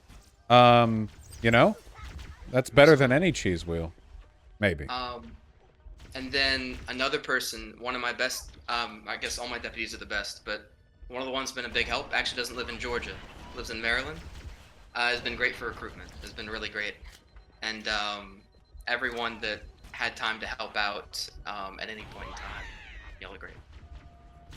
Yeah, well, wait, did you say their name? If so, I didn't catch it on account of the grunt screaming. Hero, quite literally, their name is Hero, and they've been a hero. Oh, that might have been why I didn't hear it, because I thought you were using that descriptively, rather than nominatively. Thank you so much. Hero, I mean, for the work. Yeah, well, I think we are about to receive a lot of very hungry canvassers coming back, ready for their cheese wheel, ready to celebrate and watch the election results come in. And you still have a lot of Halo to play, so I don't want to be hopping in, scaring you, and making you die every 10 minutes. But I just wanted to thank you for the opportunity to showcase some of our awesome canvassers and for the potential that comes from this stream and what it's going to allow Progressive Victory to do going forward. I am so proud of this community and so excited by the work that we're getting done. And the thing is, it's not just me that's excited. It's not just our volunteers that are excited. We are turning heads. Campaigns. We've been working with state campaigns. The Georgia Dems. We've been working with Arizona, Pennsylvania, Wisconsin throughout the midterms. And they've noticed, they've seen what we're bringing to the table, what we're doing, how we're a different crowd, we're a different, type of people showing up ready to do the work. Highly autistic, more autistic than they ever could have dreamed. Supremely, but it actually adds. It's great. I love it. We're here to do the work. We're here to, connect and get it done. And campaigns have noticed. Campaigns have seen what we're doing. We worked with 110 different campaigns, I believe, during the midterms, and we already have members. I already said it. I was expecting things were gonna maybe slow down, die down a little after the midterms. I was, expecting to have to do a lot of work to pull people back in, get people to care and involved in these off years. But we have just had volunteers coming to us and being like, hey, look at this thing that's happening in my neighborhood. Hey, look at this thing. I want PV's help. I want to get this done. Here's our next campaign. Here's our next move. So the excitement, the energy is there. We need the resources to get it done. And so I'm just so thankful that we, hopefully through the generosity of chat and everyone on stream can get that done. I think they're gonna provide. Chat, gotta kick them funds forward. ! Donate in the chat. I believe in you. I believe in you. You are the you are the. You ever see any of them like, oh, you don't have to be part of Antifa Black Bloc. You can still be useful by doing X or Y. All right. You guys are the the foundations upon which PV22 success is built. And by you guys, I mean your money. But you work for the money and then you give it over. So that's you. Thank you very much. It is. I do sincerely hope we cap this off with a victory. I do want to say as well, how many houses are y'all split up between over there? We are split up between 4 different houses, so 2 in Atlanta and 2 in Augusta. And we have been packed in here tight. We have had people brought sleeping bags, air mattresses. We're sleeping on couches. We're just making do. We're really squeezed in here, but just had a lot of people that really wanted to be down here and be involved. So there's got to be a way to get cheese wheels to y'all. It has to be possible. I will look into it. I will see if we can maybe find something. See, okay, wait, here you go. See, this is the issue, folks. You know why they're being shifty with the cheese wheels? It's because I'm irresponsible and they're not. See, when they think, oh, cheese wheels, that's a couple $100 that could be put towards canvassing. And I think, in my mind, I don't actually care about politics. I just like cheese. That's the actual distinction here. I know it is. Can't fool me. So here, after the Halo's all said and done, I'll kick in 1,000 on the condition that you make a good goddamn effort to reward our warriors with cheese wheels, or at least a part thereof. Okay? Absolutely. You're the best. I solemnly swear. Thank you so much. Thank you so much. Of course. Good luck finding them. You know, a lot of these artisanal cheese places, you know, they got some. They don't really have online menus that to showcase their products, but you can call and I just got one shot. What the fuck? All right, well, yeah, anyway. Cheese wheels are good. What about cheese plate? No, it has to be a wheel, Tempest. Oh, sorry. What about a sphere? It's about the experience. You can't really eat a whole You cheese know, wheel either. It's just too much. We did splurge a little, and I had to for the meme. I got baby cheeses, those little mini cheese wheels for everyone's little pack lunches. We've been packing like sandwiches. Aw, and those like bananas. bluebells?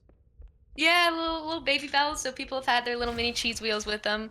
So in spirit, you know, people have had some cheese wheels, but we will make sure people get some quality cheese now. See, guys, listen, this is perfect. All the folks watching right now, and you're thinking, you know, oh, maybe I should go, maybe I shouldn't. You're getting little pack lunches, little cheese wheels. You're getting goddamn chicken nuggies, and then you're going out there hanging with your friends, making America better, okay? What more could you possibly want? Nothing. Yeah, I mean, nothing more. If that sounds good to y'all, PV22.win. If you just want to watch our greatness from afar, or, you know, want to support and make our greatness happen, bit.ly/pvdono or !donate in chat. Thank y'all so much. Yeah, for don't being just part of this. donate. Sign up if you want to. Obviously, after George is done, there's going to be a bit of a reprieve. Give these folks some time to relax. And there's not literally at every second an election happening. But just you wait. Somebody's going to die. Somebody's going to send dick pics to a 16-year-old and resign in disgrace. There will be a special election. And when there is, the PV22 people will be there. There will be people in your area. We have people in all 50 states. We have people doing social events, meeting up together, hanging out, chatting. There is gaming to be done. There is vibes to be had, you know? So if you're just looking to see what's up, see what's going on, PV22.win. Join the Discord. Feel free to DM me. Feel free to reach out. Like, we would love to get you involved, and we'd love to have you be a part of our community. Thank you, guys. Thank you. Have fun playing Halo. My pleasure. I'll leave the call now. Okay. And when the results start coming in, make sure I know about it in chat, okay? All right. Take care. You too. Bye. Bye. Yes, it is Rave Dubin. I will say, however, that I do not like how slow the energy pistol is. 419, requesting reinforcements at our position. Warhammer here, Cortana. I read you, but you're inside. Okay, that was my fault. All right. We gotta find a good... You know what? We're using the sniper. Requesting reinforcements at our position. Warhammer here, Cortana. I read you, but you're inside. I'm not sure I can... Spam trigger on the pistol. We don't got the pistol. Oh, you mean the laser pistol. Yeah. Whoa! Calm down. Gotta find a good angle here.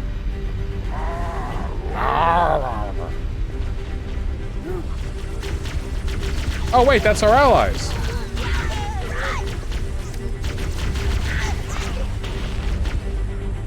Friends! Hey, Canoe.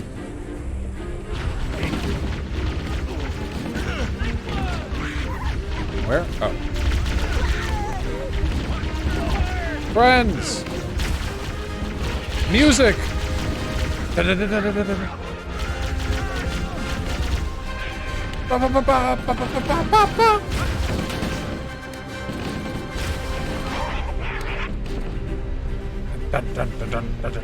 I get up there? I want to go up. Let me up. Let me up. That was a deep voice. One of the big lads over here. Was that an elite? Oh, oh, oh, oh, oh, oh.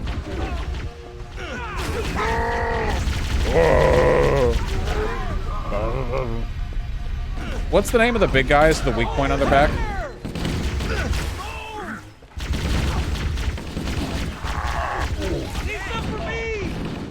Hunters? Gotcha. Don't you think they'd be a lot more dangerous if they didn't have that weak point? Woo!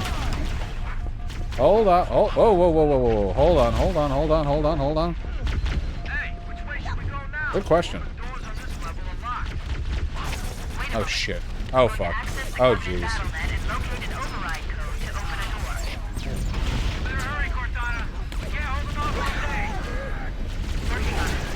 Oh, health.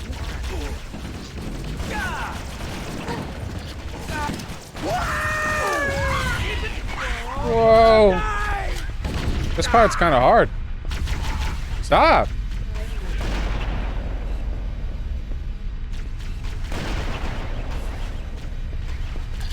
Wow. Stop.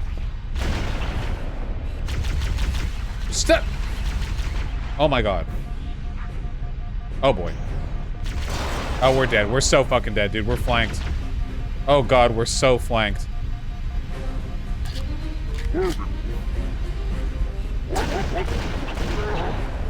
Well, that helps.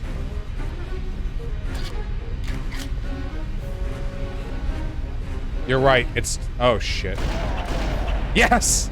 It's time for us to John this Halo. I'm gonna need you to turn the other way, buddy. Is TTS on? No! Because if you want to contribute, you have to go to the Act Blue link,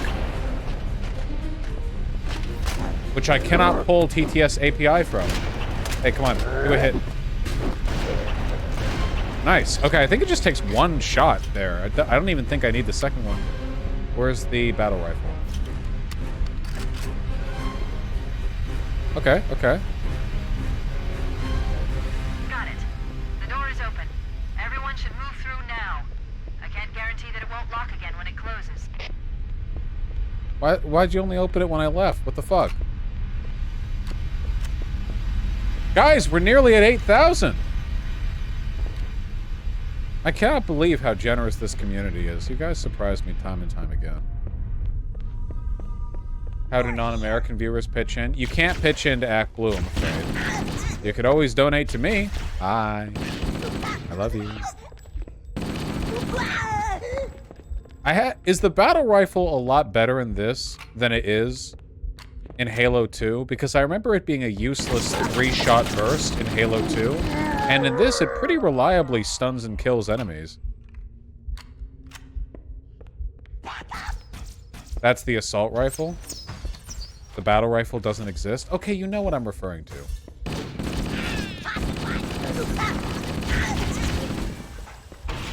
They're two different guns. They kind of look the same, though. Right? Don't they both have, like, the screen above the barrel like this? No? Oh, okay. I guess my memories just kind of blended two guns together. But we'll get to Halo 2 as well, pretty soon. Well, not pretty soon. I assume I still have a while to go.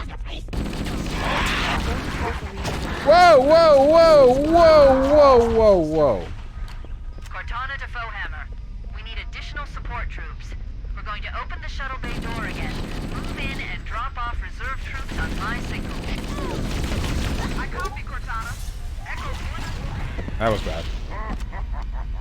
8,000? 8,000? Guys! It's over 8,000! That's a Dragon Ball reference. Did you guys get that? Ow. I copy, Cortana. Echo 419 standing by for you. Okay. Oh my god! Dude! Is the remastered version just supposed to be for, like, idiots? Or, like, blind people? Look at how much more well lit this is! Dude, what the fuck? Holy shit! Sorry, I'm not trying to harp. I'm not complaining about the game, just that remaster, man. Holy shit. Damn, man. Oh no. Really bad on the flood levels. What? I guess it lights everything up like a Christmas tree as well. Oh, this ain't the stream for that, Black and the Borg. This is about positivity.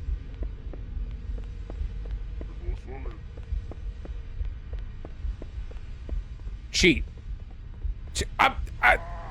Look! There is no relationship between the light sources and where the actual light is. Look! Right here. Unlit ceiling. Light going down from it. Over here, it's just everything is like completely...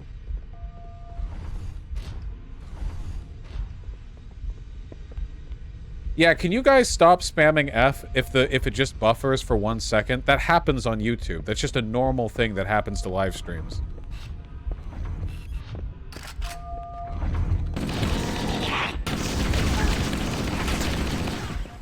Oh, I'm flanked.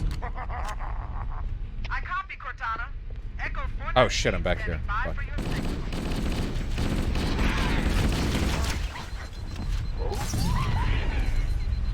Don't. Fuck. I copy, Cortana. Echo 419 standing by for you.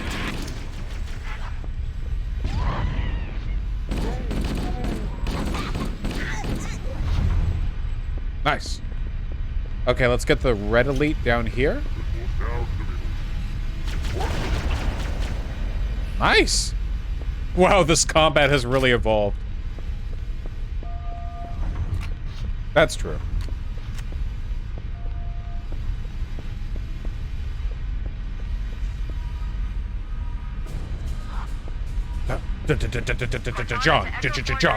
John. Halo. Ooh. Oh no! Okay, did I get the cutscene? Fuck! Okay, we gotta be more careful there. We're like all out in the open, then we get flanked. Don't do it. Okay.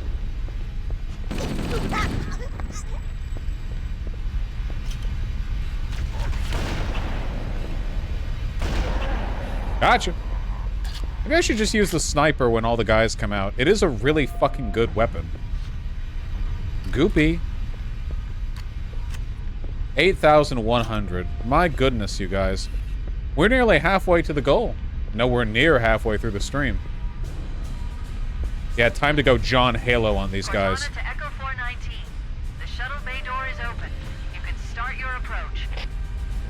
Roger. Echo 419 is now. Oh boy. Oh boy. Oh god. Oh man. Oh jeez.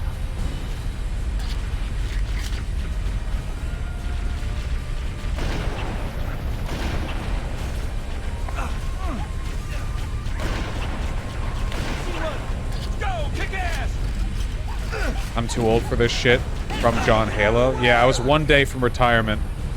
I was almost out of the Halo, but then they brought me back in. Nice combat roll, bro. I'm rooting for this one.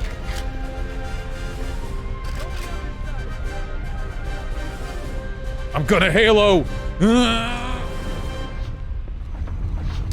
Oh.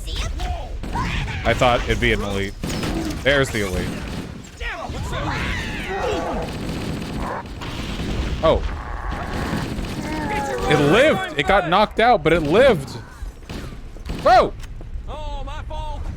Yeah, asshole! Don't get cocky now. Whoa! Cover me.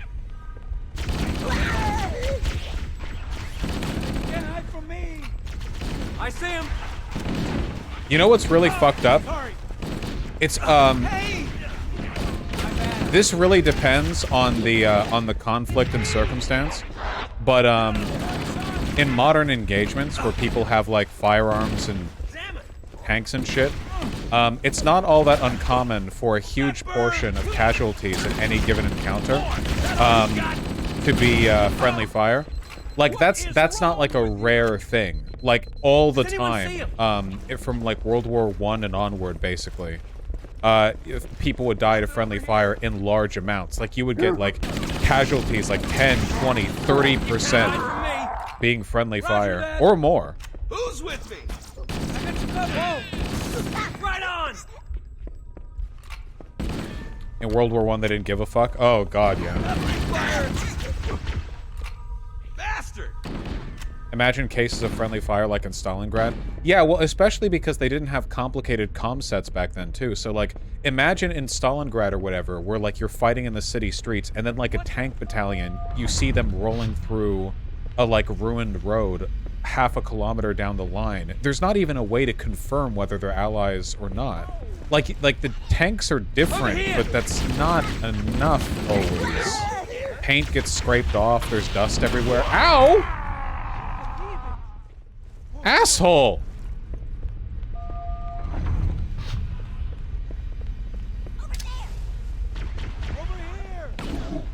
$8,300, guys. Kicking it up. Why, you guys are almost as heroic as John Halo himself. A lot of soldiers got run over by friendly tanks because the drivers couldn't see out of their periscopes. Yeah, that fucking sucks, dude. I feel really bad for people who accidentally friendly fire under circumstances that they can't really help. Whoa! Wait, I see enemies behind us.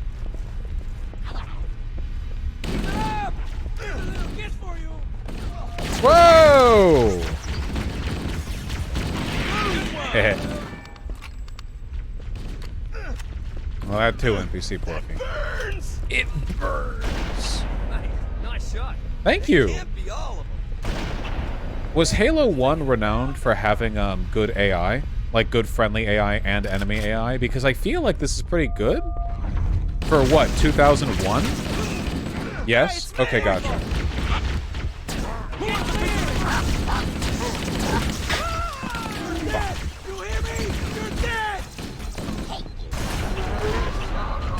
Famously good. That's nice.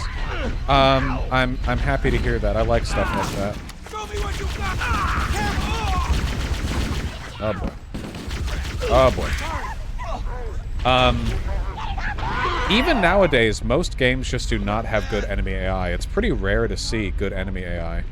I know Fear is famous for having good AI, which is pretty great. It's just not that common. It's pretty difficult to... The main issue with good enemy AI is that, like, in a realistic game, like Call of Duty or whatever, good enemy AI, something that's realistic, would just have them hiding behind cover forever. It wouldn't be that fun, right? In real life, most engagements between,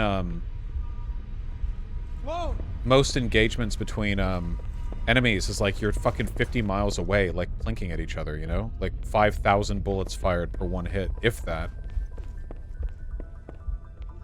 It's pretty tough. Yeah, the Metro series has pretty good AI.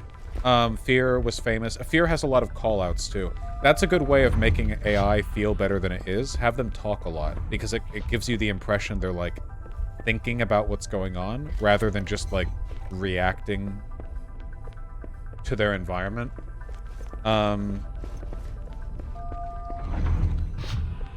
Yeah, not a lot of effort is put on multiplayer enemy AI these days because they focus on, or like, yeah, on multiplayer. Oh god.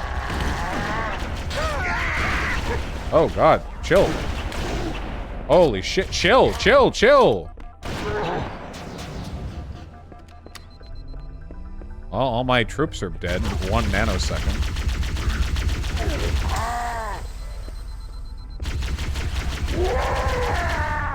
I gotta be careful here. Wanna see how it looks remastered? Look at this dark hangar. Ah, oh, there we go. Jesus Christ, it's like a fucking IKEA showroom. Alright. Oh, it's so much easier in the remastered version. Oh my god.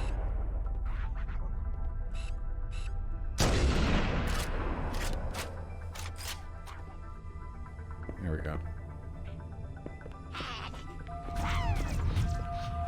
Oh shit, yes, battle rifle. From my allies. Guys, nearly at $8,500. We're kicking it. We're dicking it. Would I play Fear in the future? Maybe. I know that game has a lot of jump scares, and I am a giant pussy, so I don't know. I do want to try the Dead Space games. Just tab Super Jet.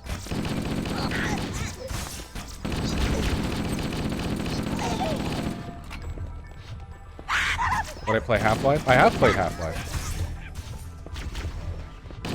Hi. This looks like the ship's command center. 8,500! Transponder signal Wait, is did I already strong, say we that? must be close. Did I already say 8,500? Sorry, I'm just excited about the donos. I love you guys. Thank you so much for contributing. I know that normally donos pop up because we're doing this through Act Blue. We don't have access to the API that will allow us to see the donos. We could have it so that you donate through me, and then I donate to Act Blue, but if we do that, then that, well, that introduces some tax and sort of fall-off problems, you know? More money gets through this way. Yeah, it's an extra tax thing. Political orgs are not 501c3s. We did that the first time when I donated to, the Palestine Children Relief Fund, the, Palestine, PCRF, right? But that did end up being a tax nightmare. Guys, not to sound like an asshole, but I just want to let you guys know, when I donated to the PCRF, back in 2020, the time and extra effort it took, the struggle that I went through to get that $300,000 written off of my tax accounts, it was unbelievable. Like written off as a deductible, because it's not just the deductible you write off. It's like the number you put down. It's like a whole other. You have to like put the thing, you have to prove, because it's an amount of money that the IRS actually cares about. So.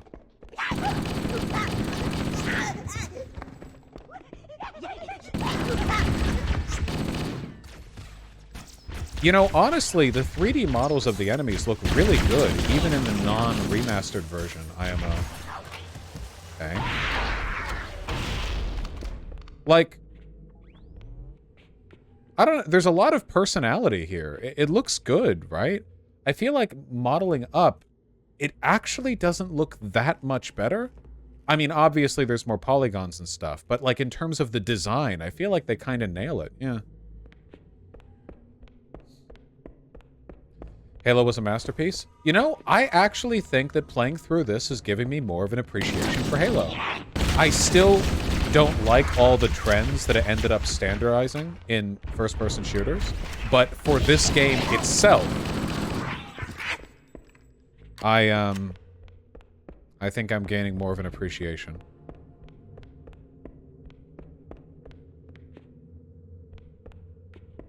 Where am... Let me just add some light.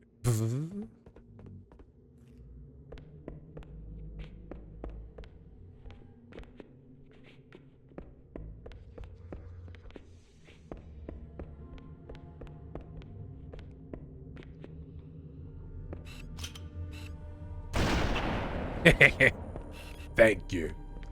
How do you feel about the weapon visual designs, alien weapons and human weapons? I have never cared that much for Bungie's art style in general, and I mean the entire company, from Halo to Destiny. I've never really cared for it that much. A part of it might be the kinds of universes they build, because when I like futuristic human tech, I tend to like more Warhammer-y stuff, like rustic, like beat-down industrial futurism, more so than like the sleek shit they tend to go for. And the alien weapons always look like Fisher-Price toys to me. But, you know, it doesn't... Yeah, it's not shiny in the way that I like, personally. Just chill. Wow, they all ducked. Oh, it's too dark in here. Tactical flashbang.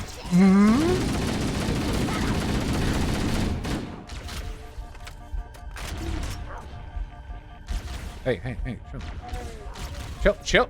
Oh, they're gonna kill me. They're gonna plink me to death.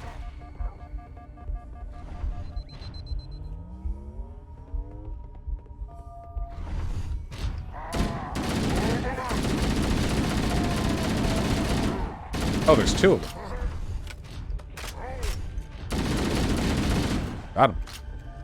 What about StarCraft's visual style? I really like StarCraft's visual style. And can I say one other thing? And this is more of an issue in the remaster, I guess. But, like, I really hate when they overdo it. So, even though this is still a bit much, this still totally reads as, like, an alien spacecraft kind of deal to me. But now it doesn't. There's no reason an internal wall would look like this. Like, come on. Like, this is like the design equivalent of filling up space. It's like Magic Eye puzzle shit, you know? Like, well, how do I make this wall more happening, you know? And it's fine to just have a wall panel. Like, just texture it well. You know? Just do a good job texturing it, and it'll look fine. Yeah, it's visually noisy. Like, all this, like, come on. I don't mind the ground looking this way. This is fine to me. But, like, what is this wall meant to be? Are you telling me this wall panel is made up of, like, 8 or a dozen different plates that slot in? Why? What? Like, this is fine. No?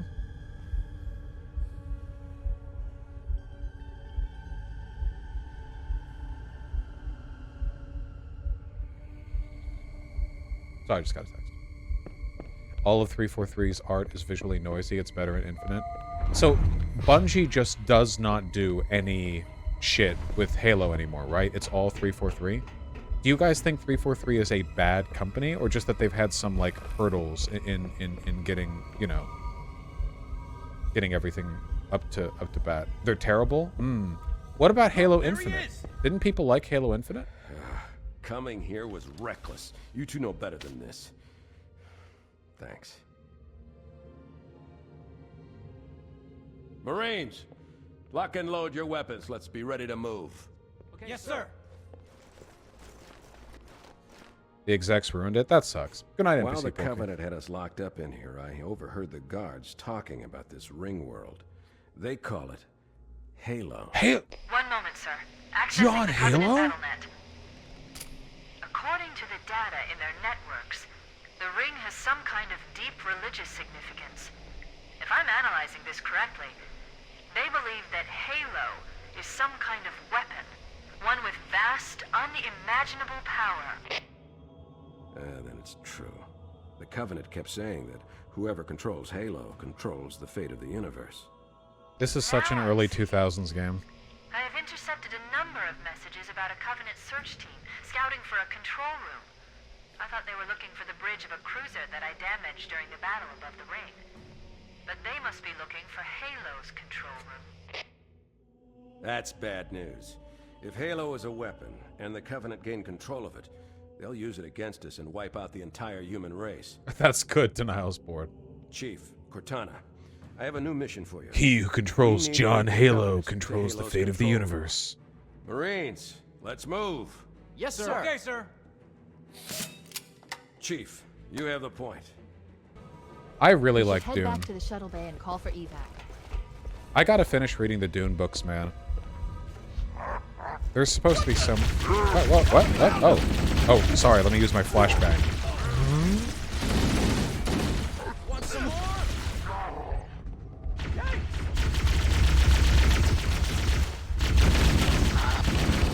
Halo 4 again, great campaign, don't listen to others. Oh, I believe it. I just want to read Dune. You hear about a new Dune game? Isn't there like an RTS Dune game that came out recently? But it's not my type of RTS.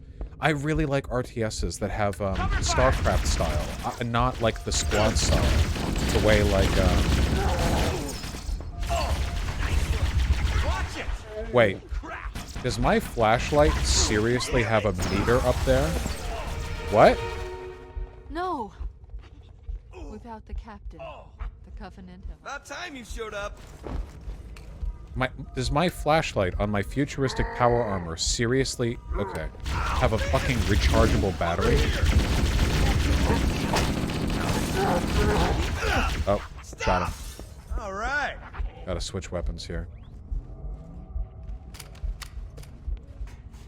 Have you read Masters of Doom? No, I have not, but I'm learning a lot about id Software's history. I mean, yeah, something has to power it. What? Are you kidding me? Are you defending this?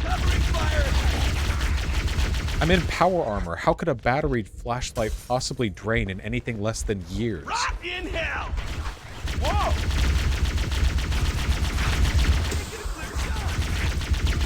Health pack? Health pack? Health pack? I want a health pack. Nailed him! Way to go!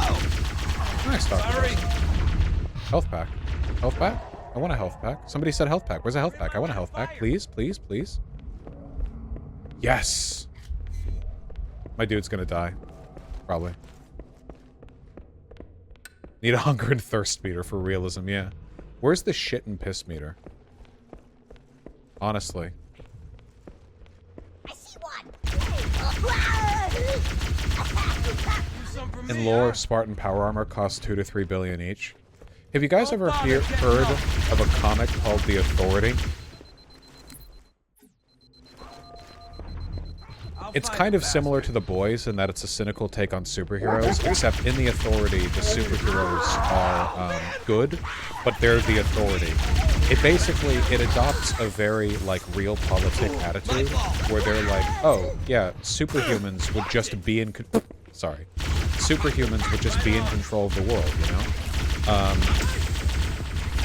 So basically the Authority is like the Justice League if they decided that they were sick of humans fucking things up and just took over themselves, but actually were good. Like, wait, I'm sorry, how do I put this? Okay, imagine if one of you suddenly got the powers of Superman and you were like, oh my god, all those lefty memes about solving the climate crisis with addresses and names, I can just do that right now, and then you just did it. Think of how the media would respond to that. And then you can go on the media and talk to, like, Fox News guy and be like, oh yeah, well, they were killing the planet. You are too. You're really lucky you're alive right now. And then you can just go live in space, you know? That's the Authority, basically. They're the moral authority, but they're right for most of the series, which makes it more interesting than most. Because usually the idea would be like, that makes them evil. But here, it's that actually they're good. They just don't really have any other systems by which they can make the world better. They pretty much instantly reject the idea that they should be limited to fighting against super villains. Anyway, the reason I'm getting to all this is because there's a villain that's made by the government to take them down, and they pretty much do all the deep state conspiracy stuff, where it's like, oh yeah, all of the like financiers, bankers, and capitalists around the world are sick and tired of this, and they're going to knock them out, replace them, and use like all these people are going to like use their control over media to like create replacements that are popular. We're going to use like what's the term, manufactured consent to make them loved by the people. Anyway, they make like a supervillain to kill all the good guys, and they call him like the $100 million bastard, and he's basically the strongest guy in the universe. And I was thinking at the time, it only costs $100 million to make the strongest guy in the universe. Oh, it's over 9,000. Thank you so much, guys. Fuck yeah, dude. Get out of the way! Sorry, that was like a totally unstructured rant. Oh, I'm out of it. $9,000, guys. That is awesome. Sorry. Stop shooting me. These guys keep shooting me, man. Almost got me. Ooh. Ooh. Ow, that hurt. You can melee? I keep forgetting that. Is it this way?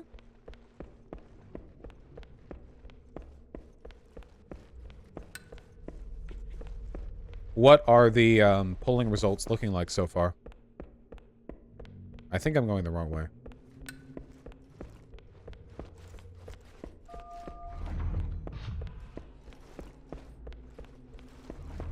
%56% in, or Warnock 56? 35% in,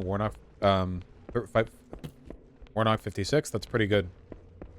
What has Walker even done in the past month? Like, what has he done? Did you guys see those comments he made on media recently where he was like, seeing a kid's movie on my own makes me feel pervy, so I had to rent my neighbor's child to watch with me so I didn't feel weird? God, he's fucking weird, dude. He's so fucking weird.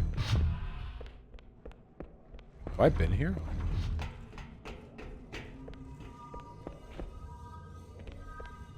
No, this is a new one.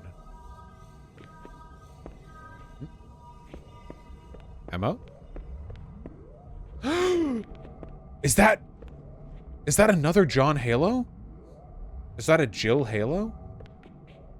No, wait, they're wearing fatigues. Okay, it's just like a heavily armored soldier.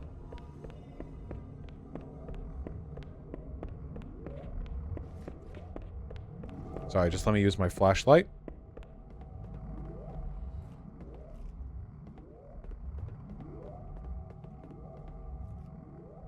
Kalinsky covered dark news. Walker might have faked his mental illness to beat his wife. It's super cool that Walker is like an objectively abhorrent moral, like just literally objectively bad in every way, and that this is a difficult race we have to fight for. I love Republicans, dude. It's great. They're actually more likely to vote for bad people. It's not even a politics thing. Like, they're actually more disposed to to vote for people who are morally bad. That's like an extra bonus in addition to the already morally bad politics.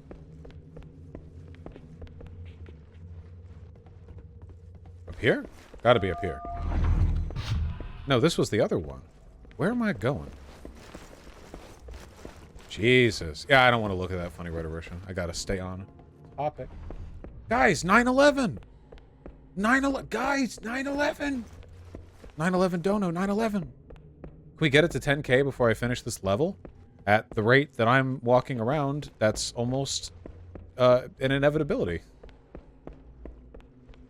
9/11. Hassan Piker reference? Hassan Piker reference? 9/11? Hassan Piker 9/11?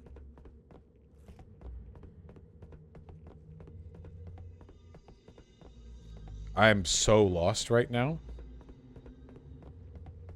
Yeah, hit exclamation point donate to 9/11.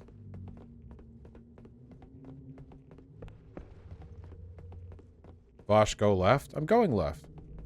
See? Left didn't work. Is this forward or backward? I have a feeling I'm actually more backward than before. Am I not? Oh. Oh. I missed. Oh, they're just gonna chill? That's cool. No, no, stay there.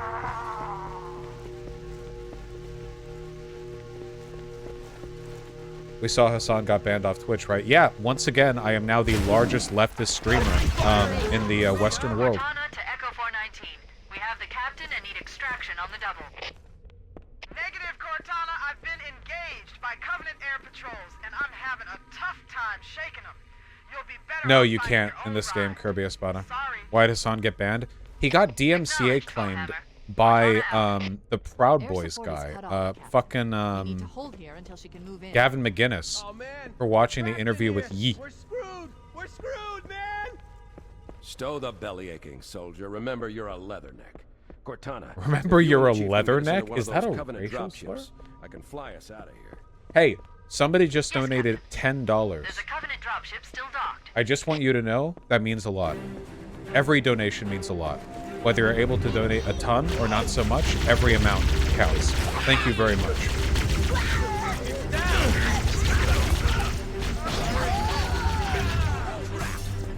Am I heading this way? It says to head this way. Am I abandoning my friends? Is that what I meant to do?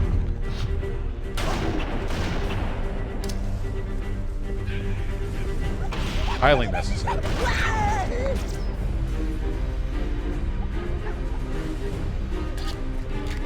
Chad, is this still the first game? It's only been 4 hours with interruptions. My goodness.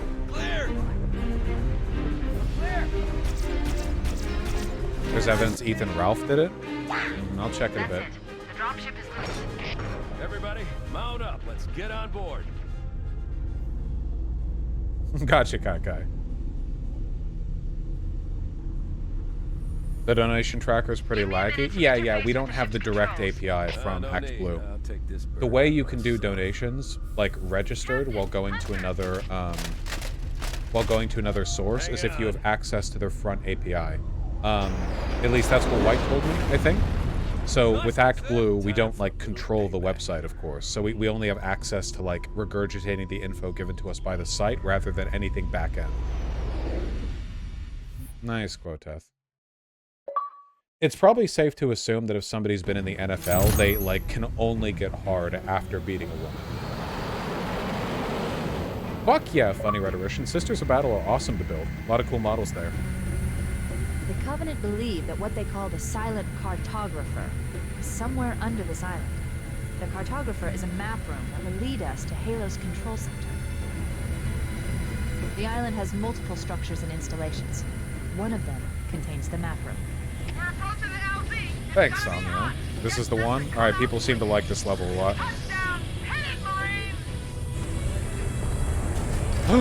John Halo music?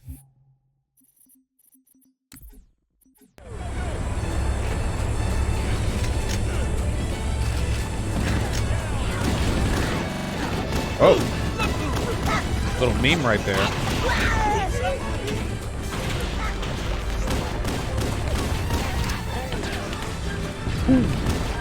Ooh, did you see that shit?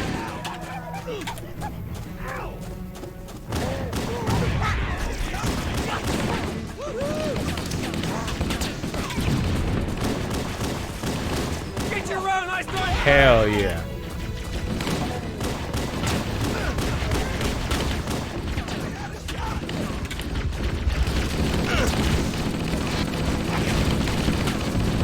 John Halo. John Halo. That was a good storm. I want a warthog. Hey, I didn't know you made house calls for him. You know our motto. We deliver. This has an insane pro-military vibe to it. No, I don't really think so. I don't think it's necessarily wrong to have military jingoism in, like, settings like this. I mean, it can to an extent.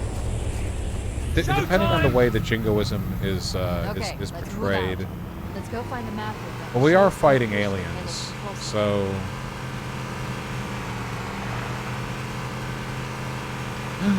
Guys, it's the biggest ramp. Covering fire! Got him. Oh man, what a miss!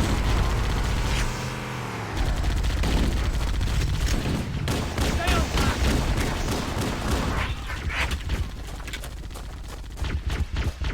Yeah, these guys are trying to genocide us, right? Like, the Covenant, and it's not like the Covenant and humans are fighting over resources, right? The Covenant just wants us gone because they're all religious extremists. Some shit like that.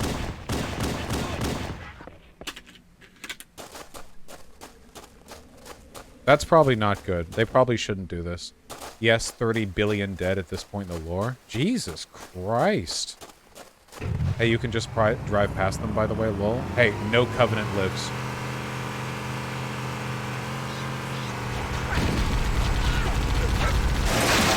Except for the ones that dodged the truck.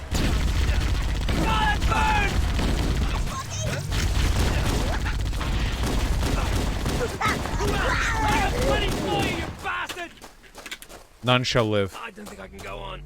You don't think Medic! you can go on? Medic? You're fine.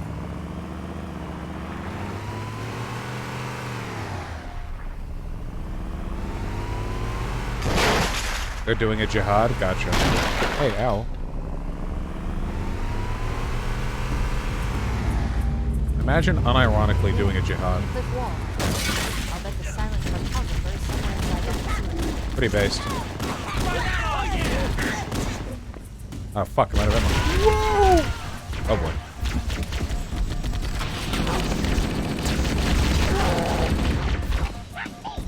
The Covenant's just resisting Western imperialism. Oh, we're fucking dead. We're fucking dead. Reload. Give me an angle. Reload.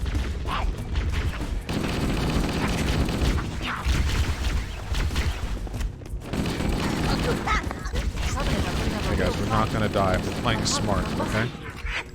My analysis indicates that the map room should be at the bottom floor of this facility. Let's keep going inside.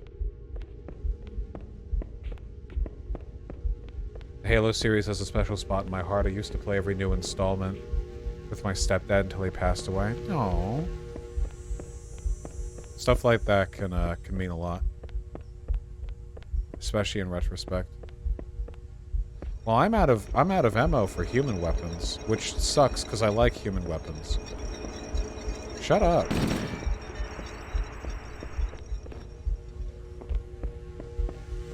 Someone gonna tell him he can punch. I know you can punch the enemies. Oh my god, guys. I'm aware. Fuck, I really want the pistol, but I'll drop the battle rifle, I guess.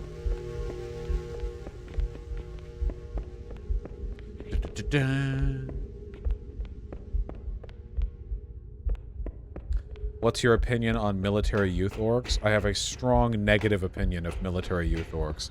That shit is there to groom you into being a soldier from day one. Oh, ow!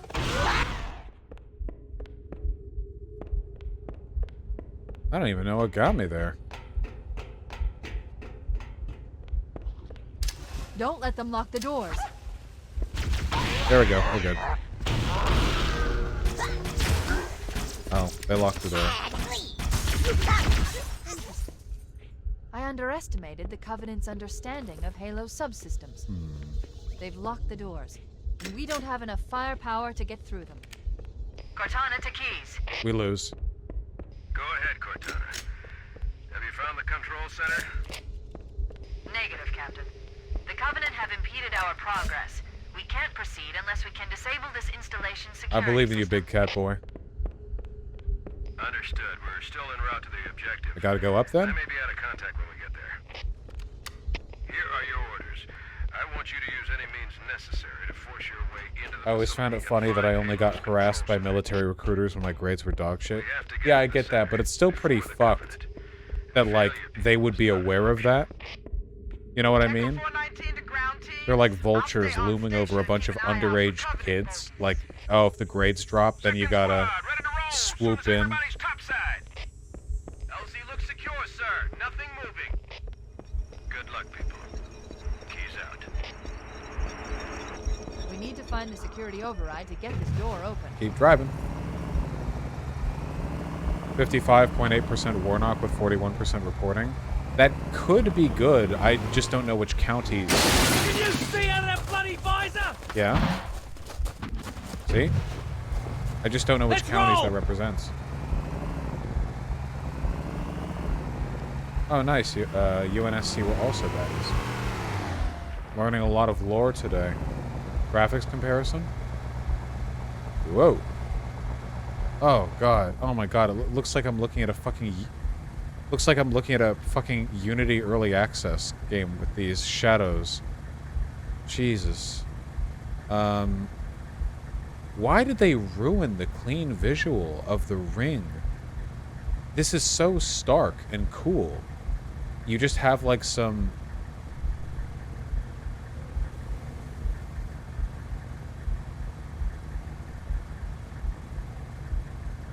Like this... Like, look at this. It's like... Guys, haven't you seen a ton of games on the Steam store that look like this? Like...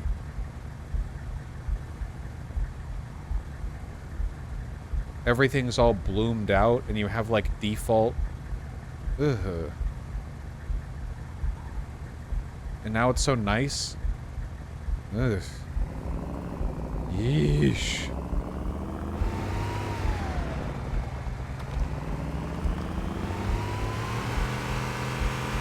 Yeah, it looks like Rust.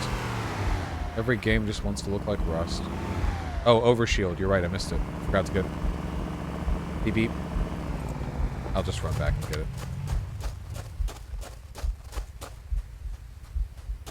it. You can't even... Man, these visuals look nice. Why make it cloudy? What?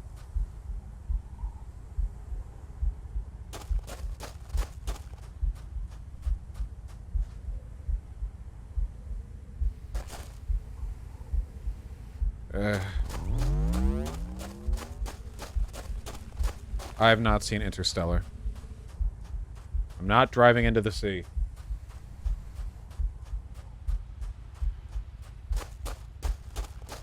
Guys, 9,300, you gotta kick it up. If you're only willing to donate when I do well in this game, then, whew, the PB22 people, they're hosed. Have you been enjoying the game so far? I have been enjoying it. Very different from the games I've been playing lately, but it's still good. It looks like there is a path into the interior of the island. Emma?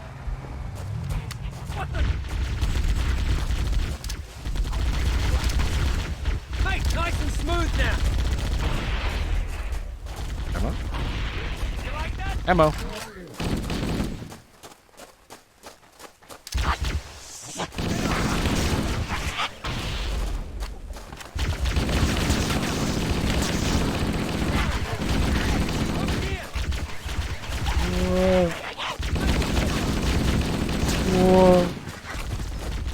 Overshield did not last long. Ow, ow, ow, ow, ow. I assume that the shield on John Halo's armor is Covenant technology, since it's the only shield that I can see in the humans' designs.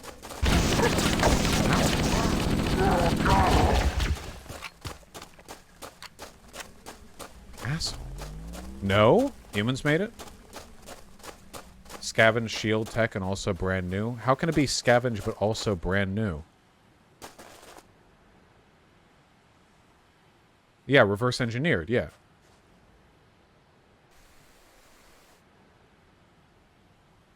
God.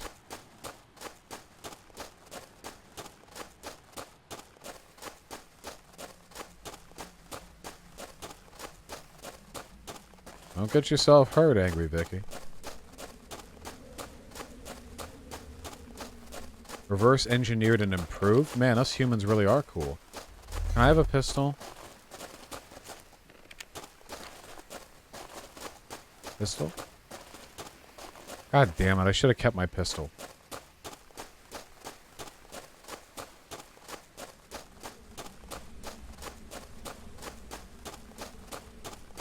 I walked over one? What the fuck?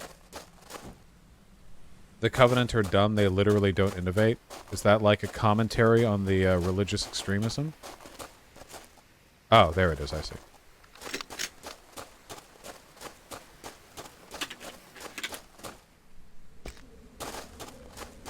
John's suit also has a built-in waste management system. There's a hatch in the back. I could have told you that. Why would they build a suit that jerks him off, but not a suit that you can open? That'd be weird.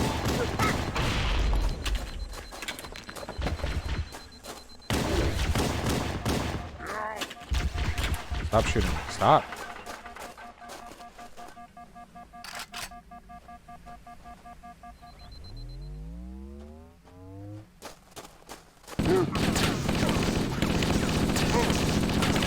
Die. Yeah. Nice. The suit doesn't jerk him off. Why are there people saying the suit doesn't jerk him off? It makes sense. The suit has to jerk him off. Improve. Light.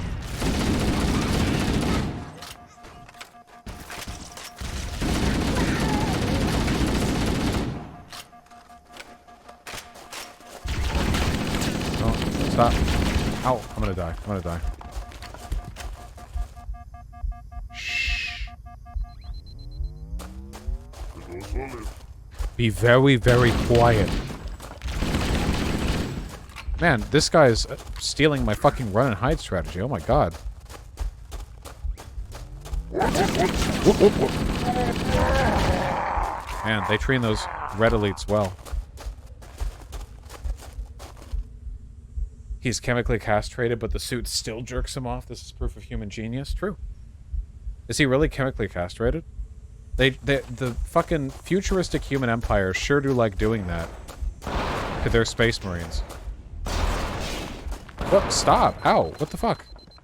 Who gave you a big gun?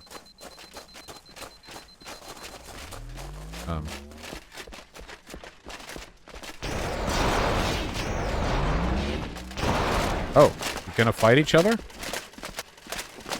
Stop.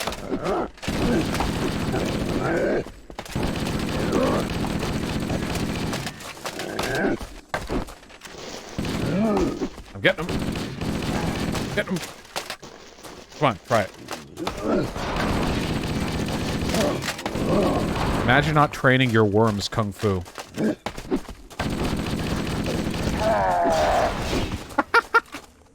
If only you had the pistol. Okay, okay, we'll use the pistol.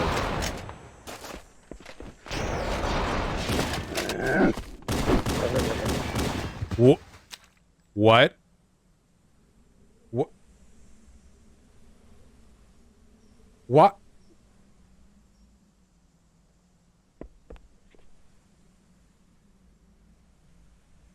Okay. They have a weak spot in their back? Yeah, I shot it like 20 times with the rifle.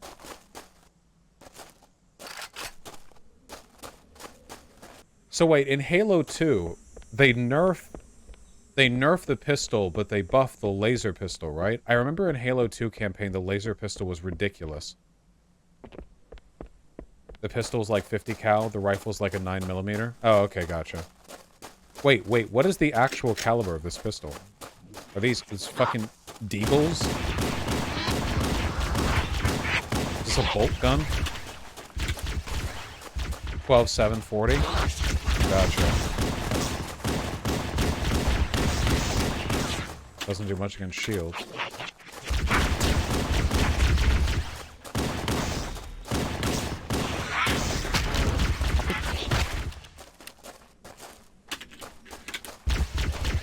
.50 cal high explosive? Oh, Jesus Christ.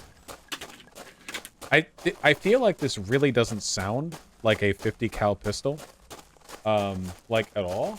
God, it's 9,500. It's over 9,000.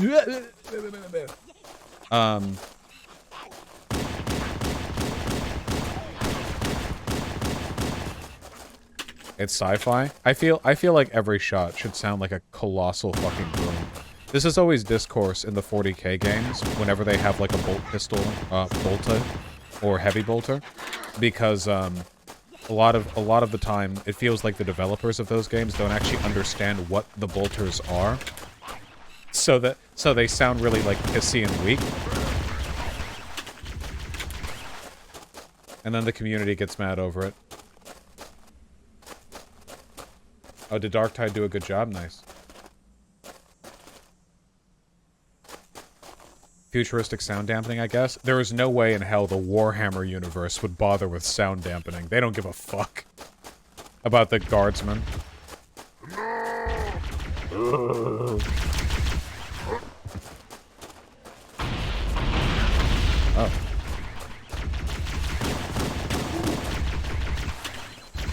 Can we stop?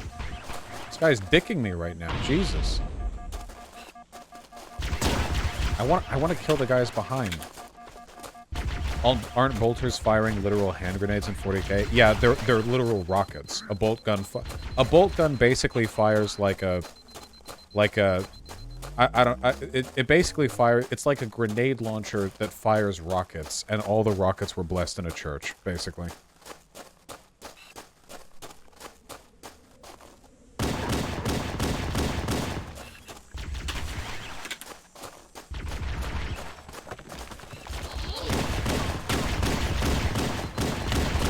Dude. Oh my god.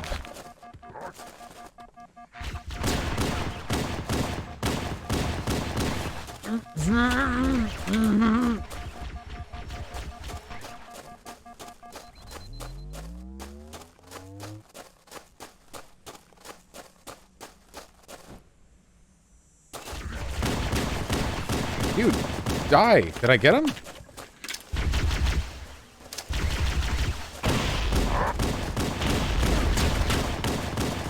I'm defeated. This guy is John Halo. This guy is the real John Halo. Nope, I'm John Halo again.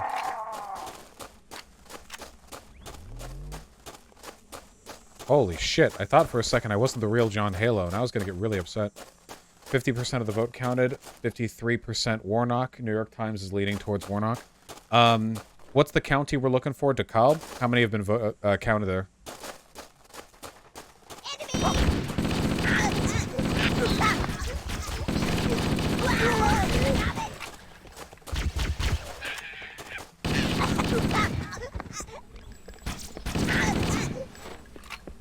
Light visor. Jesus, this is worse than... This is the worst yet. Holy shit!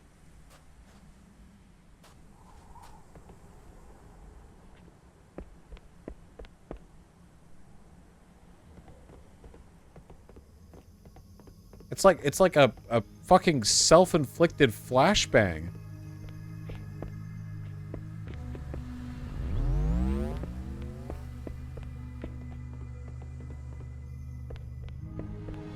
Yes, this is the Master Chief Collection. Why is it changing? I'm switching between the current and the remaster graphics. Well, they're cool, Meanie. If they're cool, they're cool.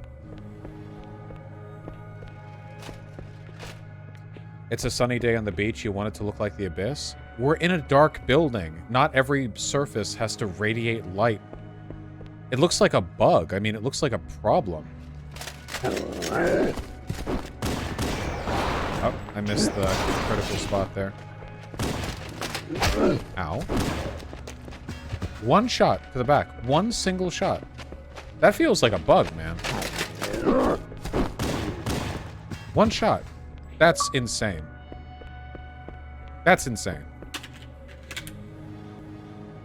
Gotcha, Blotto. Thyroid implant to suppress sex drive. Man, why can't soldiers have a little bit of sex drive? What are they so scared of? This looks, again, like overly busy. When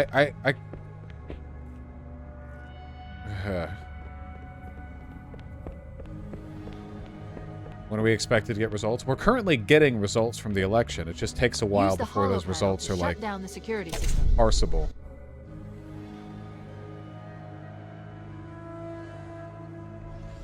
Good. That should open the door that leads into the main shaft. Main shaft. 9600.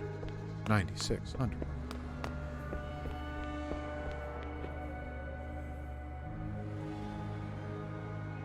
Nice exclusive scene. Great. Who here saw that... Oh boy. Who here saw that, the Halo TV show? I saw some clips from that, and I fucking hated it. That looked so bad.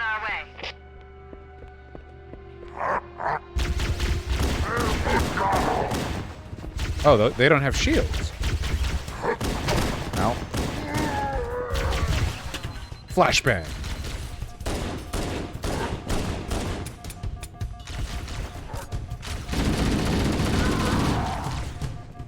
Yeah, it's pretty bad. Yeah, I just saw like this 3D action sequence where they do the thing.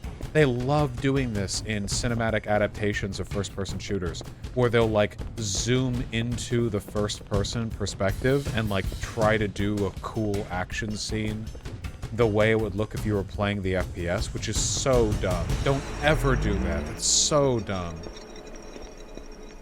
Chief, Bravo 22 was bringing us some heavy weapons. After I saw we were up against hunters, I thought you could use them. Let's move down the beach. Keep an eye out for any cargo we can salvage. Nice, Moon 13. Okay, so I have to go back to where I was before, right? Because I turned off the security system to open that one door. The Doom movie did that too? Yeah, I know. That's what I'm talking about.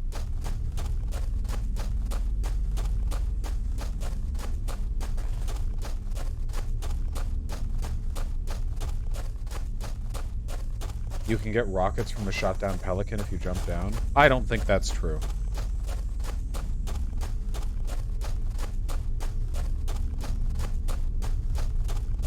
Doom movie? Oh, it actually is? Hold on, 1 second. I've never actually seen this. Doom movie first person. First person shooting scenes movie clips, Doom 2005.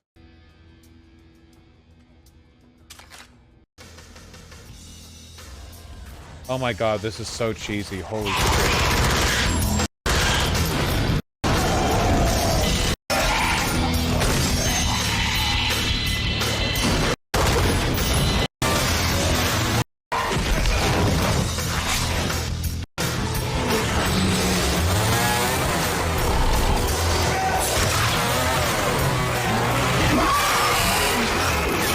This is so bad. I can't show because of DMCA. But yeah, that's pretty bad.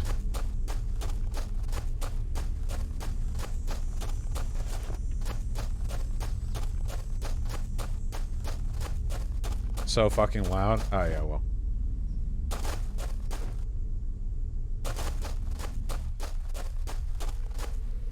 Down Pelican? Okay. Oop. Ow. Well, there goes all of my overcharge health, but, you know. Hey! Hey, hey! Hey, hey, hey, hey, hey! Hey, hey! Okay, we'll keep the pistol. Pistol, rocket launcher. Let's go. Here we go. Oh, yeah. Fuck yeah, dude.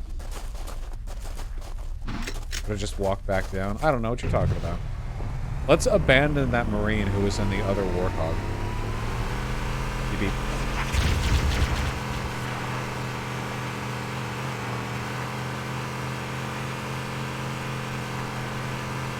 Oh wait, never mind. Oh my god, it was right here? Okay. Never mind. Give me the Gep gun.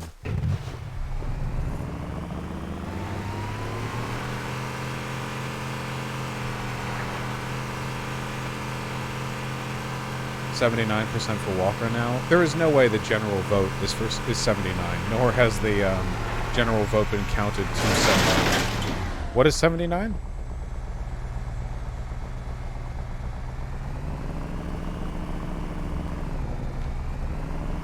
%79 on the needle. Okay, gotcha. So about a 80% chance of winning.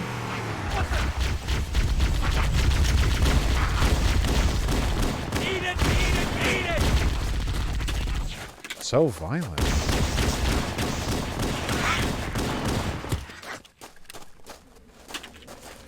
I do think the original Halo graphics had indoor spaces that were too dark. I can understand arguing the original was too dark, but the problem that I have is that a remaster should not be making changes like that, in my opinion. The purpose of a remaster is to take an old game and to make it... Jeez. And to make it, like, accessible to a new generation. But when you've re-upped the graphics to the point that it fundamentally changes the experience of playing a level, that goes a bit too far for me. It's so weird. 5248, gotcha. No, Lore Keeper Ash, but I've read the manga, so I know what happens. Also, if you're going to have better lighting, actually have lighting sources illuminating the environment, and don't just have everything emanate some kind of, like, permanent default glow, like you're still in the Unity editor or whatever.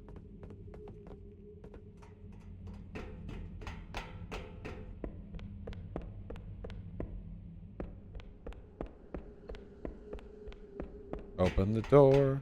Open the door. Oh, huh? Shafted. The title says Shafted. Are you a bad guy? You know what we do to red elites?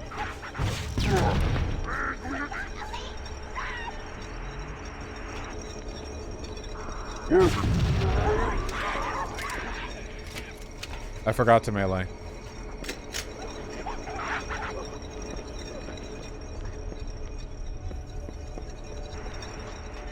You do know the remaster is 11 years old, right? Yeah, that has nothing to do with what I'm talking about, though.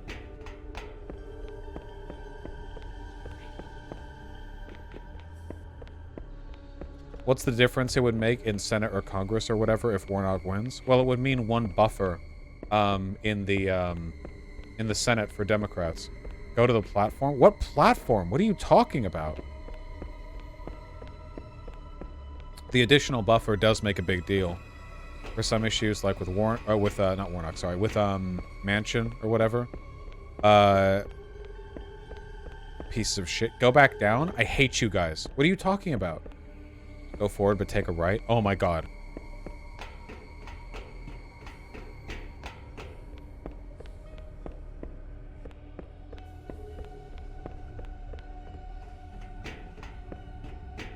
Okay. I found it.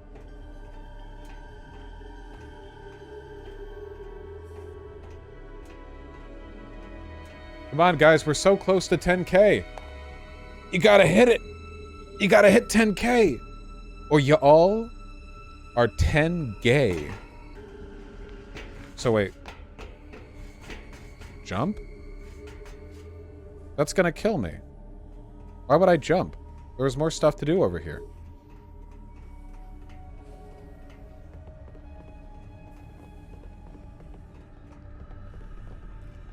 There's like dudes over here. Okay, fine.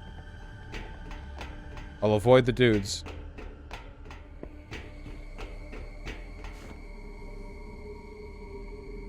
I jumped. Thanks.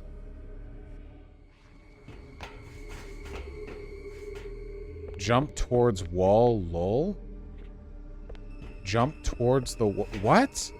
This? Look to your right. Oh, it's a level skip. Oh, well, I just fell off accidentally. Why would you not say jump, like, look for the platform? It's a legit speedrunning strat if you do it right. But I'm not gonna do it right. I need an overshield to survive that fall, probably. What are you guys doing? What are you goofy goobers doing? Trying to do this shit. My god. What an embarrassment. I'm so embarrassed. I'm cringing at you guys right now. Why was this not fully loaded?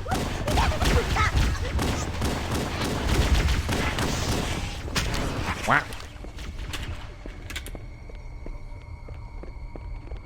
That's why I don't say shit. Chat never knows how to give good directions. Trying to sabotage me. Huh? How the fuck did you die like that?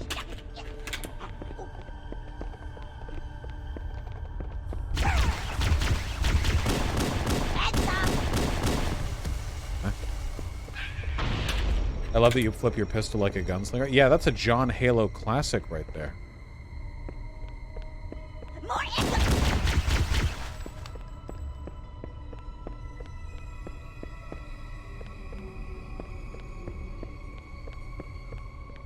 Yeah, the sound design is pretty good. Okay, wait, we can't... Okay, wait, this is the way we were, and then we went through there. So now we gotta go out here. Bazinga.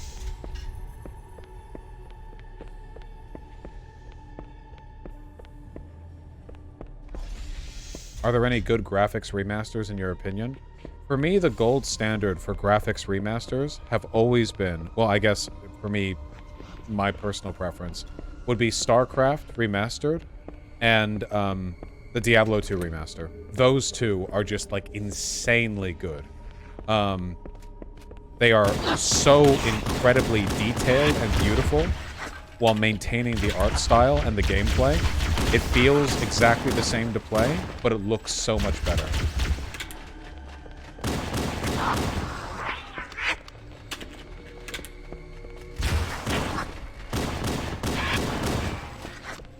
Hey. People are saying the Halo 2 remaster is really good, so I guess we'll be getting to that soon. Hi. You guys suck. You guys suck so much. Underplagued 6, I have done like a million rants about Warcraft Reforged. I think chat's pretty tired of them by now. I think I've actually gone on like 4 or maybe 5 stunlocks on the Warcraft 3 remaster. Oh god, why did I do that? I think I should be able to survive falls of any height, by the way. I think John Halo should not be able to take fall damage. I did it again. I did it again. All skill. Speedrunning tactic. You guys wouldn't know.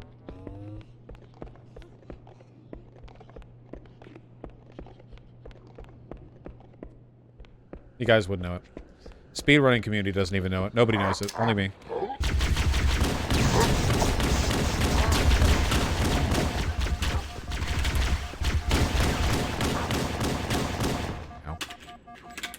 I believe there's no fall damage in 2 and 3. Well, there really shouldn't be. You know, you have to, like, pace out the kind of challenge to the environment you're in. And the idea of someone in power armor taking fall damage like that is really dumb. Especially because Master Chief has, like, pretty sleek power armor. He's not like a Space Marine from Warhammer, where he's in, like, 8 tons of ceramite. Halo's control center is located there. That structure appears to be some sort of temple or shrine, if I've interpreted this correctly. What's wrong with fall damage? I don't mind fall damage. It's just, like... Interesting. A shrine is an unlikely what I am, place to put you know? such a significant installation. Cortana to Captain Keyes. Wait, a shrine is such an insignificant place to put something? Have you ever heard of religion? Ship may be out of range or having equipment problems. Keep trying. Somebody says I'm a bit quiet. Let me know when you've re-established contact, and then tell him that the Master Chief and I have determined the location of the control center. We'll be heading there as soon as we're topside. Oh. This whole thing I've been trying to stick to the fucking metal panels here. Taking fall damage in Fallout 4 power armor makes sense, because Fallout 4 power armor doesn't come across as that advanced. It's basically just like a giant metal brick you walk around in. But Master Chief's armor is way more advanced than the power armor in Fallout. Nice spray.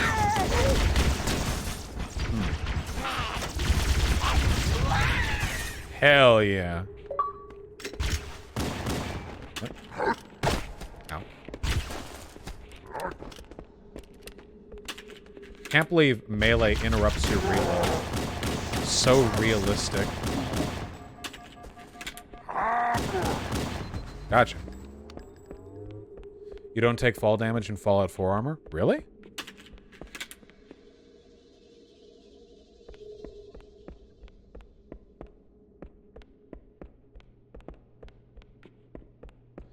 Fall damage is weird in Halo since Spartans survive falling from space. Well, apparently in Halo 2 and 3 he doesn't have fall damage, so I'm right anyway.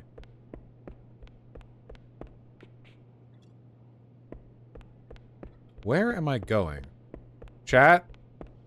I wasn't paying full attention to the last cutscene. Where am I going?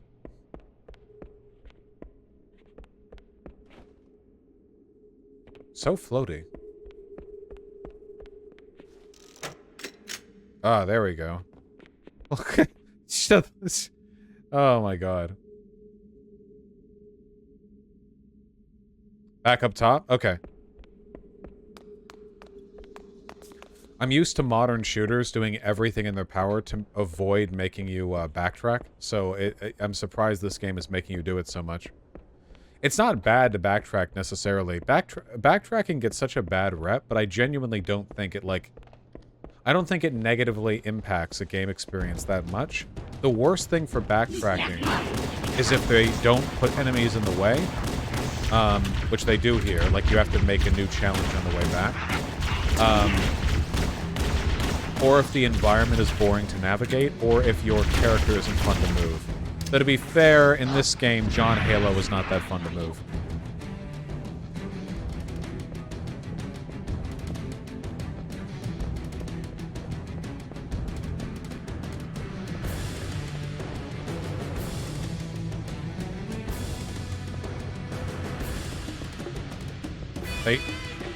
Wow, they sure did activate the action music.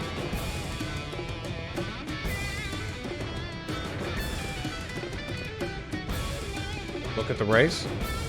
If you guys are worried about the Georgia race, all you need to focus on right now is donating to the ActBlue link that you can find if you hit _donate, okay? Focus on what you can change, not on what you can't. At this point, it's in God's hands. How the fuck do I get up? Where's up? Up? This is down. Up.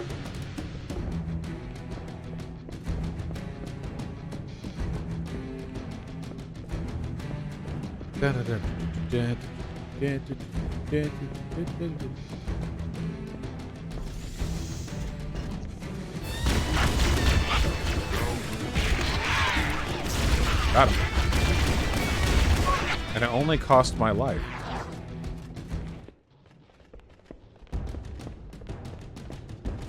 Oh, hey. Back here.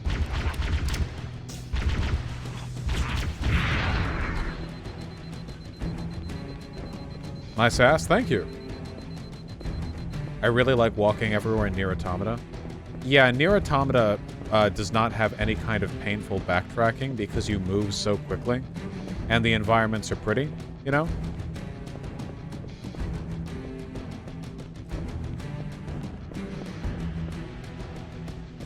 Vote count's pretty close, but basically nothing from the Calvis come in yet. Have faith, guys. Ah. Death Stranding? Well, Death Stranding doesn't really have backtracking. The whole point of the game is delivering shit.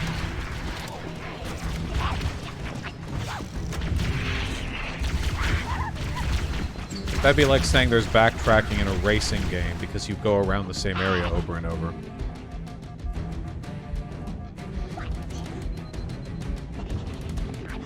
No.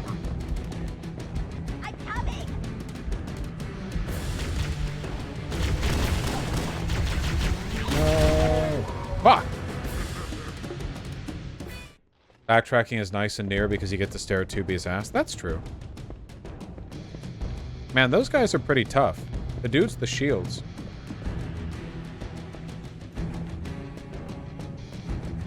I don't do anything out of man because I'm stupid.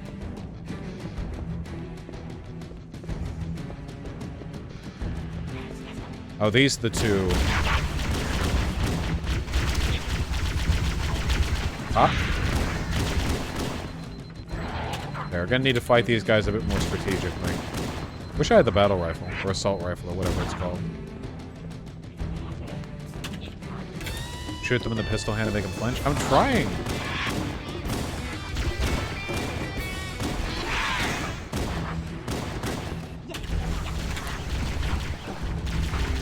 Ow, ow, ow, ow, ow, ow, ow. I'm fucking dead again. Ah. Oh my god, they're everywhere. Holy shit. Okay, we fine in this corner? Light check? Light check. Yes, this is the remake OST. Apparently it can only be changed from the main menu.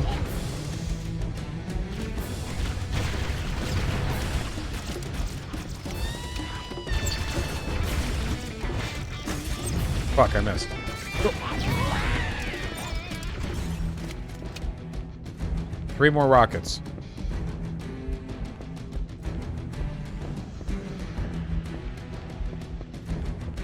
It stays faithful at least. I do not mind the music at all. I think it sounds nice.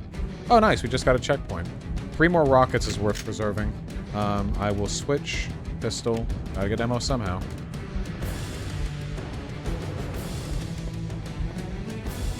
It's okay if you're not familiar with the original OST. I've heard the original OST. Come on, guys. We're almost at 10K. You goobsters. We're almost there.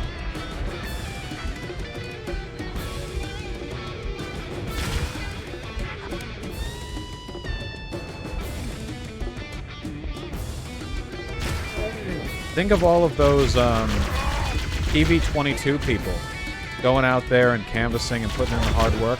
God damn it. Don't you want to show them your appreciation? Go forth, heroes. Listen, you all are like the flirty, coquettish ladies who greet soldiers when they arrive from the battlefield, you know? They went out there and fought and died for you. And now what you have to do is spend the rest of your life sucking their dick. Okay? And that's what this is for.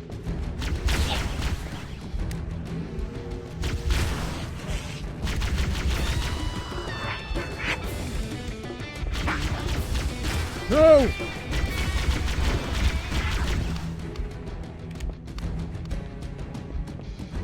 What if I don't like men? Not all fucking men aren't the only ones that have dicks. Get with the program. Oh my god. I will never get over the insane difference in lighting. Holy shit.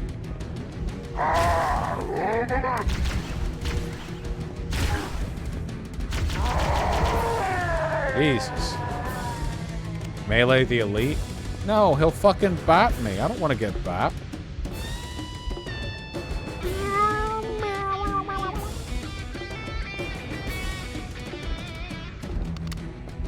You think you'll like 3? How would I know? I ain't played it.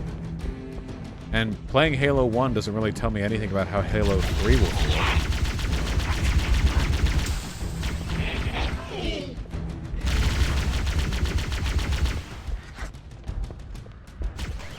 Have faith in Warnock, guys. And have faith in our boys, girls, and non-binary people. Up and in a PV22. Are you excited to try it? Well, yeah, I'm excited to do a 24-hour stream. Just remember why I'm here.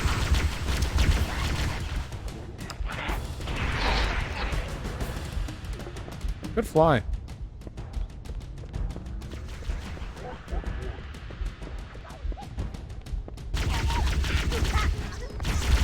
Oh shit. Hold on.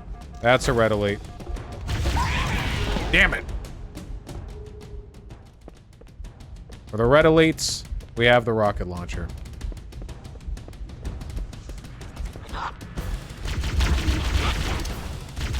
Boom. Yeah, from the brief off-screen looks that I've been taking at the tallied votes thus far, my opinion is positive. You guys see the lead for Warnock narrowing, but keep in mind that it doesn't take as long to count votes in a lot of rural counties. Pistol and battle rifle. Very nice. Do I keep the rockets even if I have only 2 of them? I think I do, actually. And I just switch over to the pistol again. Yeah.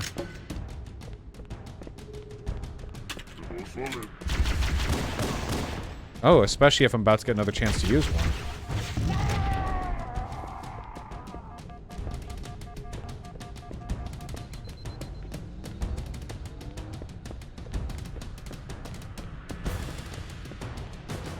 One rocket. I'll take the battle rifle. Or assault rifle. Whatever it's called. You guys keep confusing me with that. Okay. Oh, I keep hitting tab because tab brings up the map in Doom as well. So anytime I think, where do I go next? I hit tab, and then all of a sudden I get flashbanged.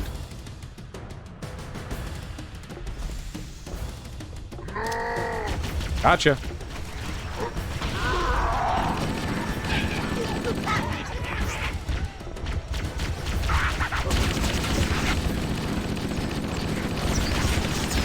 One of those hit your fucking hand.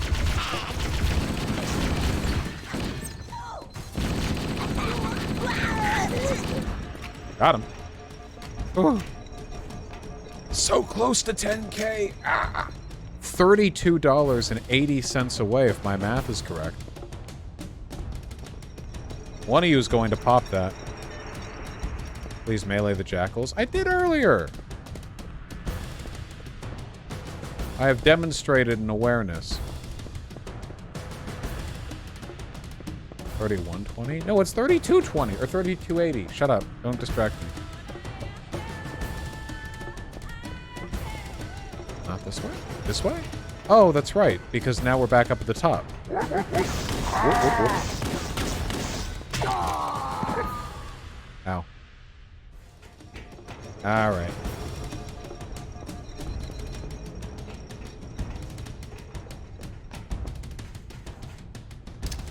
Good luck. Wait, why are we paying them and sucking their dick? You paying them is sucking their dick. Also, you're not, like, paying. It's a canvassing order. They need money to operate.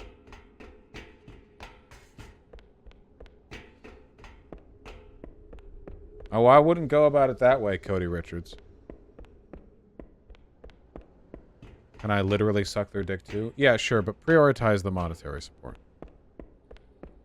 Cortana to Echo 419. The Chief and I are topside, requesting pickup. Aliusi. Roger, on my way. Ow, ow, ow. Can the alien sword be survived if you have an overshield? Like, is there any amount of health you can have, or is it just coded as an instant kill no matter what? No? Okay, gotcha. Just I always really liked the penguin ship. 10K! Guys! Whoever just kicked it over, thank you so goddamn much.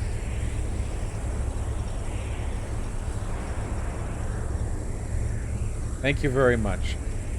Hey, I betrayed chat. Penguin, pelican, whatever. They're both birds.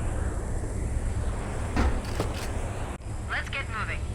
Bowhammer, here are coordinates and a flight plan I've worked on. Thank you so much for the incredibly kind donut. These coordinates are underground. The Covenant did a thorough seismic scan, and my analysis shows that Halo is honeycombed with deep tunnels, which circle the whole ring. I hope your analysis is on the money, Cortana. This pelican won't turn on a dime. Look on the bright side, Bowhammer. Penguin. The last thing the Covenant will expect is an aerial insertion from underground.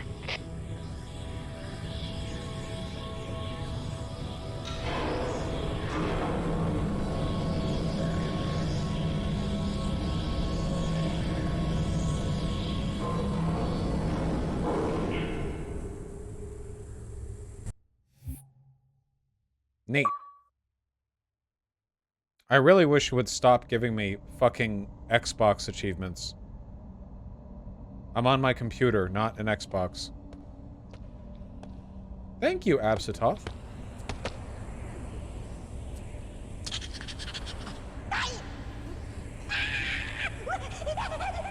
This level fucking sucks, have fun. Roger that. We'll be able to find our way to the control center from here. Good luck. Bowhammer out.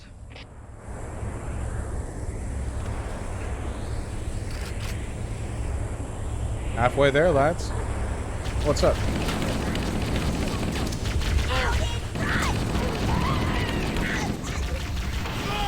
Ow. And again. Oh. Ow. Just kill me.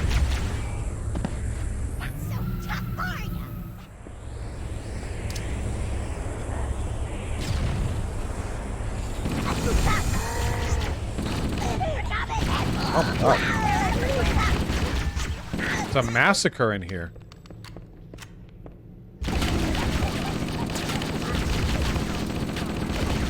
You guys see that tracking?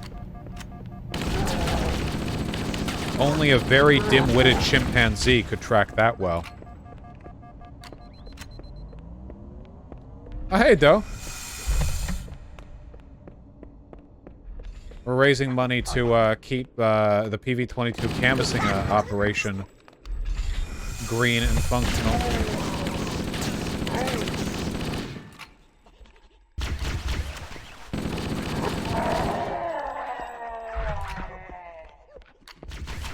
Whoa! Yeah, nearly a 10.3, kicking up. Walker underperforming in nearly every core county he won last time. Okay, we'll see how it goes. Personally, I find it very stressful just watching that shit with my eyeballs right on the updating tracker. That shit just gives me anxiety. Gimme. Nope. Just Halo 1, Doe. Hey, Doe, since you haven't been here for all the discourse, check out Halo 1, original graphics, remastered graphics. Which one do you prefer? This is an IQ test.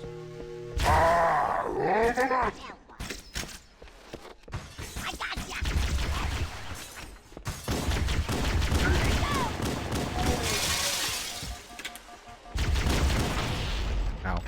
The updated one looked bad, Lamau. High IQ, Doe. Smartest of the forest animals. Well done.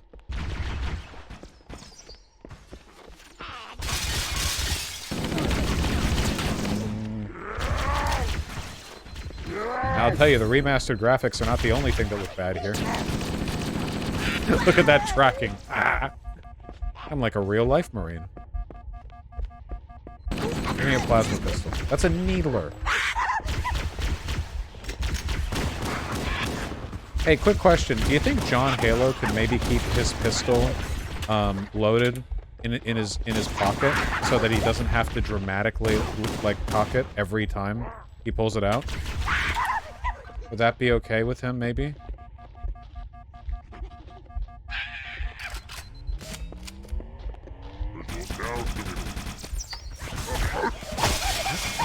hit me. Fuck you. Oh, Christ. Oh, God.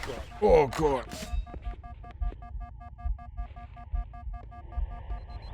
Are you a super soldier? Yeah, I can fucking deal with you guys, so I must be. Oh my god.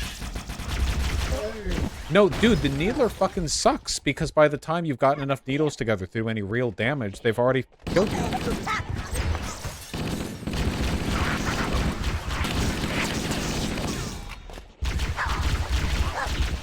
Skill issue? Yeah, probably.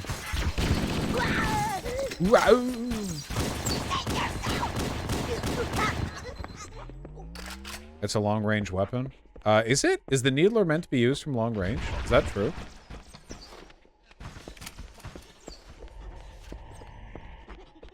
No, it's not. Yeah, I've seen like a mid-range weapon. But the things are really slow for long range. Yeah, we gotta take out my big red elite friends, allies. The red elite is the red elite has consistently been like the one guy we die to over and over and over again. Like every time, not every time we die, but that's definitely been the majority of our deaths. This guy is my bane. My fucking enemy. Oh, my enemy. This guy is my enemy. Whoa, the sympathy. Everybody wants to be my enemy. A oh whoa, a whoa, whoa, a whoa, whoa, whoa, whoa. Hey. The Covenant presence here is stronger than I anticipated. They seem to have the entire region secured. Kill me. Can I undonate to the charity? Nope, too late. No, I finished Arcane. I watched all of it.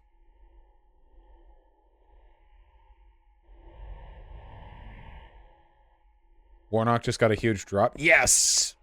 Pig news! One of the one of the Warnock mules just finally got their shit counted. Pig news! Let me get Yep.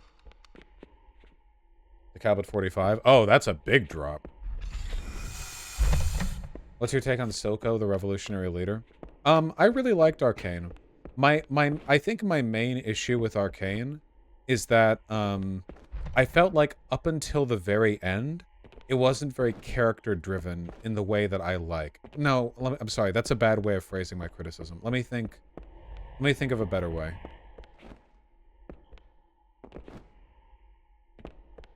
I think my problem was more... Okay, here's what I have to say.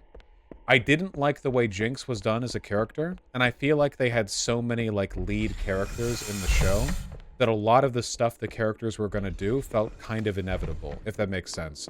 Like, it didn't feel like I was watching and waiting to see how, like, the particular personalities would motivate their decision, and more like, I know the beats, and I'm just, like, watching them run along the line, if that makes any sense. Keep in mind, I liked the line. I enjoyed it a lot. It wasn't a bad show, it was great. I didn't think there were any human forces left. Also, keep in mind that, like, my standards were raised quite a bit because of how the show looked. The show did a million things amazingly and innovatively when it comes to visuals, but then when it comes to story beats, it felt pretty, like, I don't know, expected in a lot of ways.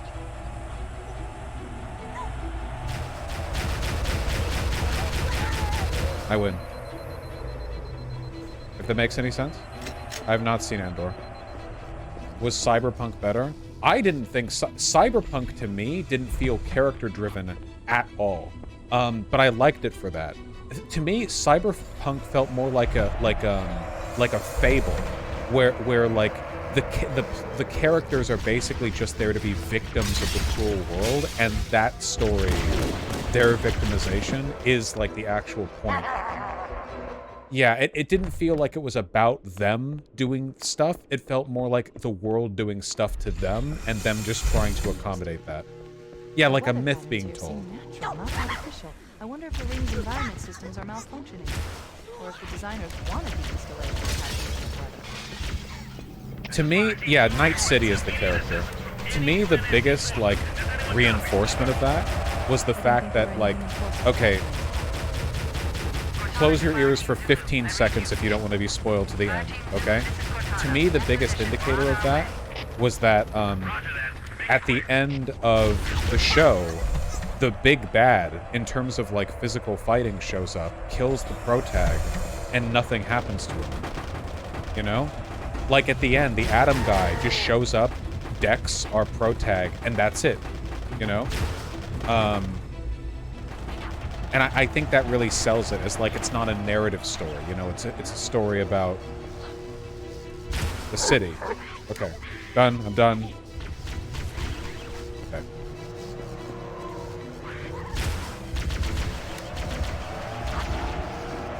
Quoteth. Edge Runners wasn't the cyberpunk that I'm looking for as a genre setter, but I liked the story a lot. I liked it. Ah, what the fuck?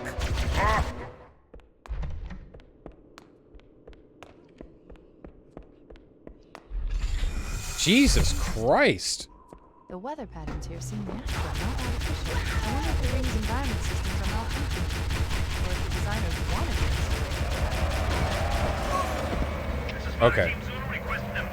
I think I have to take this more seriously.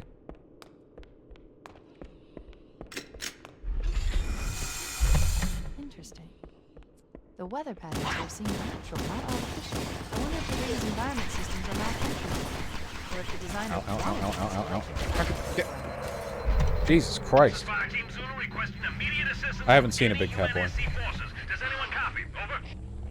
I didn't think there were any human forces left on this part. Cortana to Fire Team Zulu. I read you. Fire Team Zulu, this is Cortana. Hold position. We're on our way. You know you can one-hit kill these enemies by meleeing them, right? I can melee in this game? I didn't know that. Chat hadn't let me know that before. Chris Raygun in YouTube chat. Hey, CRG! What's up?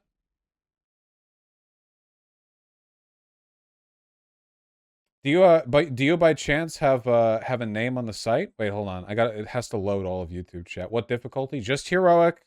I don't think I've ever done the Halo 1 campaign, and we're doing a 24-hour stream here. I'm not here to get bogged down on one section for 59, you know, consecutive deaths. Oh Christ. Though I might get those anyway. Yeah, heroic is canon difficulty.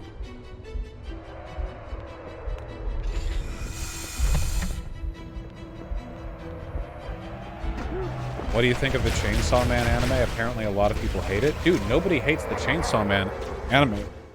People love it. People are losing their shit. I'm losing my shit. It's pretty good. It's a good-ass show. Okay, come on. Let's take this seriously. We're talking too much with chat. I'm looking too much at chat. God, the fucking Banshees. Fuck you.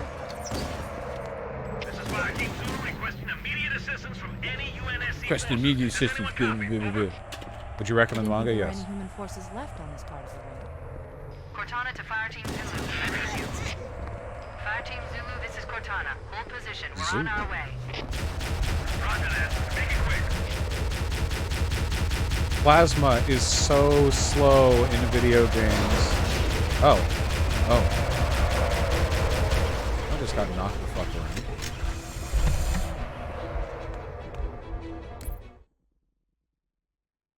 It's hard to check YouTube chat as well.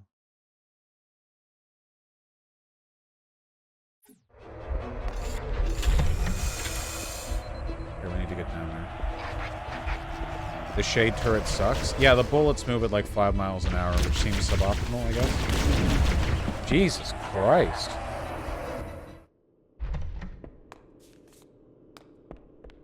Okay. How do we actually do this? This is a good part to stealth. I don't believe in stealth. Interesting. The weather patterns here seem natural, not artificial. I wonder if the ring's environment systems are malfunctioning. See, it's still shooting me. That's not stealthy.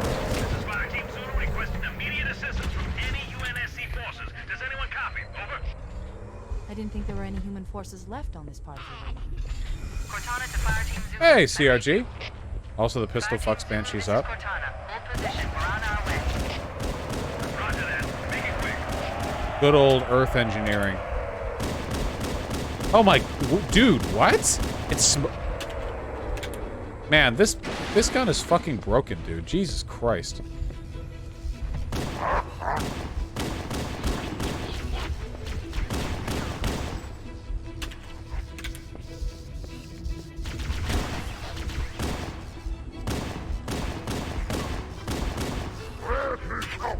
Alright, we got it. Pistol is a scope. Also, hey, good to see you, CRG. We're doing a 24-hour fundraiser here because there's a canvassing organization that I'm affiliated with, Progressive Victory 22, or 2022, that has done a lot of really good work. We're here to pay off a couple of existing debts, which looks like they've already been more than covered, and also to build up a cash base so for future elections they can continue to operate.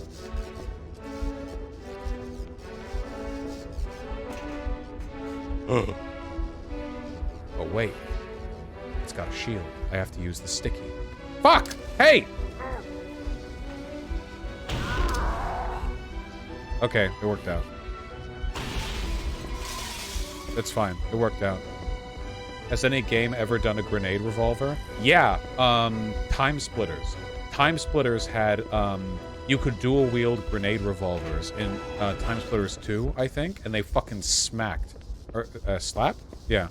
Also TF2 has them. Alright, we did it.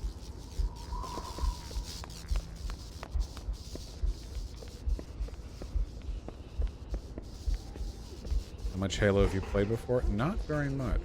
Oh, dude, they're just chilling.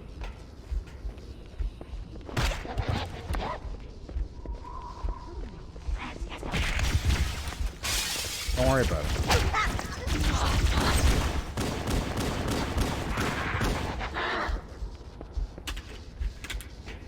War crime? Well, they might, like, pop up and attack me. You know what I think would be kind of fun? I think, Oh.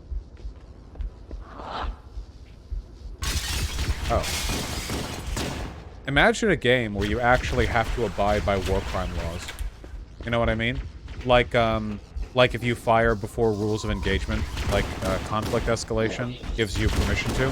You got that, and, like, the civilians are pretty much everywhere, and you have to avoid killing them, and so on. I feel like there could be a good framework for a game there.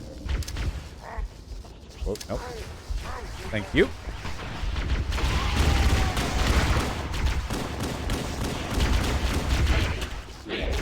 Exactly, Zingy. Whoa, hey, whoa, whoa, whoa. No, no, no. No, I've done good. Don't shoot. Don't shoot. Do you like men with feline-like features? Hello, big cat boy. Why do you ask?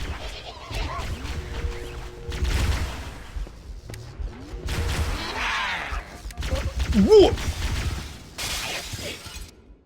You're fucking okay.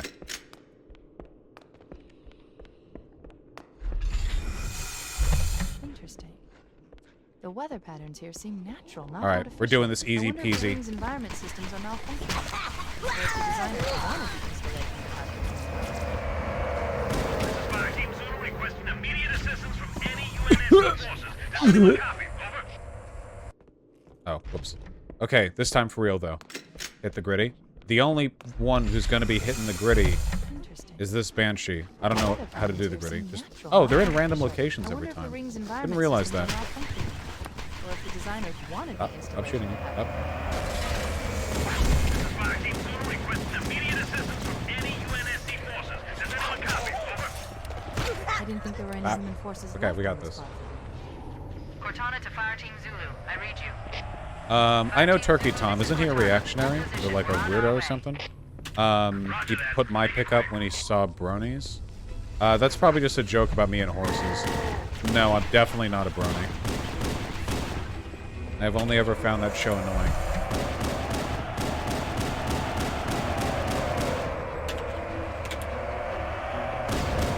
Got him. Okay. We got this. Ow. Guys, we're at 10.7. We're nearly at 11k raised.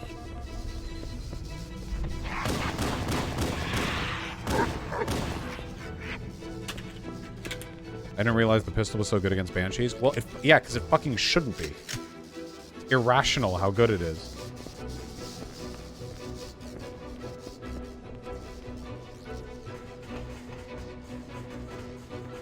Hi.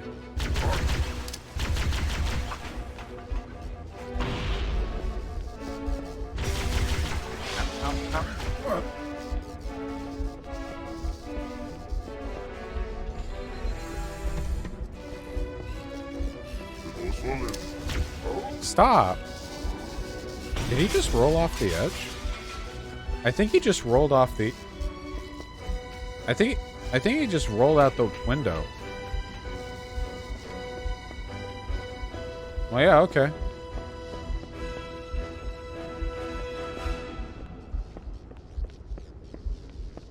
Yeah, that's pretty true.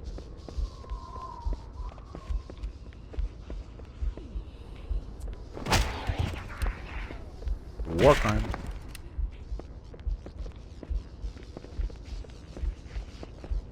War crime. War crime. Maybe shouldn't be so sleepy on the job. Hey, here we go. All right. Come on, 2 at a time. Ow. Nice black keyboard. Graphics comparison while you have the view. Again, look. It's just there is no playing with contrast. Everything just looks like it's lit in a fucking showroom, man. Like even in the original here, there's so much more effect played with the light streaming from above as this like distant source of light that just sort of makes its way down the caverns. But here that's gone. It's just like everything just has light as a property. It's not as bad as a lot of other vistas we've seen, but still. Okay, well, that fucking hurt. Oh, Chris Raygun. We have been talking about that non-stop the whole time we've been playing this.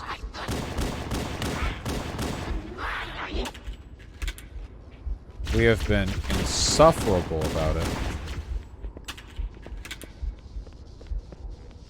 Okay, let's get through this goddamn bridge.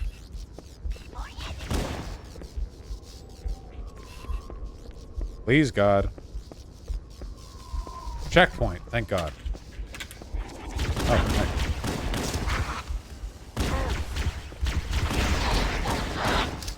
yep. Okay.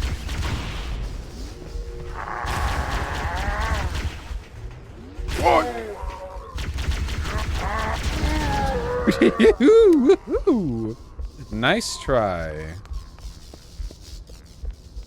Why is this so close? Because Republicans like evil.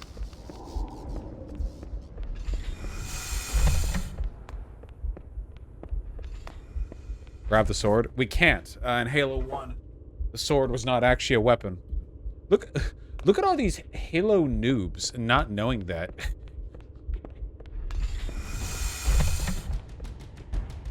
Oh boy.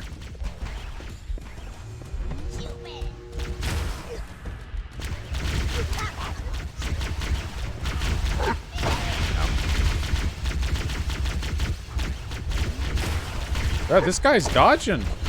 He's invisible and he's dodging. Ow. Okay, nice one. Cool. Maybe do that less? I don't know.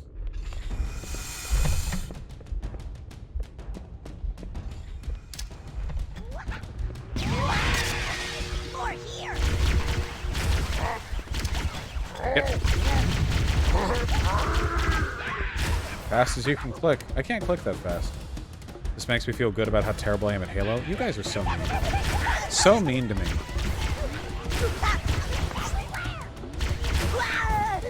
Honest to God.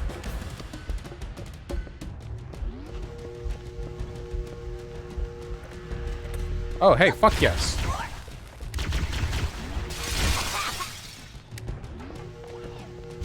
Good old American weapons. Get in here. Hell yeah. That's what I'm talking about. Oh. Hey, what's up? Oh, yep. Okay, let's try that again. Now that I have the pistol out. Good shit. Good shot. Do it again. Haha. Okay, one more. Yeah, okay. Nice one. One shot, one kill. One shot, one kill. Wow, Vosh, your aim is wretched. Wretched? You really gonna hit me with the wretched? What the fuck? Jesus Christ.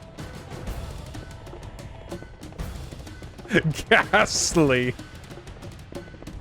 Gonna hit me with the mortifying. Oh my god. No, I'm good, Canoe, but thank you. Oh, actually, a cup of coffee would be lovely. I am 5 hours into a 24-hour stream. I cannot believe it. Time's passing a bit slower for me because this game is harder than the games I normally play for the 24-hour streams.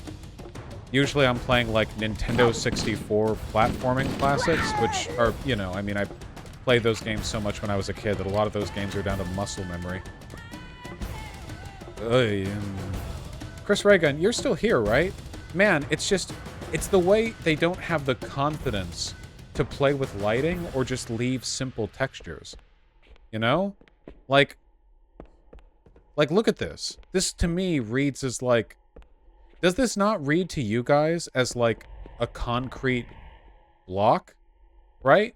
Like, this is like a bridge foundation support, you know? And it has an inset cut into it that has some lights installed. I mean, it's a little bit simple and blocky, but that's what I feel. But then it's like... No, actually, it's like...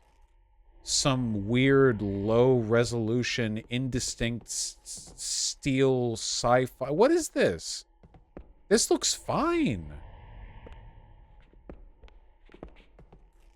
Yeah. There's like a pleasant brutalism to the original designs.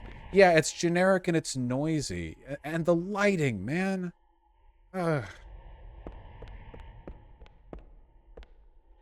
Also, the simplicity adds to the sense of military austerity. Yeah, I agree. Look, if you want detailed paneling, right here.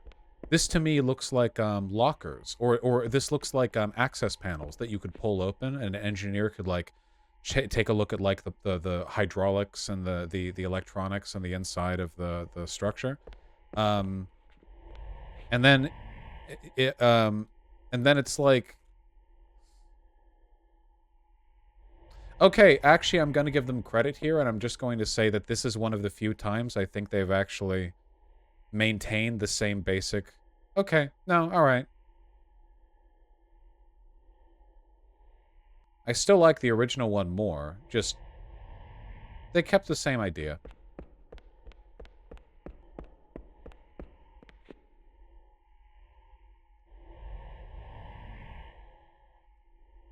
The Forerunners embellish the structures a lot. It fits better in the remaster.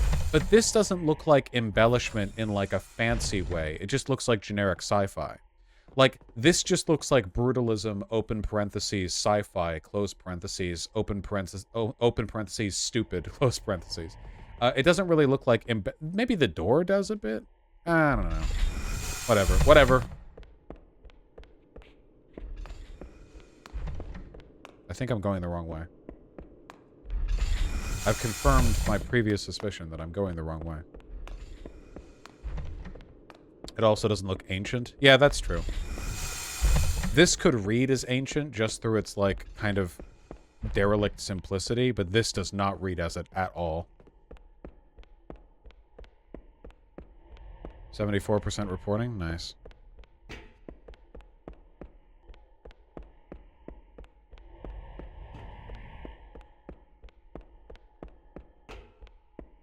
Where am I going? Oh, here. Here? Here.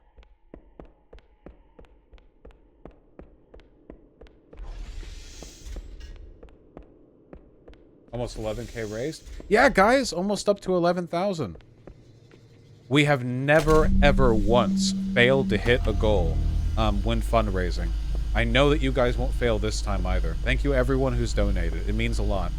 If we win today in Georgia, and I think that we will, then we will have the PV22 people to thank. The slimmer the margin, the more we thank them.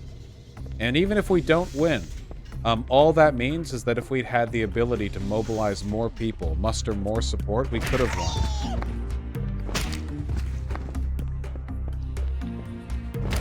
won. Eh? Oh, did I miss? Shh, shh, shh. It's fine. Shh.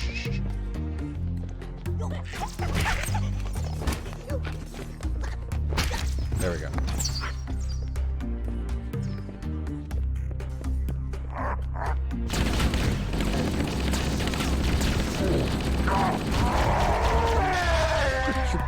Cute. I feel like I should use the plasma rifle so that I have more interplay with the shields. Exactly, crab doodles.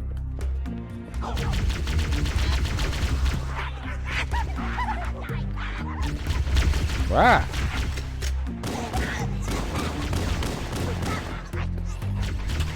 More knock number go up. What's the current? Whoa. Those missed? What's the current up and up?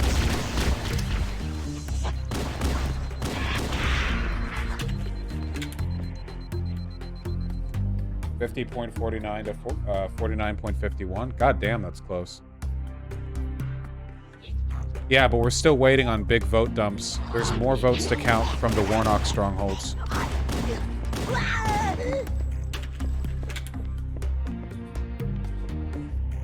We'll see.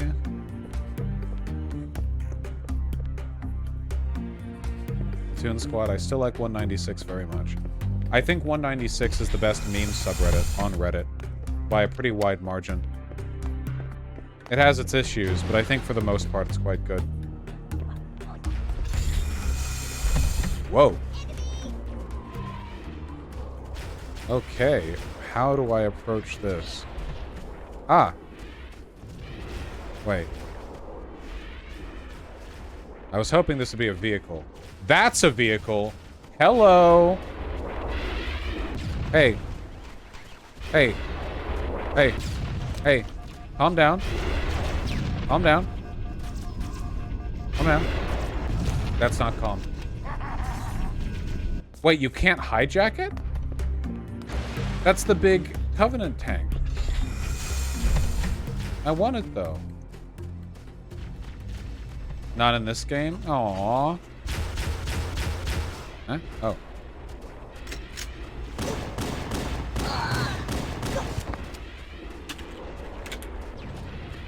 Alright, well let's get it not firing at us. Oh wait, is that a crashed Banshee? I wonder if I can pilot that.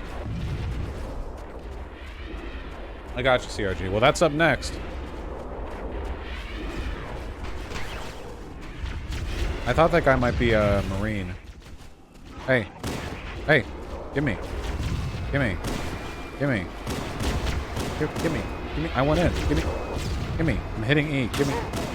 Oh, I can't kill an elite in there without destroying the damn thing. Here, give me this. I want it. Give me. Oh, it's broken. Fuck. Oh, big guns. Pig news. Alright. Now maybe we can kill him. Is that good? Nah, probably not.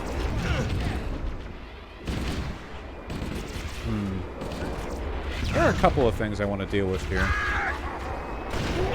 There we go. That'll count it. Now let's, okay. There we go. God, all the time I spent in Blood Gulch with this thing. Ow. Let's clear the map a bit, then I'll use the rocket launcher on the tank. That seems like a plan.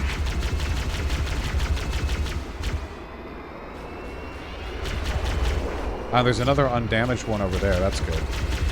I assume only the elites can ride these. Look pretty silly to have a grunt in them. Yeah, like that.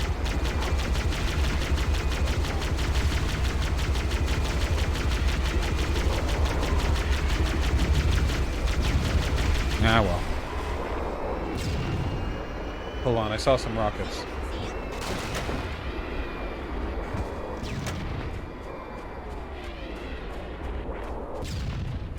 Oh, I'm full up. Okay, hold on.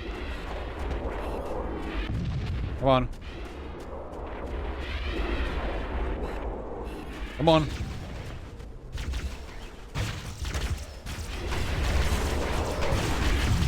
I'm dead, aren't I? This was very overconfident of me. Yep. Okay, we're gonna play this a little more carefully now. Hold on. You tried? Did I?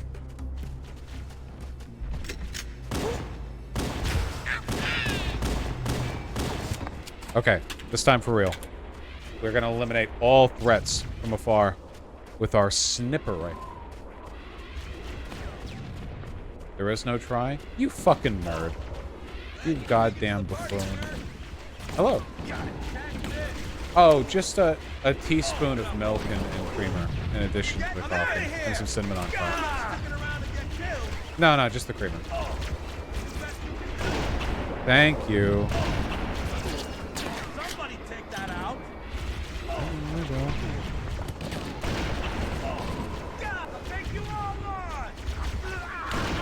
Nice. Whoa! You're up. Ah. Ah. I know it's a necessary balancing thing because sniper rifles are really fucking strong, and so is the pistol with its scope. But I do wish you didn't get knocked out of scope every time you took any damage. It's so frustrating.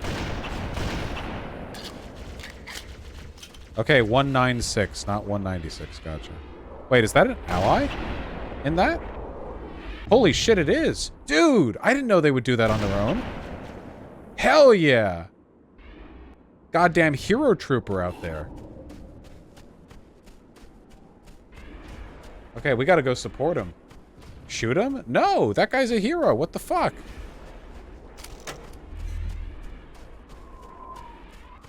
Yeah, I've been having a lot of fun with the AI, CRG. Do people call you CRG? Am I the only one doing that out of laziness? Chris? Hello, Chris. Sorry. Chris is your name. Being correct about the Halo remaster is your game.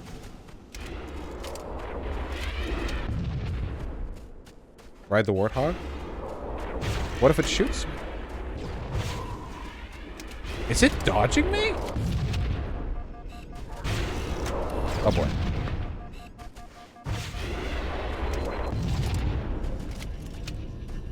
Oh boy. Oh, thank God. Okay, yeah. Okay. Alright. We would not have lasted long doing that. Let's get these extra rockets, then we're taking the ghost. We're going ghost.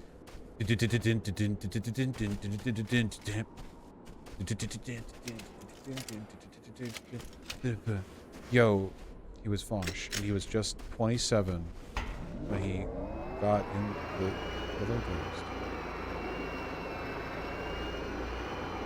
I've never heard anyone call Chris CRG.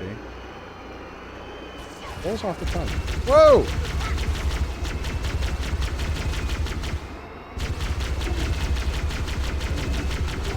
Wait, is there a boost? What is the boost button? Not in one? Huh. Beep beep.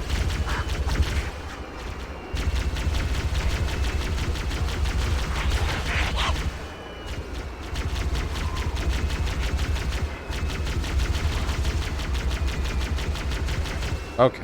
Alt fire? I don't... What is alt fire? Dude, there are so many. Holy shit.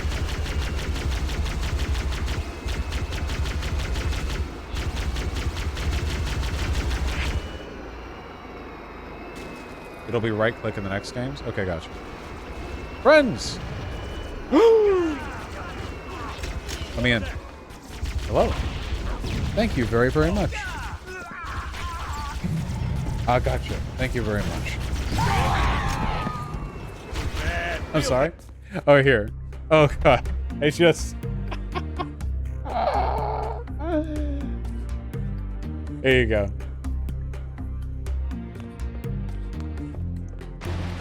The incredible power of John Halo. I didn't realize that I had control of the gun and the it said enter Scorpion driver's seat, so I assumed that I could only drive.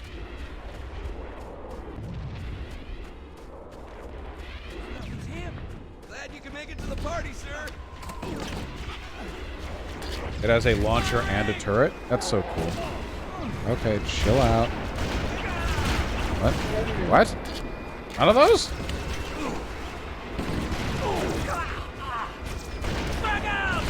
What? What? What? What? What? Well, this isn't going very fucking well.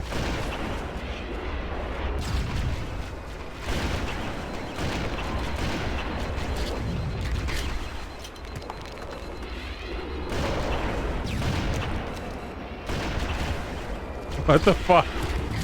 This is going so badly. Holy shit, try again. Try over. Holy, oh my god. Hey, you guys never told me we broke 11K.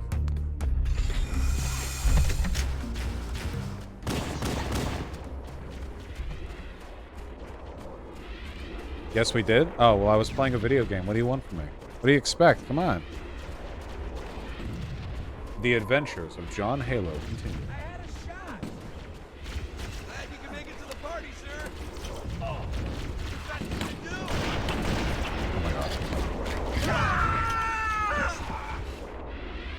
Oh my god.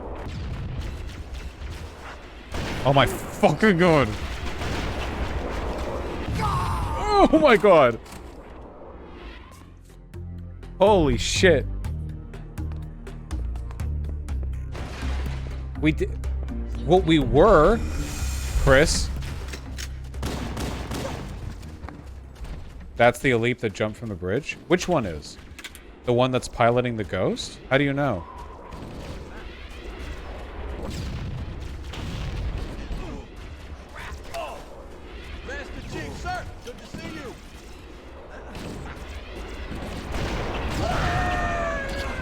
I hate that it only has 2 bullets in it to start.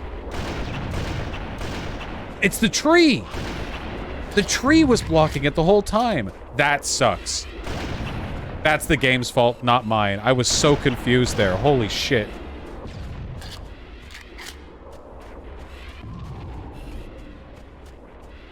Fucking Covenant tree, man. Jesus Christ. Yeah, me too, buddy.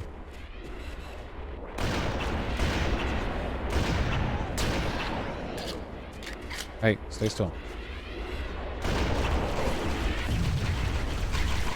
Not gonna stay still. Okay.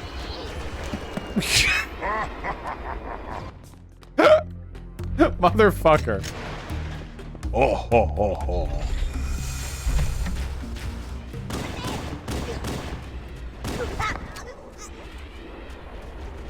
Take the warthog and run? Wait, am I not supposed to kill every single dude? Wait, what if I just ran ahead? No, lol? You don't have to? Oh. What if I just, like...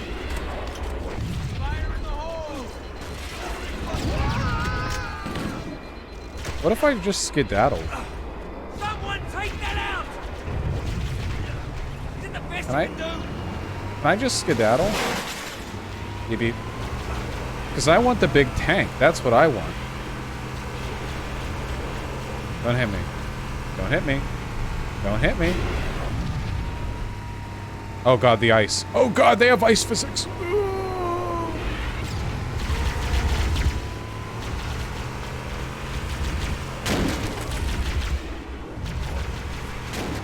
Yeah, good driving. Yeah. Let me in. Let me in. Let me in. I want it. There we go.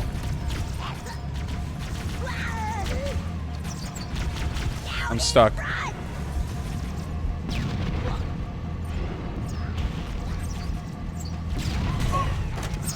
What?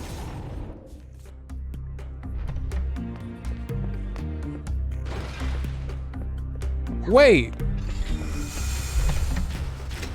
Why can they still damage me when I'm in the tank? When I'm in the ghost is the one that takes damage. Why does the tank not provide me cover? It's a tank. The ghost has a separate...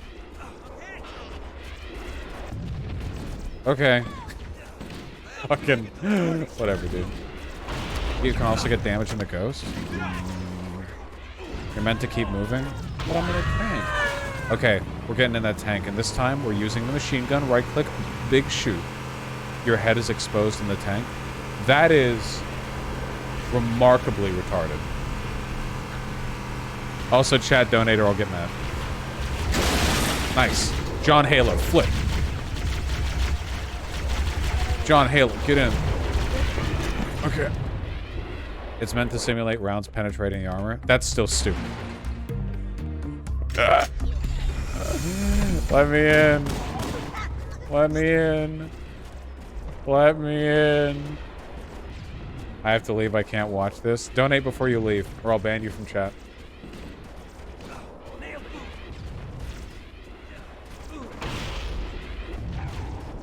Let me in. Master Chief, sir.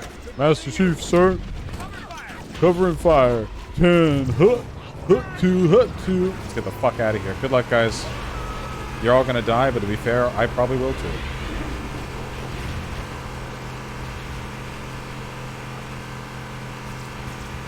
The human vehicles in Combat Evolved are indestructible. Really? They can't be destroyed at all? Oh my god.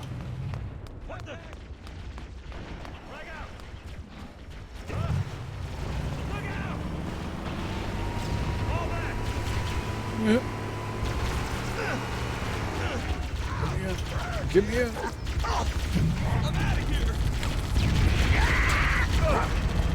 There we go. There we go. Oh, yeah.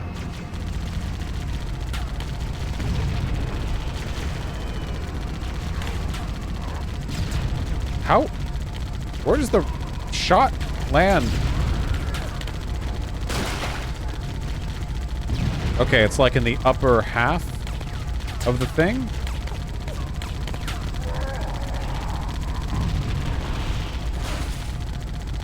Okay, thank God we did it. We stabilized. It's like in the upper half of the box. Okay. I see. All right. Wow, this thing is slippery. Holy shit. Ammo and health at the Pelican. Oh my god, there's a fucking penguin over here.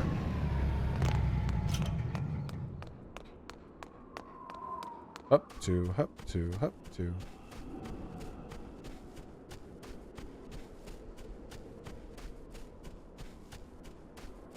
Will you play Halo Reach after trilogy? How far do you think, given my skill, how far do you think I'm going to get in one 24-hour block?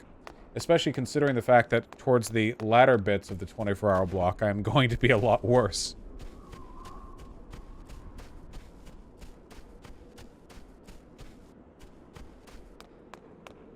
See, Chris, everyone else is saying, oh, actually Reach is the best. Oh, actually ODSD or whatever is the best. Everyone's got different opinions.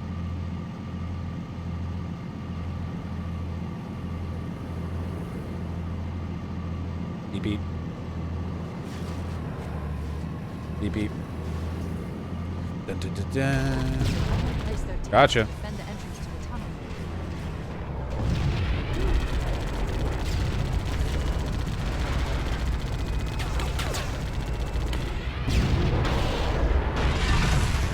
We got this.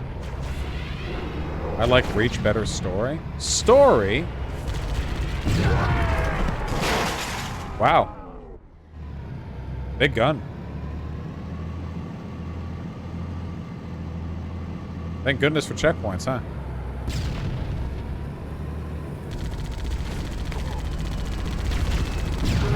Wow. Big gun. Thank goodness for checkpoints, huh?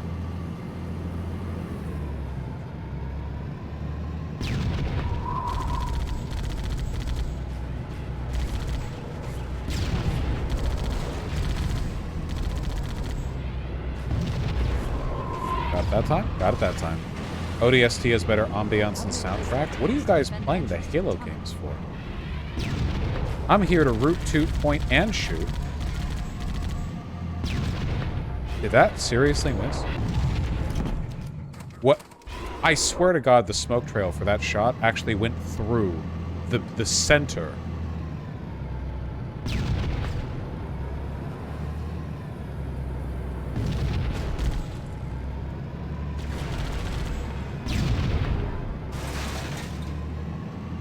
You can navigate a 3D space while shooting? I disagree. Covenant placed their tanks to defend the entrance to the tunnel. This also doesn't really feel like a treaded tank. This feels like a hovercraft.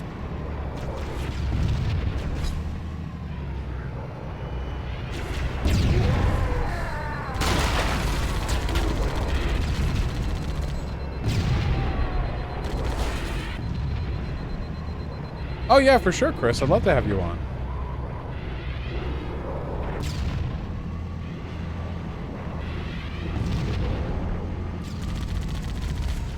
Go hit me. Nice. What the fuck was that shot? Let me restore my shields. No. No. Heal, heal, heal, heal, heal. I won't forget, Canoe.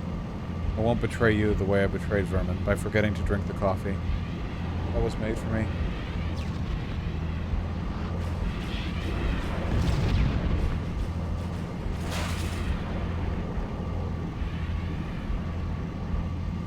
Hey, Xander Corvus.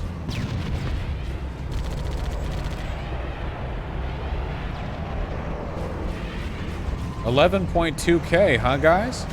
What is my sickeningly poor performance What the fuck? My sickeningly poor performance deterring you? Huh? Is that it? Is that it?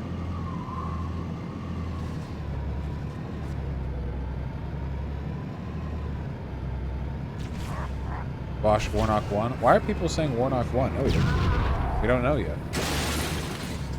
Chat, don't listen to other people in chat. They're just trying to get your hopes up.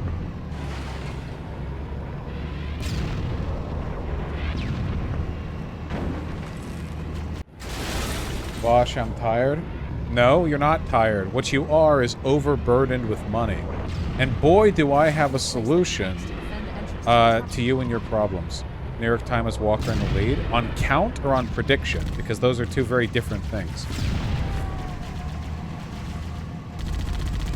Why is that, T?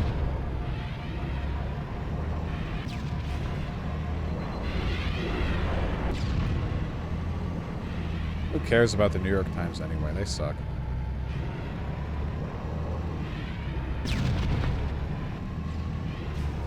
Oh boy.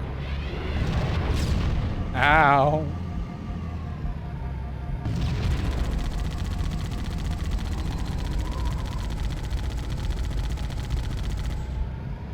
Yeah, I figured that manly chem guy.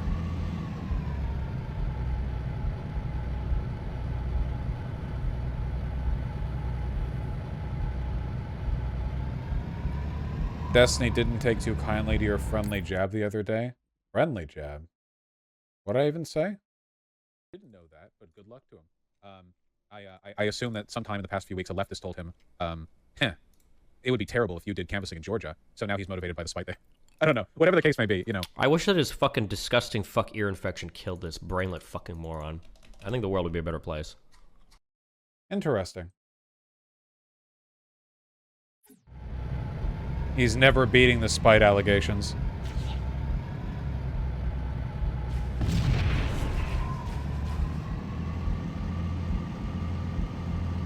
He's so mad. Well, he's mostly mad that he can't get my attention. More so than anything else.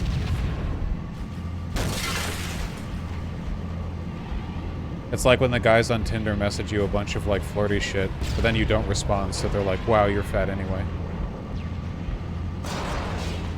Whoa! You're the one who got me last time.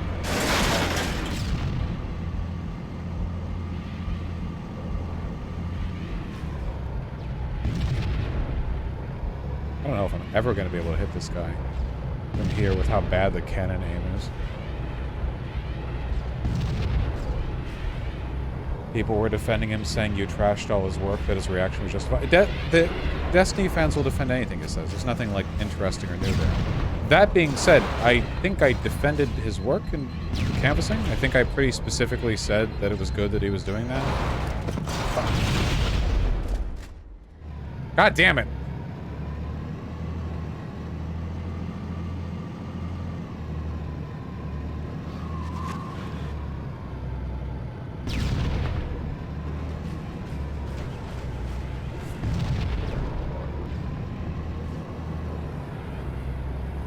Uh-oh, Zan.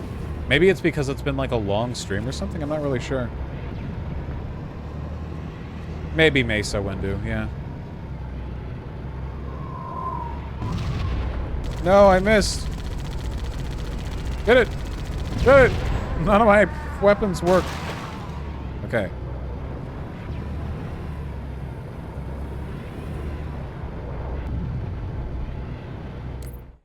Where's Chris? Oh, yeah, when Chris DMs me, we'll talk. Taking it nice and slow. The Covenant placed their tanks to defend the entrance to the tunnel. Both easy and easy. One of the funniest things about arguing with D-fans, they always deny being D-fans. Well, they do the same thing Nazis do, in the sense of, like, they don't actually, like, directly state their position. Instead, they'll ask you, like, leading questions about what it is you believe, and they won't, like, front what they actually believe. So it's like, so you actually think this, or, well, I'm just asking about this, or whatever. Which, it's like the jacking off thing that you get from the Nazis, usually. But, yeah. Adolf Hitler, Destiny, I repeat myself.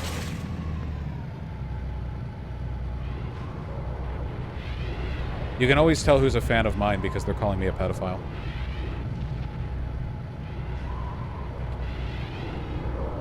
Sea lining is the term. Sea lining is when you're, like, constantly, like, pushing for a debate.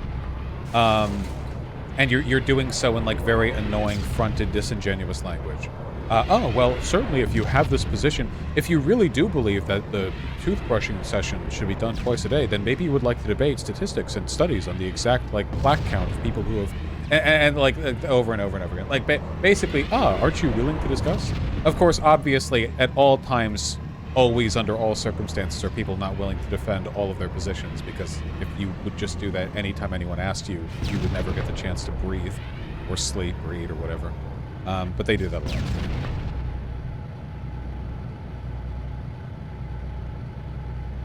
Careful, Destiny might shoot you for criticizing him. Man, yeah.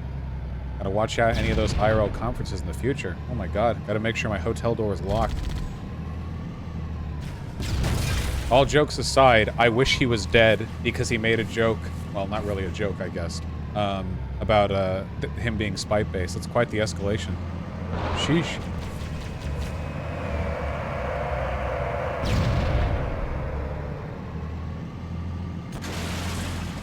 He talked about you at his event? What event?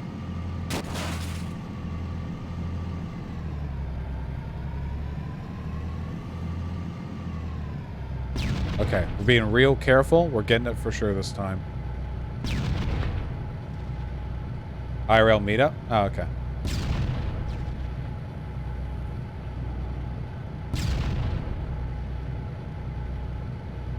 One of these days. Did I get it? Nope. Why is it so fucking inaccurate? It's insane how inaccurate this cannon is.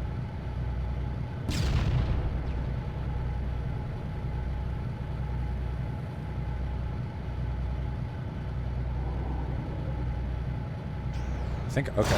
Whoa! No, no, no! No, no, no, no, no, no, no!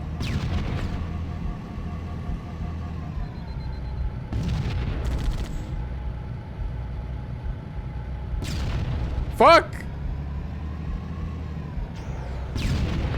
Idiot. Dumbass. What does the tank look like in the remaster? Pretty much the same. I think that's fine. I have no issue with this. I have no issue with this. It looks fine to me. It looks like shit. I would recognize this as the Scorpion, even as like a non-Halo fan.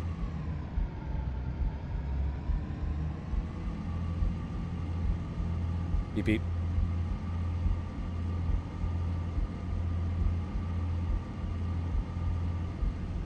The remaster is too dark? That's the only time that's been the case. Make it go open. Open. What? Oh.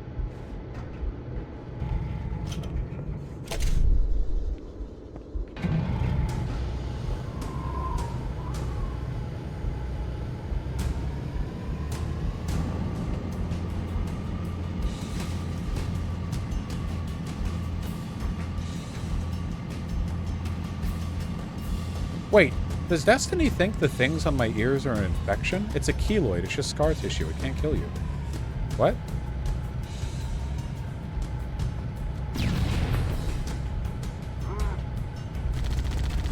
I didn't even process that.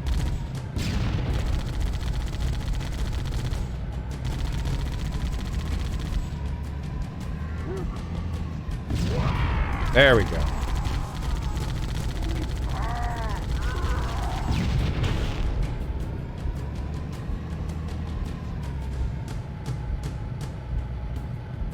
Oh, nice. Hey, Chris. Hold on.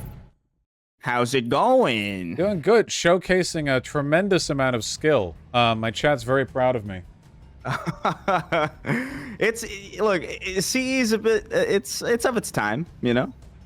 I'm enjoying it. I think it's a good game. No, yeah, it is great, but it's definitely little things that, you know, they haven't aged all that well. I still think it's great, but. Oh, I do like the Scorpion tank having the like fire variants of like a musket, you know, or maybe like a you know, like a lead ball filled, put in a tin can with some gunpowder in it, you know. It's phenomenal accuracy on this thing. Oh yeah. How you doing? I haven't talked to you in a while. Yeah, I think the last time was during the last time you did something like this. Actually, I think you were doing it must have been like another 24-hour stream, I think. I'm pretty sure. Yeah, I think it would have been. I think timing wise, my guess would be PCRF, the Palestine Children's Relief Fund. Yeah. I was playing sounds a bunch right. of like Nintendo 64 games, which was a lot of fun. I was also better at those than this. God damn it! I'm dropping the Scorpion here. Holy shit! I'm such a big target. Or at least I'm gonna clear this area without it. You're a Halo super fan, right? That's what chat keeps telling me. Yeah. I've dabbled. I have a lot of videos on it. At this point, it's tricky. It's I feel like I am, but also lately not so much. You know, it's one of those things where it's like, oh, I've lived long enough to see all of my favorite things kind of get worse. Well, the most recent one was Halo Infinite, right? I've just seen the Donkey video. That's the open world one, correct? Yeah, and it's fine. It's just, you know, it's never gonna be this again. You know, because Bungie left it. They went on to do the live service infinite grind Destiny game, and now 343 does this. Yeah, Microsoft like cobbled together a kind of a studio really quickly to kind of handle it, and I don't know, they've not fucked everything up necessarily. It's just like a lot of choices I just don't fully understand, but these are still some of the best, I think, even with their datedness. Well, you can tell me the choices. I want to know. What'd they fuck up in the later ones? I mean, I feel like a big one was art direction. That was a pretty universal one. That was a pretty universal thing that everybody kind of felt was just it got a lot more generic, and I don't even know necessarily how to quantify that with words. It's just kind of, you look at screenshots and comparisons and you just sort of notice there's just kind of like a lack of imagination, or things look a little bit too like what we thought the future would look like a long time ago, whereas like this sort of feels.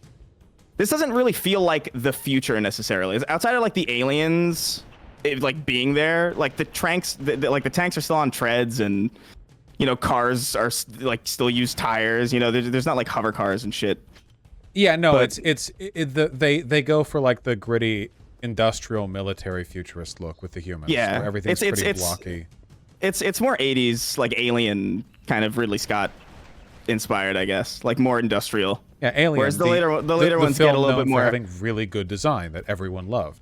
Yeah, exactly. And the later ones feel a little bit more like, you know, if you go into a lab in the later ones, it's like, you know, it's white walls and like everything's white and everything's sterile. And it's like, I get it, but it's, I don't know. The feeling that I got, because I've never been a Halo fan really, but, you know, everyone who plays video games heard about the 343 thing when it happened. One of the main things that I know about the switchover was that they introduced a new big universe ending bad with like these skull lads who want to exterminate all life in the universe or whatever. I don't know which game that was, but I saw the trailer that reveal was made in, and I distinctly remember feeling like Halo looking an awful lot like Mass Effect. No, yeah, exactly. It started to look like that was 4. That was the first 343 one. Okay, well then there you go. Yeah. Yeah, and that's kind of it, where it started to look like it just started to look like a bunch of other things. And that's not necessarily to say that, you know, Combat Evolved through 3 are particularly, you know, they definitely borrow a lot from other sources, but I feel like most people, even in just meme circles or just like on Twitter, you see an image of something from like those classic games and you kind of get it, like you know where it's from, like it has a very strong silhouette or there's like a very iconic simplicity to it. Oh, it's super easy to pick out Halo from other games. Why did I just do that? Why did I just jump off the edge? It's super easy to pick out Halo from other games. At least the earlier Halo games. You know, maybe not so much for the newer stuff. Also, I know they made Cortana evil at some point. That was a development that happened. I remember that. Yeah, this is a lot sadder. This is a lot more depressing of a conversation than I was anticipating to have. But yes, oh yeah, it's fine. I completely get it, right? We've all seen this happen with franchises we care about. I totally understand. I feel this is how I feel like whenever Batman fans or like comic book fans talk about like this is what's happening with the MCU or whatever. It's like it's terrible, and I'm like calm down, and then this conversation happens, and it's like I get it, I understand, I feel it in my heart. Yeah, I'm trying to think if there's a series that I think I felt that way about the Civilization series. A lot more nerdy and niche, but like Civ. Oh yeah, totally. Yeah, Civ 1 through 4. It was the one unit per tile rule. They had a good thing going, and they were like, you know, we want more poppy, like, you know, distinct visual design, so we're gonna have one tile per unit, and that's it. And it cut down a ton of strategy, and Civ 5 sucked, but they're never going back. So like, I just have to live with it now, I guess. Yeah, that's kind of, you've reached acceptance, which is good. I'm still climbing to acceptance. Well, hey, on the plus side, you know, Halo does still have the small achievement of being maybe one of the most influential pieces of media, like ever. Like in terms of true, yeah, game inspiration. Jesus Christ, everything else has been shaped by it. So you know. Yeah. I mean, I think it's a little silly to whenever people are like, oh, this because the newer thing sucks, it ruins the older. I never really understood that. Like, if anything, it makes me appreciate the older ones a lot more, because it's like, oh man, it must have been really hard to do this. I think you can do that narratively, apparently. maybe. Like with Game of Thrones, which because the ending made the whole series feel like a waste. But that's more of like a narrative thing, whereas the first Halo games were kind of, you know, self-justifying. They weren't all like predicated on the build-up, you know. Yeah, no, totally. Oh man, Game of Thrones, that's such a... You know what's wild? I remember people talking to me about... I still have never seen a single... All right, that's not true. I saw the last episode of Game of Thrones, and that was it. That's the only piece of Game of Thrones media that I've ever witnessed. That's when you jumped in? I'm not... So I heard... Like, I was hearing about it for years. I was like, man, this show is apparently really good. But I'm really stubborn with that shit, where like I just... if a show has gone on for a long time, I want to make sure that it's worth finishing before I jump into it. That is insane. That is an insane thing to do. I really respect it. I can't sit there, because I did it with Better Call Saul, right? Where like Better Call Saul, because I loved Breaking Bad, and that was another one where I only got into it after like the final season airing on AMC, and it's like, all right, I guess I'll watch it now. But Better Call Saul, I was like, oh, I know that shit. I know Breaking Bad. I'll watch it from the beginning. And then season 1 happened, and then it was like another year and a half by the second season. And by the time the second season happened, I forgot, literally, like, I forgot everything. And so I was just like, oh, this is just going to keep happening. I'm just going to wait. And that's what I did with Game of Thrones. And then I started hearing like, oh, this last season was kind of, and I was like, oh, really? And then the last season was so terrible, apparently, I don't know, that it just sort of ruined it for everybody. And I was like, well, I'm glad I didn't fucking watch it then. I don't know. I actually got the best possible experience because I watched the first 4 seasons of Game of Thrones, which are actually pretty great. And season 5 is when everyone agrees it took like a huge dip in quality, and I just never saw it. And then when the whole drama around the finale came out, and everyone was like, yeah, if you just stopped watching around season 4, that's like the best possible experience you could have gotten. I was just like, oh, great, nice, that worked out in my favor. The last thing I remember was, what was it, Oberyn Martell getting squashed like a tomato? That's the last thing I remember. Everything after that, I think it was downhill from there. Yeah, I guess. I don't know who any of those people are. But well, Oberyn Martell could get some, okay? He was, he could fuck. So he was a good character, you know, when he was around. Yeah. Yeah, I don't know. I think also I'm just kind of, at that point in time, I think I was a little bit burned out of fantasy stuff. I'm not sure why. I think I was just like playing a lot of fantasy like video games and shit. And like by the time a show came out, I was like, I'll just play this. I'm set. Fucking overburnt. Man, it's like the comic book industry, right? Where like every movie now is superheroes. Everything. Oh, yeah. It's like all the nerds got made fun of up through the 80s and up. So now that they're in charge, or at least now that they're, you know, a monetizable demographic, it's everything. Everything is sci-fi. Everything is fantasy. Everything is superheroes. And that's it, you know? I honestly think this is part of the reason why Breaking Bad and Better Call Saul not only were really good, but also remembered so fondly. It's because it's one of the few culturally relevant pieces of media we can pull from the recent past that aren't fucking sci-fi, fantasy, or superheroes, and are therefore, like, distinct in our minds, you know? Yeah, no, exactly. I think that's a huge reason why. Because I have these, because I know a lot of people who are like really, you know, and I used to watch the Marvel movies. I was into it for at least up until Endgame, where I was like, okay, this has a conclusion now. I'm set. That was a cool little like cinematic experiment that they did there, and that was neat. And I can't get into them anymore, and I think it is just an oversaturation issue. And it's like, I've had people be like, oh, you just don't. It's almost like people assume a pretentiousness about it, where it's like, oh, just because something isn't like heady doesn't mean it's not great, or just because something's about superheroes doesn't mean and it's not necessarily about that. It's more like I saw Bullet Train recently, and I thought it was dope. Mm-hmm. And that's a ridiculous fucking movie, but it's also not like, I don't know, it's not a superhero movie, you know what I mean? It's dumb, fun action, but it's not predicated on these like overwrought IP. No, yeah, You know? and well, I stopped watching Marvel movies after Endgame because I felt like they did it. I mean, the entire thing, all the way back from like Iron Man 1, or at least Avengers 1, was all building to Thanos. So then Thanos happened, and you know, cool. Like, I mean, it was all like designed by committee shit, right? Like, it was never artistically daring or in that way, but they were fun to watch and impressive for their scope, and like that's it. It's done, you know. Yeah. I don't know what they can pull out of their hat next that could even compare, really, as like a broad MCU capper. I mean, what do you have, like Galactus? They're not gonna do fucking Galactus. That's stupid. You can't even fight him. He's too big. I genuinely have no idea. But it's frustrating too, because now it feels like every piece of media has to be horned into that. It's the same with the Star Wars shit. I'm really bored of Star Wars spin-offs. They say Andor is good. They said Mandalorian was good. It's like everything now, you know? It's all Disney. There's no escape.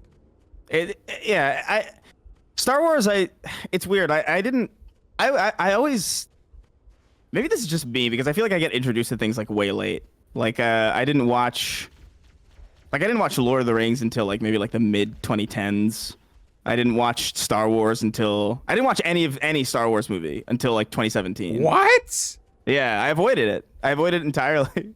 I don't know how. No, how? How? You know what At no it is? point?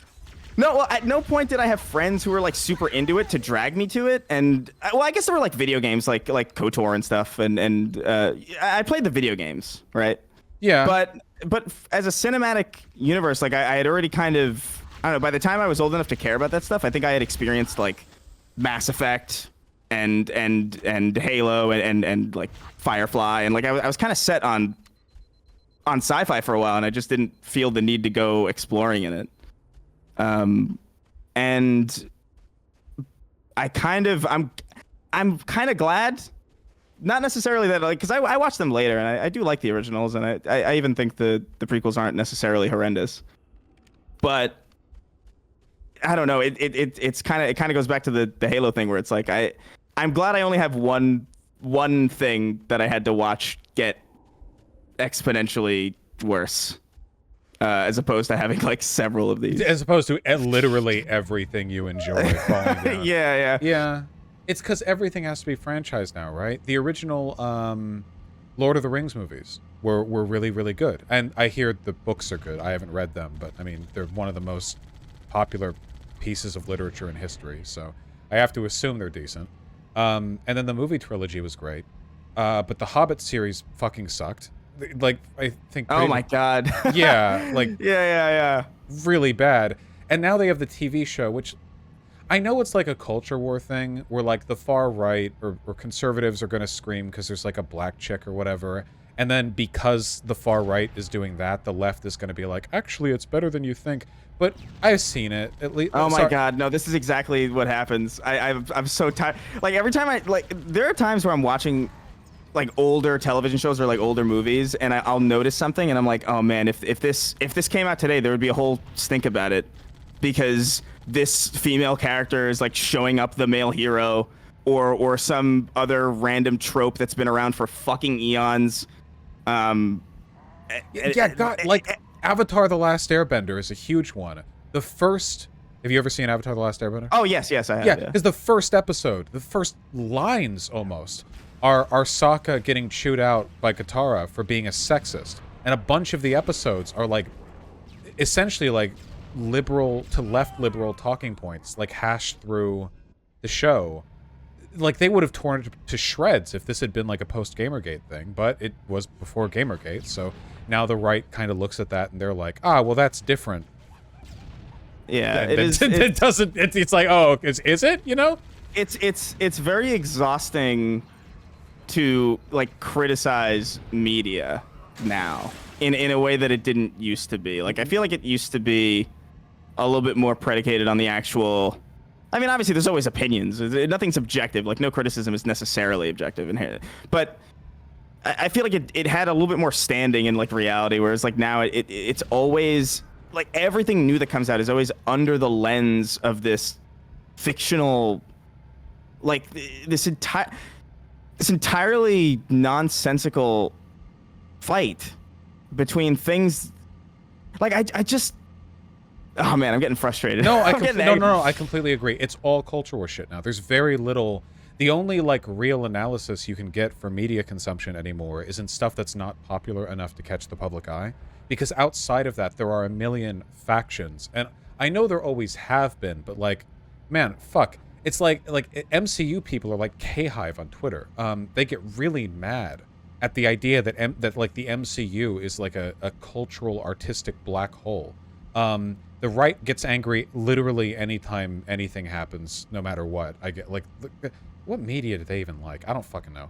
And like the left, and then on like reciprocally, to be fair, like with the left too, it's I don't know how often I'm hearing about shows that are good and how often I'm hearing about shows that are woke.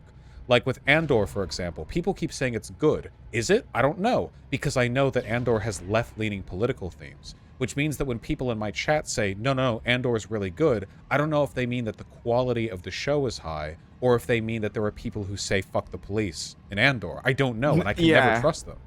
No, that's exactly.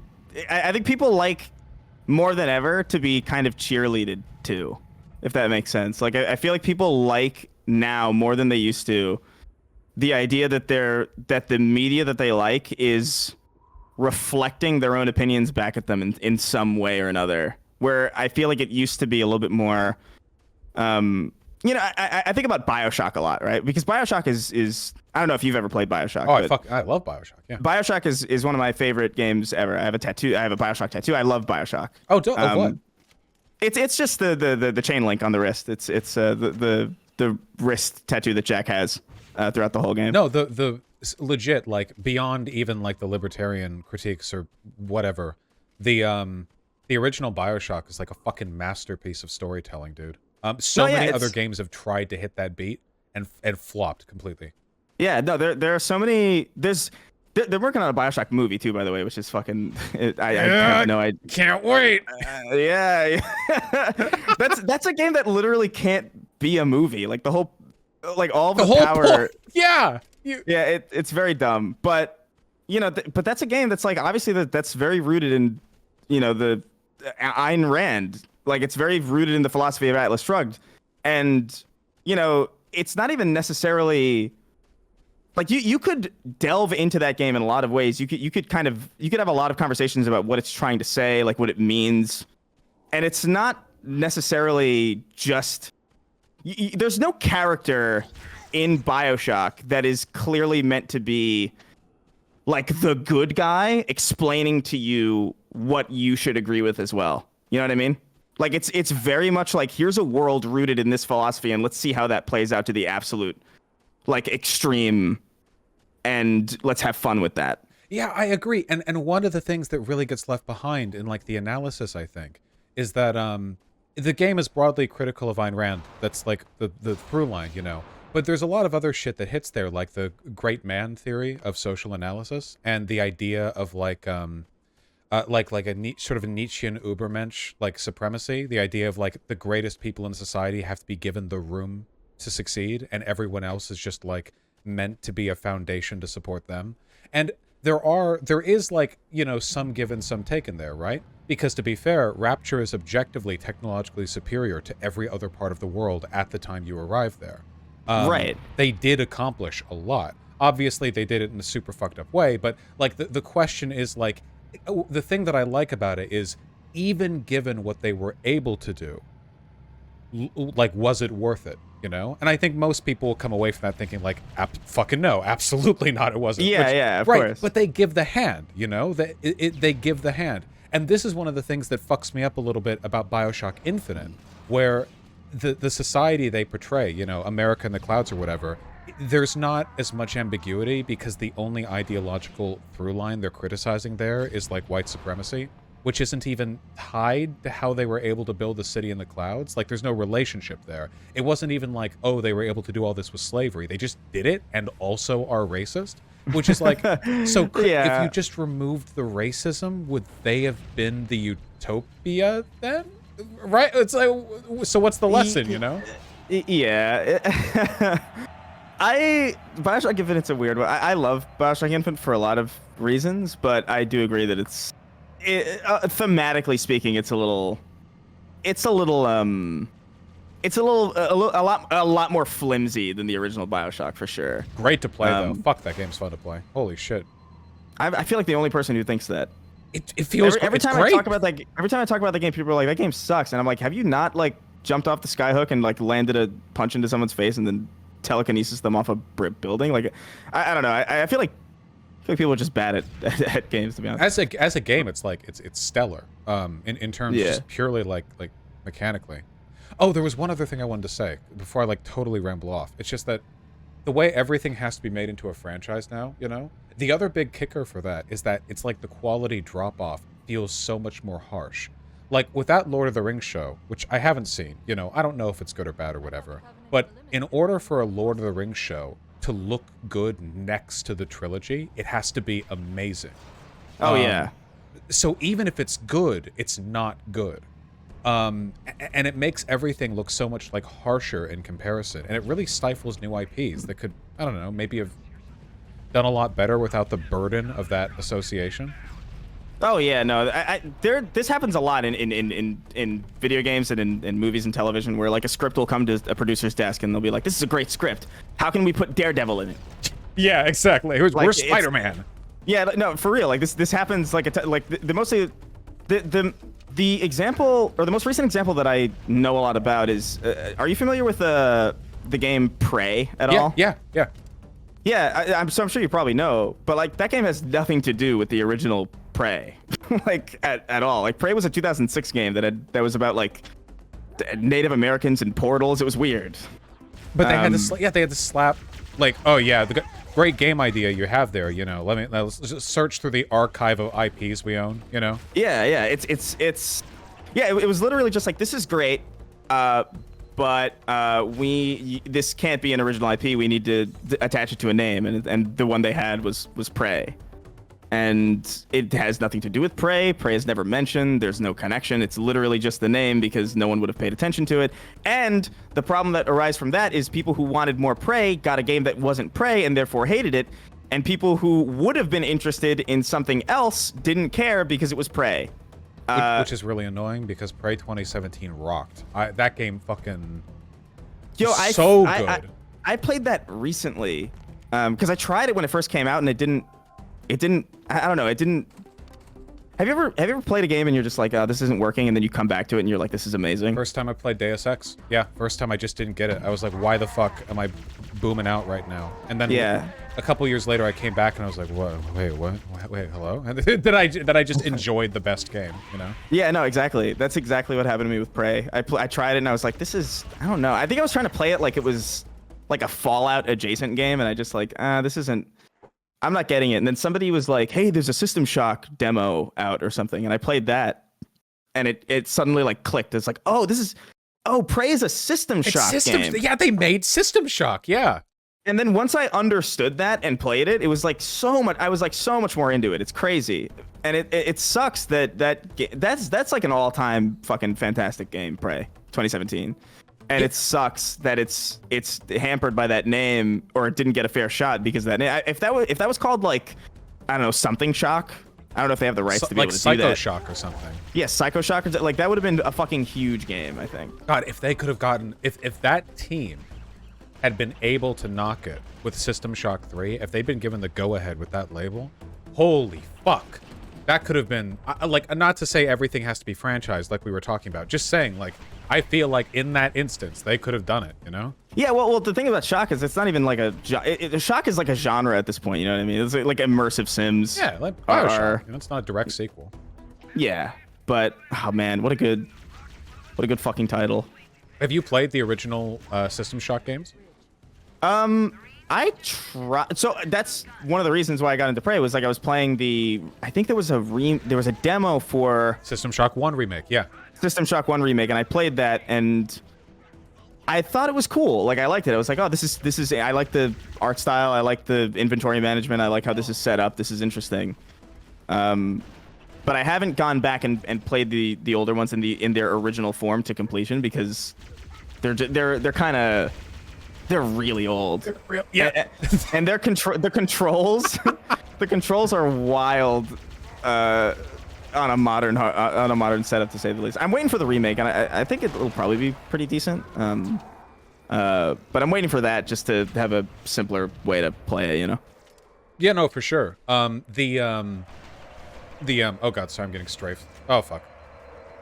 The second System Shock game, I still think feels pretty good if you get the right port for it, like off GOG or whatever. I played it recently, and once you rebind the controls, I think it plays pretty well because it came out about the same time as Halo 1 did. So you're talking like comparable, you know, attitude. Oh yeah, no, it's literally all in the port and the controls, which I'm so lazy with. Like I don't even really rebind controls when I play games generally. Like I'm just like, all right, they designed it this way. I'll try it this way. As opposed to the games where back in the day when A and D would turn rather than strafe, and you'd like throw up in your mouth. Yeah, that's different. Yeah, that's objectively incorrect. But that at that point, like that to me is like, you've gotten this so wrong that I'm probably just gonna wait for someone to fix this.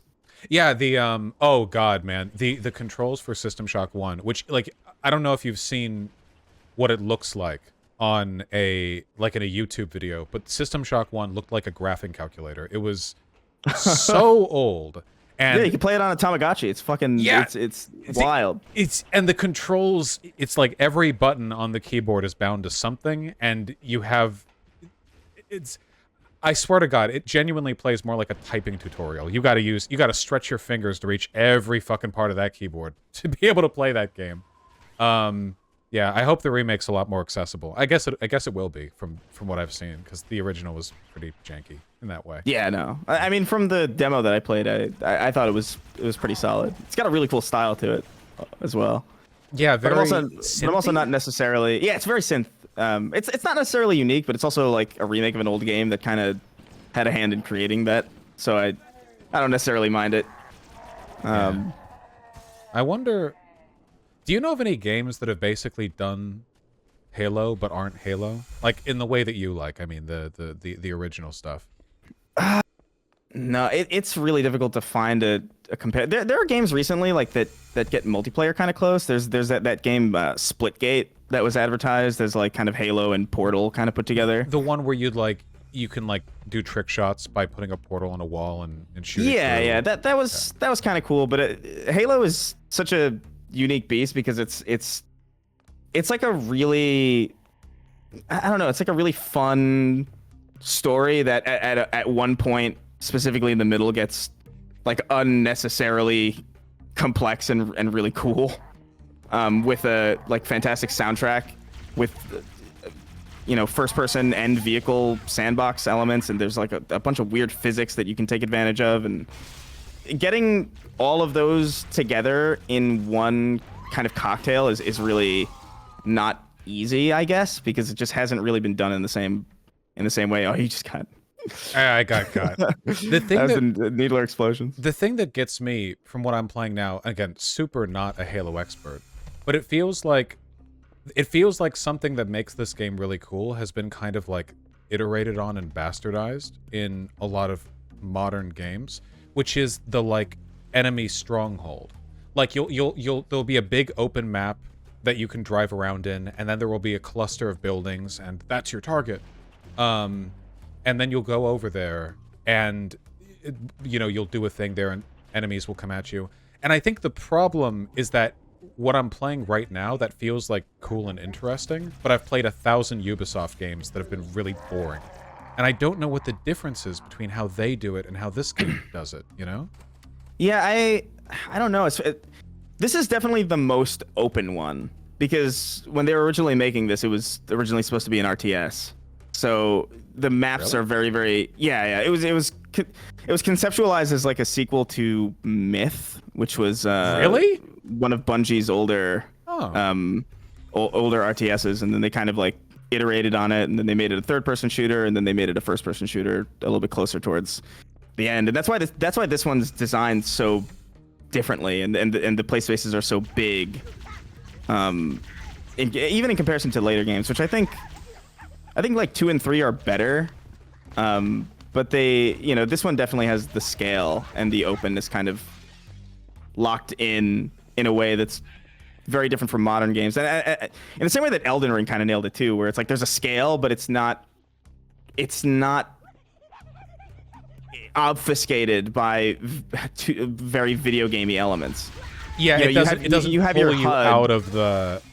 It doesn't pull you out of that like innate immersion of the Dark Souls games where you just get plopped at the base of like fuck mountain, and you just look around and see all the towers you're going to die in later. Yeah, no, definitely. Then what makes a good weird. Halo game to you?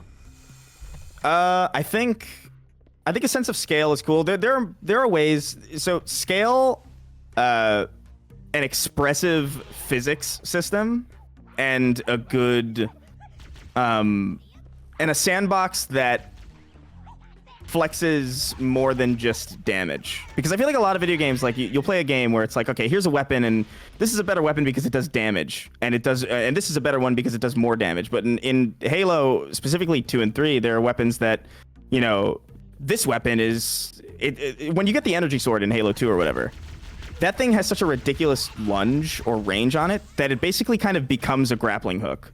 Or there's like a weapon in Halo 3 where it's a grenade launcher, but if you shoot it at your feet, you can jump really high. So there's like a flexibility to weapons beyond just what they can do to an enemy, that makes it really cool. And obviously the physics of vehicles crashing into each other and exploding in midair. Grenades setting ragdolls flying, which is pretty funny. The games are funny. They're not that serious. There's a tone there that's like a mix of it's serious, but it's not super like dire. It's not the fucking Last of Us. Yeah, no, that would be a tough fucking with Ellie, and then a grunt runs around with the. Yeah, that'd be a hard sell. But yeah, there are little things that I'm still learning about this game still, because the physics sandbox is so fucking weird and robust. Like if you throw I don't know if it's necessarily in the first game, but once it gets into 2 and 3, you'll start to notice it, where like, you know, if you throw a plasma grenade on the ground and then you throw another grenade over it, the explosion of the plasma grenade will bounce the grenade further away, and then it'll also kind of set it off. It does those in sequence, like you'll get like a chain like 2-shot there. That's really cool. Yeah, but it's not necessarily a mechanic. It's just a consequence of the physics. So it's not like you have to press a button at a specific time. It's just you literally just have to time the way that these physics elements interact in a clever way, and the game will reward you for it. And there's so many things like that. Like I think even in this game, if you drive the Ghost and you hold, well, actually, I guess if you hold space, because you're playing on mouse and keyboard, right? I am, yes. This game, this area does not look too bad in the remaster. I think this is one of the better areas that I've seen with the remaster. Sorry, I hit tab accidentally because I've been playing Doom. I wanted to open the map, which doesn't Yeah, no, it's cool. I agree largely with a lot of the complaints about the remaster. I think it's serviceable in some places, but I think it's pretty fucking ugly most of the time. The lighting is what kicks it for me. The lighting feels pretty real in the original. It's like there's a light over there, so the light comes from the wall. But then if you take a look at the remaster, surfaces just seem to be innately lit. It's like a soundstage. Yeah, no, it's really fucking weird. Check out all these polygons, yo, and they put everything up front, which they love doing with modern games. They don't, because you know, like they're terrified that somebody might miss a lot of expensive artwork, so it's like they can't risk you missing it. I like what you said about all of the games having their own, or sorry, all these weapons in the games having like their own expression, and use outside of just damage. I like the enemy AI to that as well, because I feel like everyone knows the example of like you throw a grenade on a grunt and it runs back to the elite and gets them both. Like that, that's a pretty like well-known interaction. But there's a lot of little things like that that require so much more thought than your standard like shoot the heads as they pop up behind cover thing that I'm really starting to appreciate now, I think. Yeah, and in like in the later games, if you see like dropships flying overhead, you have a tank, you can shoot them down, and that'll result in like less for you to fight later. And like just really little things that kind of add up to being like, this is a fun game to fuck around and find, like, to just play with from a pure game standpoint. Absolutely. Oh, apparently everything has been called now. Warnock has officially won in Georgia for the Senate runoff. Oh shit. Yeah, I hate that it had to be this close, but it got called earlier than I expected. I was actually thinking it'd be a bit closer, so that's good. How close was it? I think it's going to be a 51-49 margin, but winning by 2 points is not so bad. You know, I mean, more than a half percentage point is good, I guess. Right now it's at 1.2, but it might end up being more by the end. Yeah. Yeah. People are like, he doesn't know who that. I know who Warnock is. I'm not that detached from politics. Oh God, but what a delight it would be to be, huh? Oh geez. yeah, I actually recently just I've been living in a pretty good state of bliss lately, but I think in the last like 2 months I've been paying more attention, and it's just like, oh man. Yeah. I remember why I stopped, to be honest with you. Difficult not to.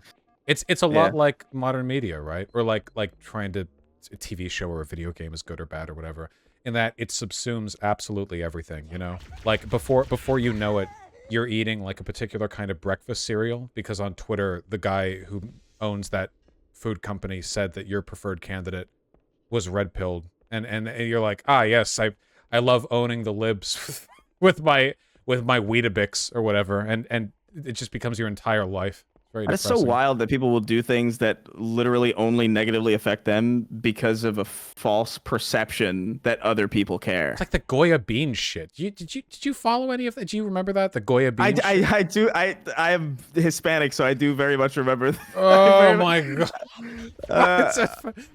Owning the libs with my emergency like bunker filled with Goya beans. God. Yeah, and you know they never fucking bought Goya beans before, but. Yeah, that was a weird one because I remember being like, "Ah, man, that sucks."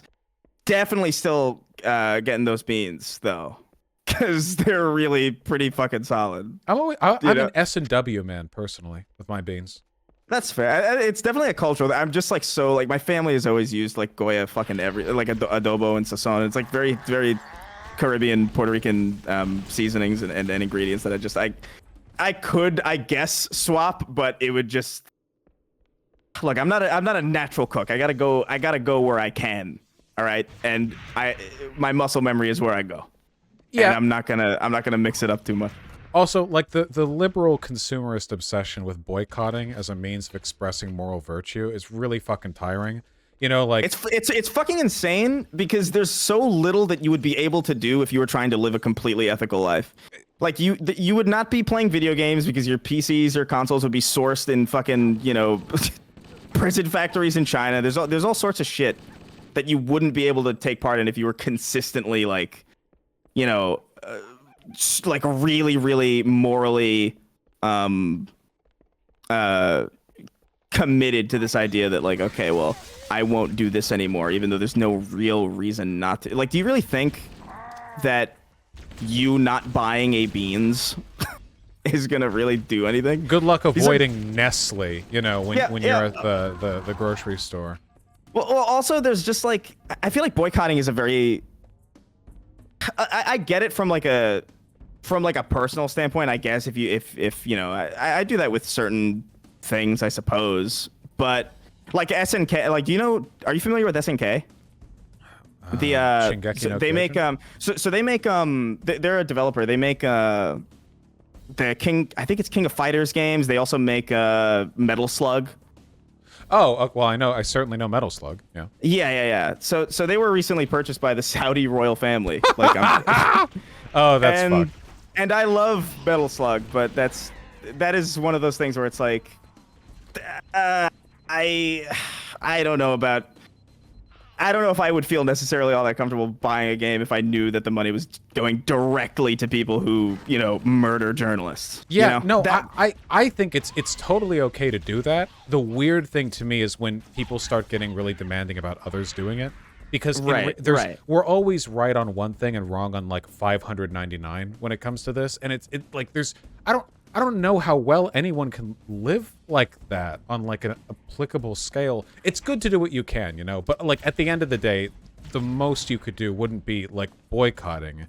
It would be probably supporting politicians that would restrict the kind of behaviors that you take issue with, No, exactly. And the thing I was going to say before I sidetracked my fucking self was just the idea that I feel like boycotting as a premise is a very antiquated kind of notion because it operates under the assumption that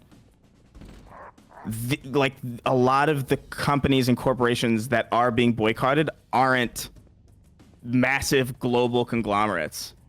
Like I don't know how much if your store was being boycotted in like the 1940s, because you were like you were doing some shady shit, and then the town just didn't want to support you anymore. You were pretty much fucked. Because it was that store in that location. Yeah, like the Montgomery the bus boycotts back in the South where the civil rights protests. Like it was like those specific areas. You know, you can do something there. Right, exactly. But like with Walmart, like what do you like?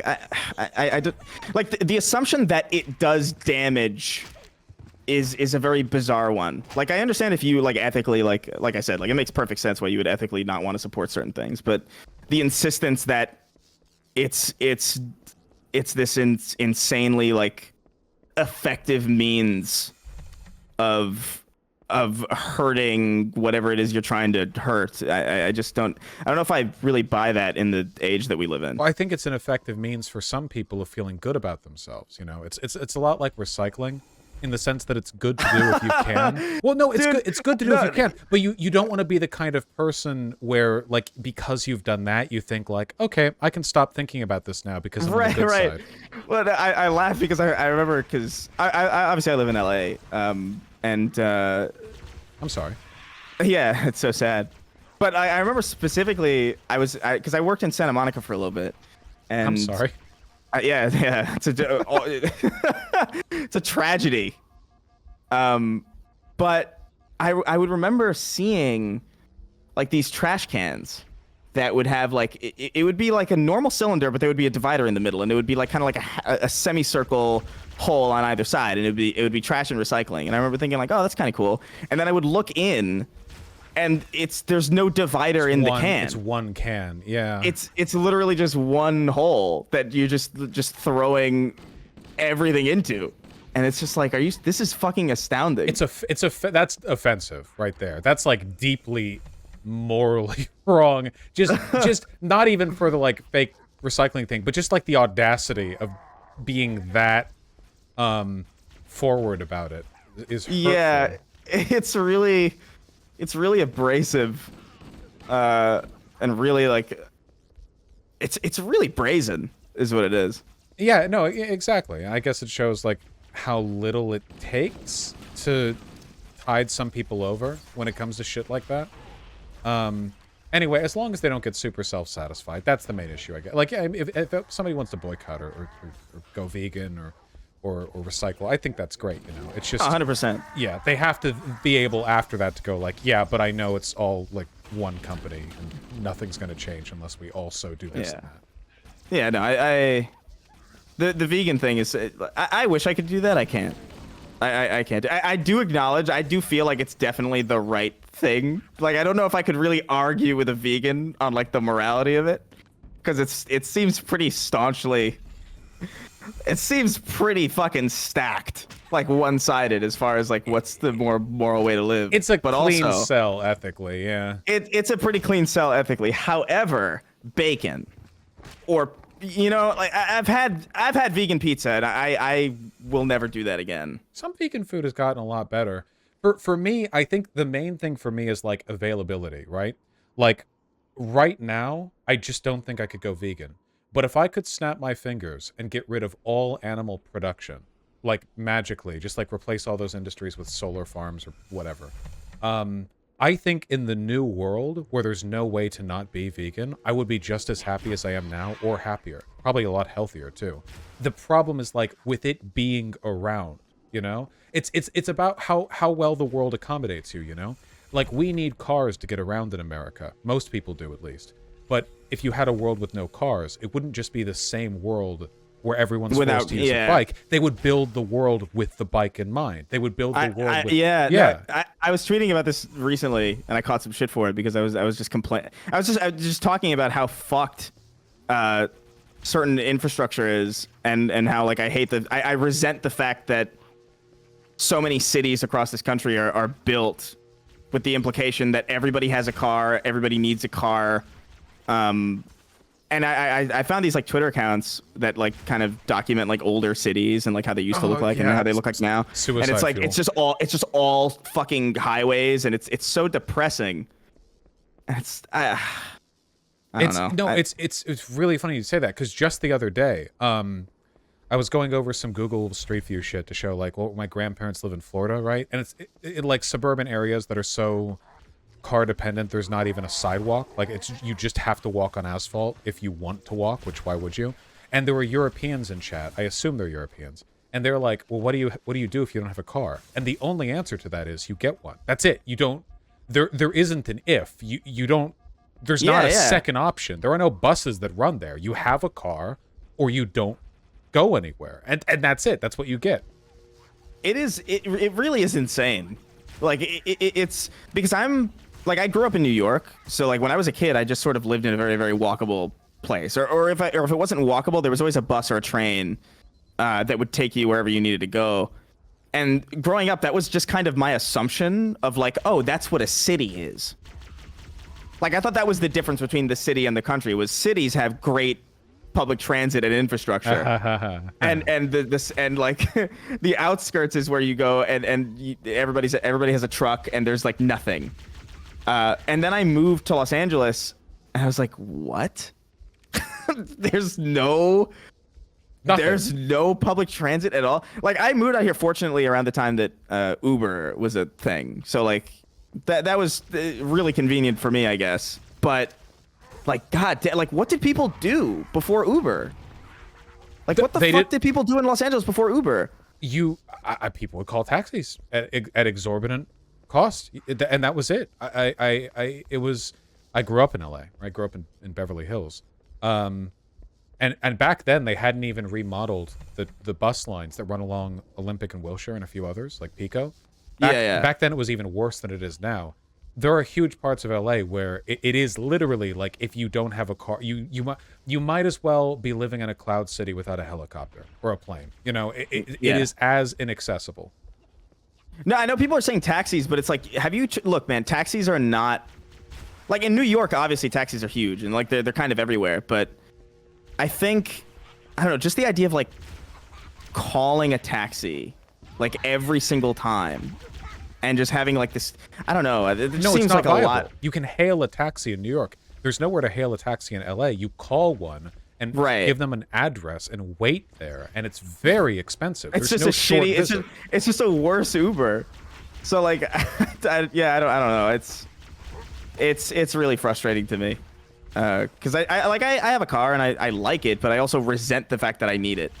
Like, I would gladly get rid of it if it wasn't so fucking astoundingly necessary. Yeah, and there's just nothing. Yeah. No, I mean, I completely agree. I grew up in LA, you know, I mean, my folks would drive me places if I needed to go somewhere. But the idea of that being a necessary thing is insane to begin with, because LA is one of the, like, largest population centers on the planet. The idea of, oh, we need to get somewhere, we need a car, is insane. You should be able to go outside and trip on something to do out there. But no, you can't. It's just there's so many fucking people. Like, when I looked up, I was recently, just out of sheer curiosity, like looking up like populations of different like cities and states and shit. And I can't remember exactly what LA's was, but it was like it's definitely several million. And I looked up out of curiosity, like Wyoming, and I think it's like 500,000 people in the entire state. Yeah, LA County has 13 million people in it. It's one of the largest urban centers or urban areas, sprawls. I don't know what the technical term is. In the world, the city itself, I think, is about 3 million, but everything extends past the city borders. Yeah, no one counts it, and the mayor, you know, has control anyway. But you know, if you want to get anywhere, you'd either you better be ready to walk like a mile in any direction. I've done it. I've walked like, I mean, I'm used to walking pretty far, but it sucks to walk in LA though. Yeah, LA is a different kind of, like, it's one thing in New York where there's like constantly something like that you could, okay, like we're walking. It's not like you're walking through a purely residential place for fucking miles, or there's a place where there's like no gas stations or convenience shops anywhere. Yeah, at least in like a real city like New York and parts of Seattle, which is one of the reasons I like it. Seattle is the only other place that I've been to that feels like a little bit, that feels more like a proper city. I feel the same way. Not as dense as New York by far, but definitely a step in the right direction from what I grew up in. yeah. I mean, it's definitely what I don't know. I feel like it's generally what a city should be, as far as like, obviously not like culturally, like that could be whatever the fuck, or food wise, like that. But I do think public transit is a kind of an obvious fucking thing to focus on when you're building a fucking city. Yeah, it's. I mean, I don't know how much of it is like direct collusion with car manufacturers, and how much of it is just like the infrastructure version of capitalist realism, where you elect politicians and they like actually can't fathom an alternative. I think that's one of the big issues, because all of the like city councilors in a place like Los Angeles are these 80-year-olds that are independently wealthy that drive into the city. Like for fun, but they live in the suburbs. So to them, like, car culture shit is just fully the norm, and they can't fathom anything else. Yeah, no, you're totally right. New York culture unmatched. Hey, man, you guys are getting a taste of it now with all this this Kanye West stuff. Yeah, it's been great. Thanks. What is it? The oh man, what do they call it? The Black Israelites or whatever? Yeah, Black Hebrew Israelites. I remember seeing that when I was a kid, like just randomly, like in train stations and shit. And I remember being like, "Dad, what's that?" And Dad would be like, "I have no fucking idea." No fucking idea what they're going on about, son. And so like now it's explode. Now it's I've seen it on Twitter now for the first time, really. Like I would see sparks of it from like people from back home, but now that it's actually like exploding, it's kind of, I'm very curious as to how that's going to be received. Yeah, the really frustrating thing is those guys are kind of basically Nazis. Oh yeah. The frustrating thing is that white liberals are terrible at criticizing anything that's phrased as progressivism. So all a Black Hebrew Israelite has to do is like, we are freeing ourselves from their colonizing force as we, take back our national right and our heritage and shit. And like white liberals are like sweating profusely because they can't, you know what I mean? Like they don't. Yeah. It's kind of funny to watch. It's also like very like dangerous, I guess, that their ideology is that weak that even like Blitler, like Black Hitler shit, would be difficult for them to criticize. Yeah. It reminds me a little bit of I shouldn't bring that up actually, but there was a because I remember there was a Black Hitler a long time ago, like on like or a colloquial Black Hitler, like on YouTube, like it was like a nickname for the I can't remember the person's name. They were fucking crazy. Were they a Black Hebrew Israelite? I don't know. I don't. Oh yeah. Somebody said Ghazi Kodzo. Oh, I almost had an interview with him once. Yeah. What? Wait, you had an interview with him? I almost did. I turned it down because he's a huge attention seeker with the Black Hammer cult. I think he got arrested recently because somebody died at his cult manor. Oh my god. Under suspicious circumstances. Yeah. Oh my god. He's a wacky guy. What a feller. Yeah, what a lad. He's a wacky guy, let me tell you. It's like trauma shit. I don't know. People get into that kind of stuff out of fear mostly. Like it's the same with the real Nazis. Like go to any real life Nazi today, like some white guy or whatever. They're not doing all right. They're pissing. Yeah, it's all fear. Yeah. And in the case of Black people, right? Like at least the fear is rooted in something for real. With white people, like, oh, the Jews are going to destroy. No, they're not. Shut the fuck up. With Black people, like, you take a read on history, the idea they might be afraid of some kind of like national or like ethnic purge or whatever. I don't think it's going to happen. I get the fear, but it's like a trauma thing, like they run to that when they lose faith in integration. I think like they lose faith in the idea that white and Black people can ever live together. So they run to that as like so we have to defend ourselves. We have to take that final step, It's just such it's so difficult for me to inhabit that headspace though. Like I feel like I meet a lot of people and I can, generally speaking, I can understand on a fundamental level like what it is like to think from their perspective, because I can draw a line of reasoning that, while I wouldn't agree with, I can at least manufacture a reasonable through line from point A to point B, you know. But I can't with this stuff, like the whole Kanye thing. Like I just don't understand how this happens. Kanye, he's fucking insane. That's so far off. He's unmedicated and losing his mind. But I mean, the people who, because there are people who support him, you know, like I think Ben Shapiro tweeted something about like trying to distance himself from him, and like there were a bunch of people being like, no, I agree. No, he's speaking truth to power, and it's like, Jesus Christ. Yeah, we are certainly not living in great times when it comes to feeling like people have a handle on their sanity, you know. The idea that that's something we should take for granted has pretty much been well dispelled at this point. The most sympathetic version of this whole like Black Hebrew Israelite Kanye shit that I can think of is back in the early 20th century, the big split in terms of like radical black activism, you know, like during the Jim Crow era and shit. It was basically like, okay, is it gonna work out here, or do we go back to Africa and like make it work there? Because white people fucking hate us, you know, like what is right. like, is there even a shot? And it was like a huge argument. And basically like the leader of the We Should Go Back people was Marcus Garvey. He was a Pan-Africanist and a fascist. And he wanted all black people to return to Africa to form like a united continent that could like compete with white colonialism. And he worked with the Ku Klux Klan and like white citizen council groups because they also didn't want black people in America. So he thought like they all wanted to like share in the messaging of like, we're not meant to go together, you know? And that's the closest like analogy that I can draw, I guess, from history for what we're seeing right now, you know?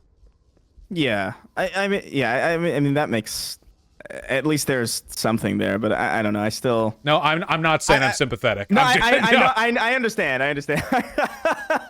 I love that you have to be so careful. It's crazy. It's insane, and they're all fucking Nazis too. I feel really bad for Jewish people because that anti-Semitism shit came back like fucking. Oh my god, like very loud, very public.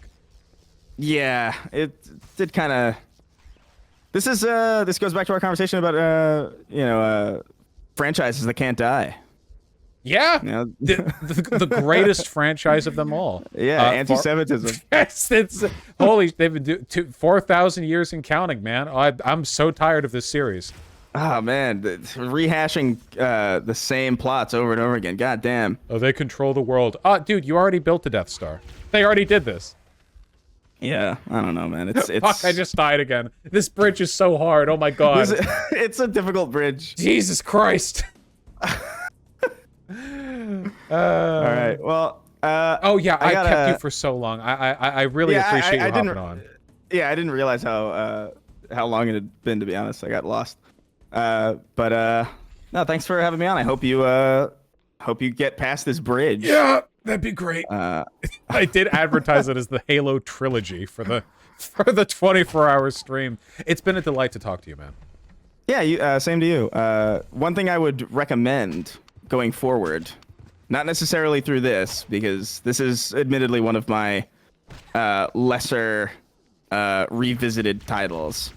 But when you get to Halo 2, don't feel compelled.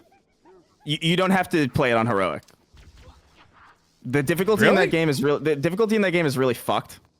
You could if you want, but it's, you know, you do what you want. Chat would not let me have it. I'll keep that. I need that appraisal, because now if I do take that final lurch, you know, I'll feel somewhat justified in doing so. Yeah, play heroic if you want. You feel like if you feel like it's fucked, you can switch it. But like, I personally think that game is like, that's one of my favorite games ever, and I think it's honestly most fun on normal because it just kind of gives you the freedom to fuck around and do all the ridiculous shit that I love the games for, and not hide behind a wall, like and peek out every time the shield comes. Yeah, the infinite run around. I mean, Charlie Moist Critical had that whole challenge about like beating Halo 2 on Legendary with all the difficulty modifiers on, and it took a lot. It took thousands of people like 3 weeks to do it. So it's I remember that. Yeah, fucking hard game. Yeah. Yeah, it's not easy, but appreciate the invite, and yeah,